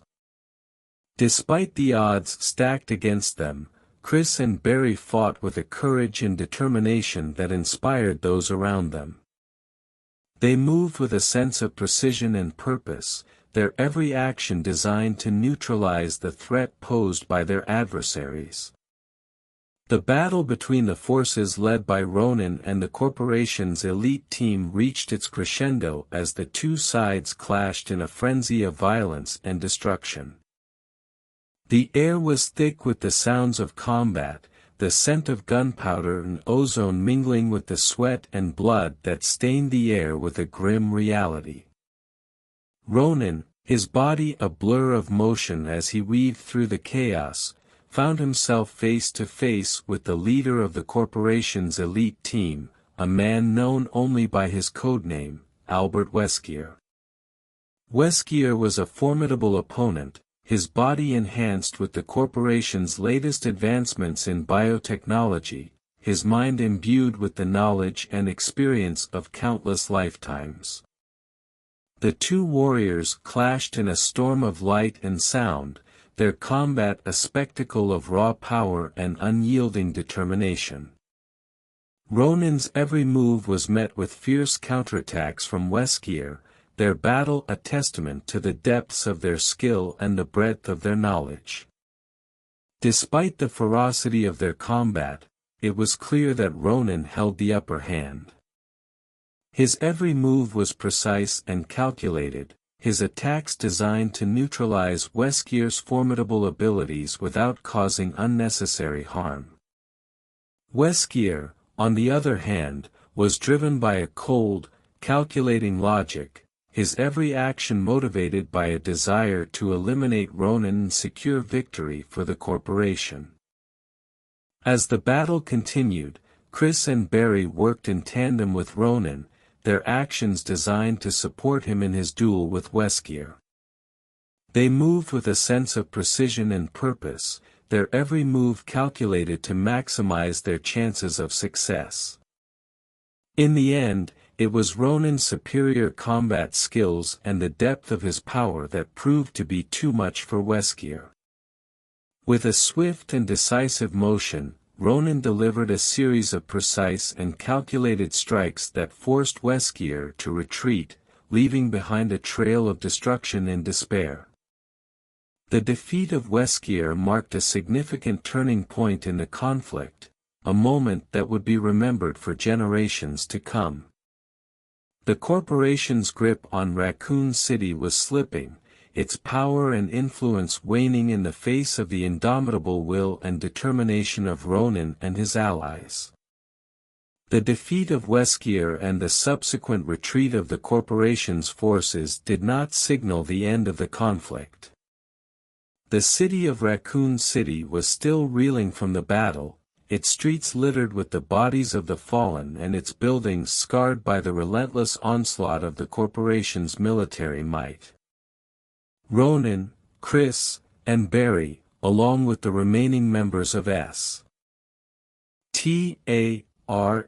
and the other survivors of the battle, found themselves in a race against time to prevent the corporation from regrouping and launching another counterattack. They knew that the corporation would not go down without a fight, and that the battle for the future of Raccoon City was far from over. The survivors began to regroup and plan their next move, their actions guided by a shared sense of purpose and determination. They knew that they would need to be vigilant and ready for whatever challenges lay ahead, for the corporation was a formidable adversary, and its defeat would not come easily or quickly. As they prepared for the next phase of the conflict, Ronin took a moment to reflect on the journey that had brought him to this point. The battle for Raccoon City was a testament to the strength and resilience of the human spirit, a battle that would be remembered for generations to come. It was a battle that had pitted the forces of light and darkness against each other, a battle that had challenged the very limits of courage, honor, and sacrifice. The forces of good had emerged victorious, their triumph a beacon of hope for all who believed in the power of justice and the indomitable will of those who stood up for what was right. The city of Raccoon City had been saved from the clutches of the Umbrella Corporation, its future now brighter and more promising than ever before.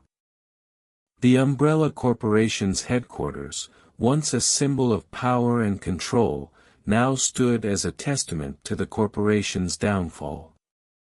The building, once a hive of activity, was now a silent monument to the corporation's hubris and arrogance.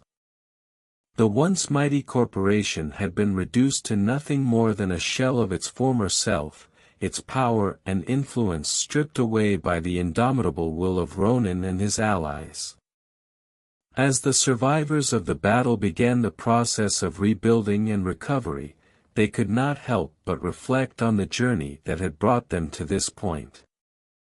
They had faced countless challenges and overcome seemingly insurmountable obstacles, their actions guided by a shared sense of purpose and determination. Ronin found himself at a crossroads. He felt almost fulfilled taking down the Umbrella Corporation, but he won't be satisfied until he gets Mayhem. Chapter 7, The Final Confrontation. As Ronin moves through the wreckage, Ronin sees Mayhem and Trinity through the smoke as they lured him into the forest, and Ronin holsters his swords and flies to the forest and surprises Mayhem with his new ability. Ronin tells Mayhem, "I met your mother, the Eternal, and I kill her with my katanas, and now I have her powers, which makes me the Eternal now. You killed my mother, you son of a bitch. I thought I killed her a long time ago. That power is mine. You have been a pain in my ass, Ronin, but I know why now. You haunt me so you can be reunited with your wife." And Mayhem reveals that has taken his wife and saved her from her demise. Trinity brings out Valentina, who is still in her nightie with her knife to her throat. "You leave me alone and you can have your wife back, or I just have Trinity slit her fucking throat." Valentina and Ronin glances at each other, and Valentina is communicating with Ronin with a look. And if you know Ronin and Valentina from their adventures together, you know that Mayhem has fucked up. Ronin begins to tell Mayhem with a smile on his face. "You know, Mayhem, you have made a lot of calculated decisions, but this decision you made, that you think that my wife is a bargain chip, and that's funny if you really knew my beautiful wife here. You see, what you and Trinity are missing is my beautiful sexy fucking wife is a fucking immortal angel warrior who you might have surprised her by grabbing her from warm bed, and I do thank you for saving her, but Orion Mayhem, you stupid motherfucker, my wife is the reason why I am still alive. She is the fucking boss." Valentina attacks Trinity and breaks her arm, and the TVA agents have just shown up, and Trinity is prone by their glow sticks and is sent to the void. Mr. Paradox has ordered Mayhem, Ronin, Trinity and Valentina to be sent to the void. Song Paradise City is playing by Gun N' Roses. Ronin tosses Valentina his dual swords, and Ronin tells Valentina to show no mercy. Valentina is slicing through the TVA agents, and body parts are being thrown everywhere. Mayhem is fighting the TVA agents in a rage. Ronin pulls out his shotgun and opens fire on the agents. Music is getting louder. Valentina is fighting like an Amazon, and bodies are dropping like flies. Ronin sees Mayhem trying to escape, and Ronin flies towards Mayhem and slams him to a tree, and Ronin performs a boxing combination, breaking Mayhem's ribs. Mayhem teleporting abilities against Ronin to dodge his attacks, and Ronin is stronger than ever. Ronin performs a German suplex on Mayhem, knocking the wind out of him. Luna sees all this unfolding on the monitors, and she goes to be 15, but is stopped in the hallway by Mr. Vortex, dressed in a blue suede suit, wearing sunglasses, and younger than the last time we saw him. Luna is shocked to see him, and she tells him about Mr. Paradox, and Mr. Vortex will be dealt with soon. Valentina is slicing through all the TVA agents, and she is finished, and she looks around and she sees Ronin. Mayhem headbutts Ronin, and Ronin headbutts him right back and breaks Mayhem's nose, and Ronin grabs Mayhem by the throat and goes flying in the air. Ronin says to Mayhem, "This is where you die." Ronin flies from the air with his hands around Mayhem's throat and flies Mayhem into the ground at full speed, and Mayhem crushes into nothing but a bloody mess, and Valentina says, "Goddamn Charlie." Chapter 8. The reunion. Ronin is all covered in Mayhem's blood. Ronin takes off his mask and says to Valentina, "I need a hot shower." Valentina runs towards Ronin and jumps into his arms and she kisses him and Ronin says to her, "Baby, I have missed you touch all these years." Valentina looks in Ronin's eyes and says, "Baby, we just got done fucking an hour ago." "To you it was an hour, to me it's been years," says Ronin. "Wait a fucking minute, did you fuck someone else?" says Valentina. Before Ronin could say anything, an army of TVA agents show up ready to fight, but not before Mr. Vortex shut down Mr. Paradox's operation. Mr. Vortex shows up through a portal and walks towards Valentina and Ronin carrying Ronin's lost sword and hands it to him. Ronin says to Mr. Vortex, "I thought you were dead." Mr. Vortex says, "I've been dead many times, this sword is very exquisite. A Hattori Hanzo sword that can even kill a time god like me." Valentina looks at Mr. Vortex and says, "I know you." Ronin looks at Valentina. "It's nice to see you again." Ronin asks, "How do you know each other?" "I knew him as Georges, the Count of Guinea," says Valentina. "You were considered my best friend. You tried to help me at any cost. You even tried to pay my ransom even when King Charles wouldn't." Mr. Vortex says, "I lived so many lives among the universes. I play the role I had began, but the way things played out for you. I didn't fucking like it, not one fucking bit, but that all old news."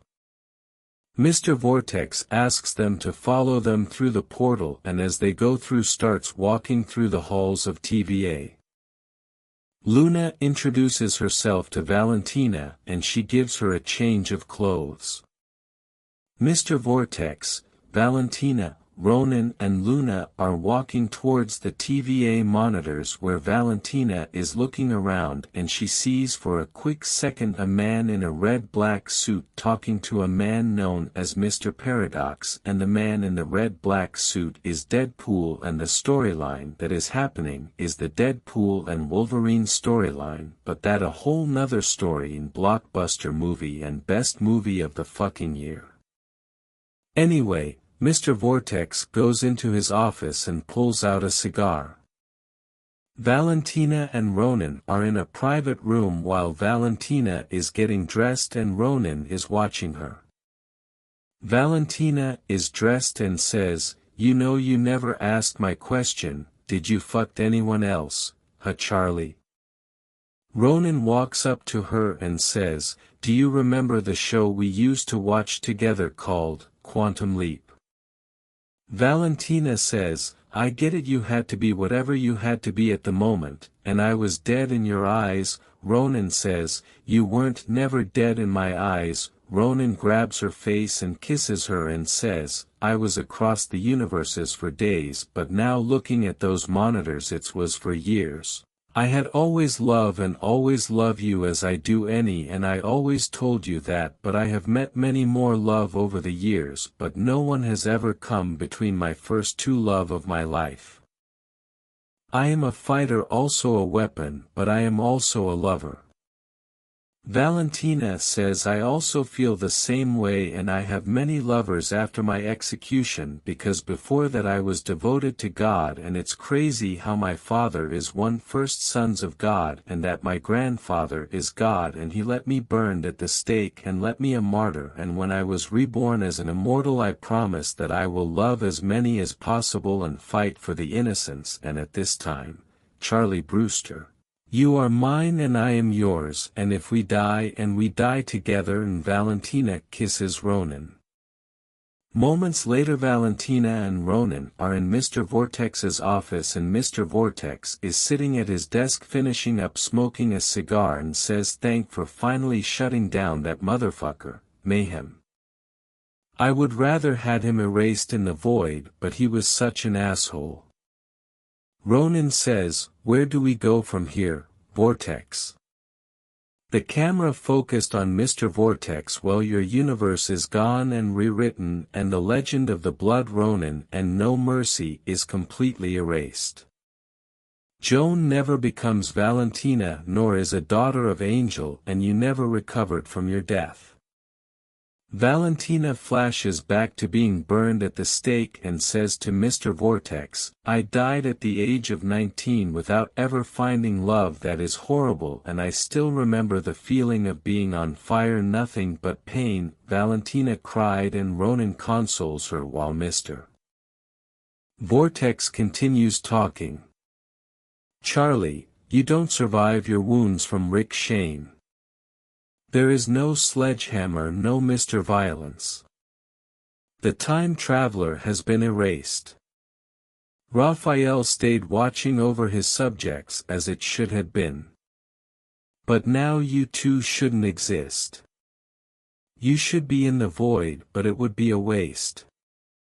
I was never going to let you join your precious Valentina to die. I would have presented you with a counteroffer, but now with the actions of Mayhem bringing your wife out of harm's way in the heat of the battle between me and him, I had decided for him to give that gift which I knew would be a death sentence for him. I had also kept a watchful eye on the dark universe, so I knew what she was capable of. So I am going to give you this counter-offer as a bonus." Ronin asks, "What is this counter-offer?" Mr. Vortex says, "Your daughter Joan is alive." Valentina and Ronin are shocked and Valentina says, "You lie, we saw her being torn apart. How dare you lie about that?" Ronin says, "I will fuck you up, Vortex." Mr. Vortex gets up and says, "I saved her before she even got attacked and I replaced her with a replicant that looks just like her. I saw her die many times, but this one time I decided to change her ending and bring her and train her in ways of combat and knowledge. I sent her to another universe so she would be safe, because what I did was not cosmic rules of things. Mayhem could do anything he wanted because that was his job, to cause chaos. My job is to protect the sacred timelines, but since the actions of Loki we have new timelines that are being established, which is where I put Joan." Ronin asks, "Does she even remember us?" Mr. Vortex says to me, "If she didn't remember you, it would defeat the purpose, so I made sure she remembered you both by letting her watch you guys in action.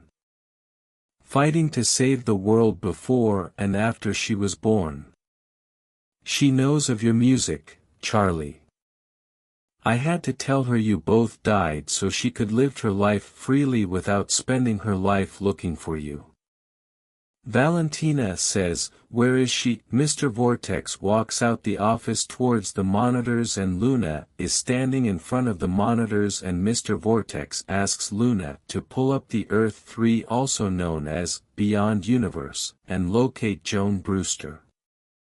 Ronin asks, "What is the Beyond Universe?" Luna says, "It's the universe that is the first of its kind, a omniverse, more of a science fiction kind of world. No vampires except life-form vampires that sucks your energy from you instead of blood. No demons, werewolves, or shape-shifters. No supernaturals at all. You've been facing the following: killer cyborgs, giant bugs, different types of alien species, terminators, predators, xenomorphs, different species of the trilogy, the creature from the Thing, deep rising in underwater, and other unknown origins. It's a big universe. It's definitely not the world you come from. This world is more about technology and humanity." Valentina asks, "Where is Joan through all of this mess?" Luna prints a file on Joan and gives it Mr. Vortex, and Mr. Vortex says to Valentina and Ronin, "When Joan was 18, I sent her to this universe, and now she is 30 years old when I sent you this universe. You both become very different. Your powers and abilities that make you guys who you are might transfer to her, making her powerful.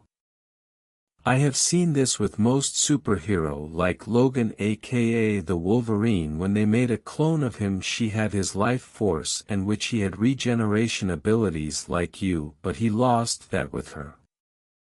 The children of superheroes will get the gifts.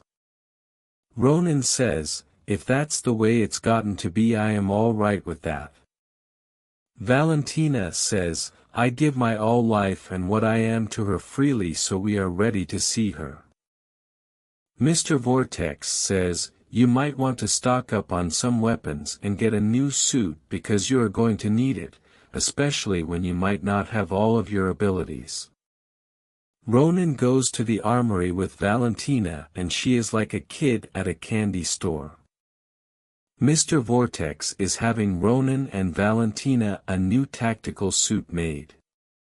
Ronin and Valentina are approached by Mr. Vortex, shows them their new suit and he says only wear it for battle. I will give you guys some attire to match the era you are stepping in. Luna hands them new identification with an updated Ronin's ID, says Charlie Brewster, aka the Blood Ronin, a former Colonial Marine lieutenant, also a member of the crew SS Enterprise alongside his wife Dr. Valentina Brewster, is also a former Colonial Marine aka No Mercy, which is how they met. Presumed deceased parents of Captain Joan Brewster. They were being held prisoner by Razors and they made their escape and ended up on a planet called Caprica. Mr. Vortex has put their identities in the new timeline of the Beyond universe. Luna hugs Charlie and Valentina. Mr. Vortex opens up the portal and says, once you go to the portal you will forget all you know about the TVA. You will have a place in this new world. I will even spice up your background a little bit more. Find your daughter. I will be watching. Valentina and Ronin look at each other and smile and walk through the portal. Luna cries and wipes her tears and Mr. Vortex walks to the monitors and says let's get ready for some fucking action. The light starts flickering inside the TVA and B-15 comes up behind Mr. Vortex and says Mr. Paradox has really fucked up and Mr. Vortex says you are the fucking boss. I am just the fucking watcher and the narrator. Cassandra Nova is here. Mr. Vortex says, oh shit, Valentina and Charlie has set foot in the Beyond universe. Immediately Charlie dropped towards his knees like he is having a heart attack and Valentina has a complete painful head rush. New memories are being flushed in. On the planet Clendathu, Captain Joan Brewster along with her team of Colonial Marines are teaming up with the Starship Troopers to battle the Arachnids. Moments later in battle, Joan would suffer from an attack as well, but it's not really an attack. She is inheriting her father's and mother's abilities and a giant lava-spewing bug comes out the ground and attacks members of her team and they are on fire. Joan is no longer just a captain of the Colonial Marines, she is now an immortal and an eternal. Joan's eyes starts glowing and the giant lava-spewing bug comes at Joan and she feels the power and she inherited new memories of her parents and she knows what they are and now she has the power and she takes off her helmet and she flies through the lava-spewing bug and comes out the other side unharmed. Joan is laughing and says to Sky, thank the gods, an army of bugs are coming towards her and her team who are badly injured and Joan steps in front of them and says, let's Captain Lady Death take care of these fuckers. Edge of 17 by Stevie Nicks starts playing as Joan is shooting the hell out of the bugs and she drops her gun and she is fighting them with her hands and destroying everything in her path and her Marines joined in the fights as well. More Starship Troopers are being dropped in. Music gets louder. Dead bugs dropping everywhere, and Joan flies up in the air and flies back down, causing a sonic bomb, killing all the bugs in her path. 3 more giant bugs show up. Joan picks up an automatic weapon and lets the charge against the rest of the bugs. The camera pans the wave of bugs coming at them. It seems endless. Music fades. Meanwhile, Charlie and Valentina wake up in a strange bed and dressed in pajamas. They look at each other and get out of their bed, and they see their bag of weapons and their battle suit in their bag. Valentina looks in the mirror and she seems older. She no longer looks 19. She looks like she is 45, and Charlie walks to the mirror and he looks like he feels at the same age as her. They forgot about TVA, but they are imprinted with the memory of finding their daughter and losing most of their abilities. Valentina is no longer an immortal, she is still half angel and now half human. Which means she can die like a human. She still has superhuman strength and no regeneration. Charlie has lost newly acquired abilities of the Eternals, which was flight, ultra strength, teleporting and telepathic, unknown to him. He never really tested. Charlie still has Sledgehammer's DN. A witch's regeneration, superhuman strength, and the spirits of the fallen Blood Ronin, but he has no prolonged lifespan anymore. When he dies again, he will be dead. Joan inherited all of this and how it would be if she survived in the dark universe. Valentina and Charlie find out that they are on a starship known as Ravenwood, named after the first president of the Federation and of the 12 colonies. The first president and only president to be both. Terence Wayland Ravenwood. Valentina and Charlie stare out to the stars and galaxy, and Valentina says, "We are not in Kansas anymore, Toto," and they grabbed each other as the crew of the starship walk around them. Valentina kisses Charlie and the song White Flag by Dido starts playing. The camera slows back away as the song gets louder. Joan and her Marines are laying waste of bugs to the mood of the song. Joan opens fire on the upcoming swarm of the bugs, which seems to come to an end. Joan is celebrating with her Marines. This was a big battle at the end of a long 2-decade war. Joan returns home to the Colonial Marines, where she is honored by the President of the Federation, and as she's walking she is approached by an superior officer of the Federation and boyfriend of Joan named Matthew. Rico tells Joan that he has a surprise for her, that he tracked down her parents that been presumed deceased for years, and he found them who have searched for years to find their way back home. Matthew explained it was an accident on how he found them. Joan is excited and Matthew takes her to the party in the mess hall. As Joan walks in the mess hall, she sees her mother and father, who she hasn't seen since she was in that hospital bed when she was 9 years old, and Joan rushes towards them and hugs, and they get emotional and Matthew looks on. Song called The One I Love by R.E.M. The end.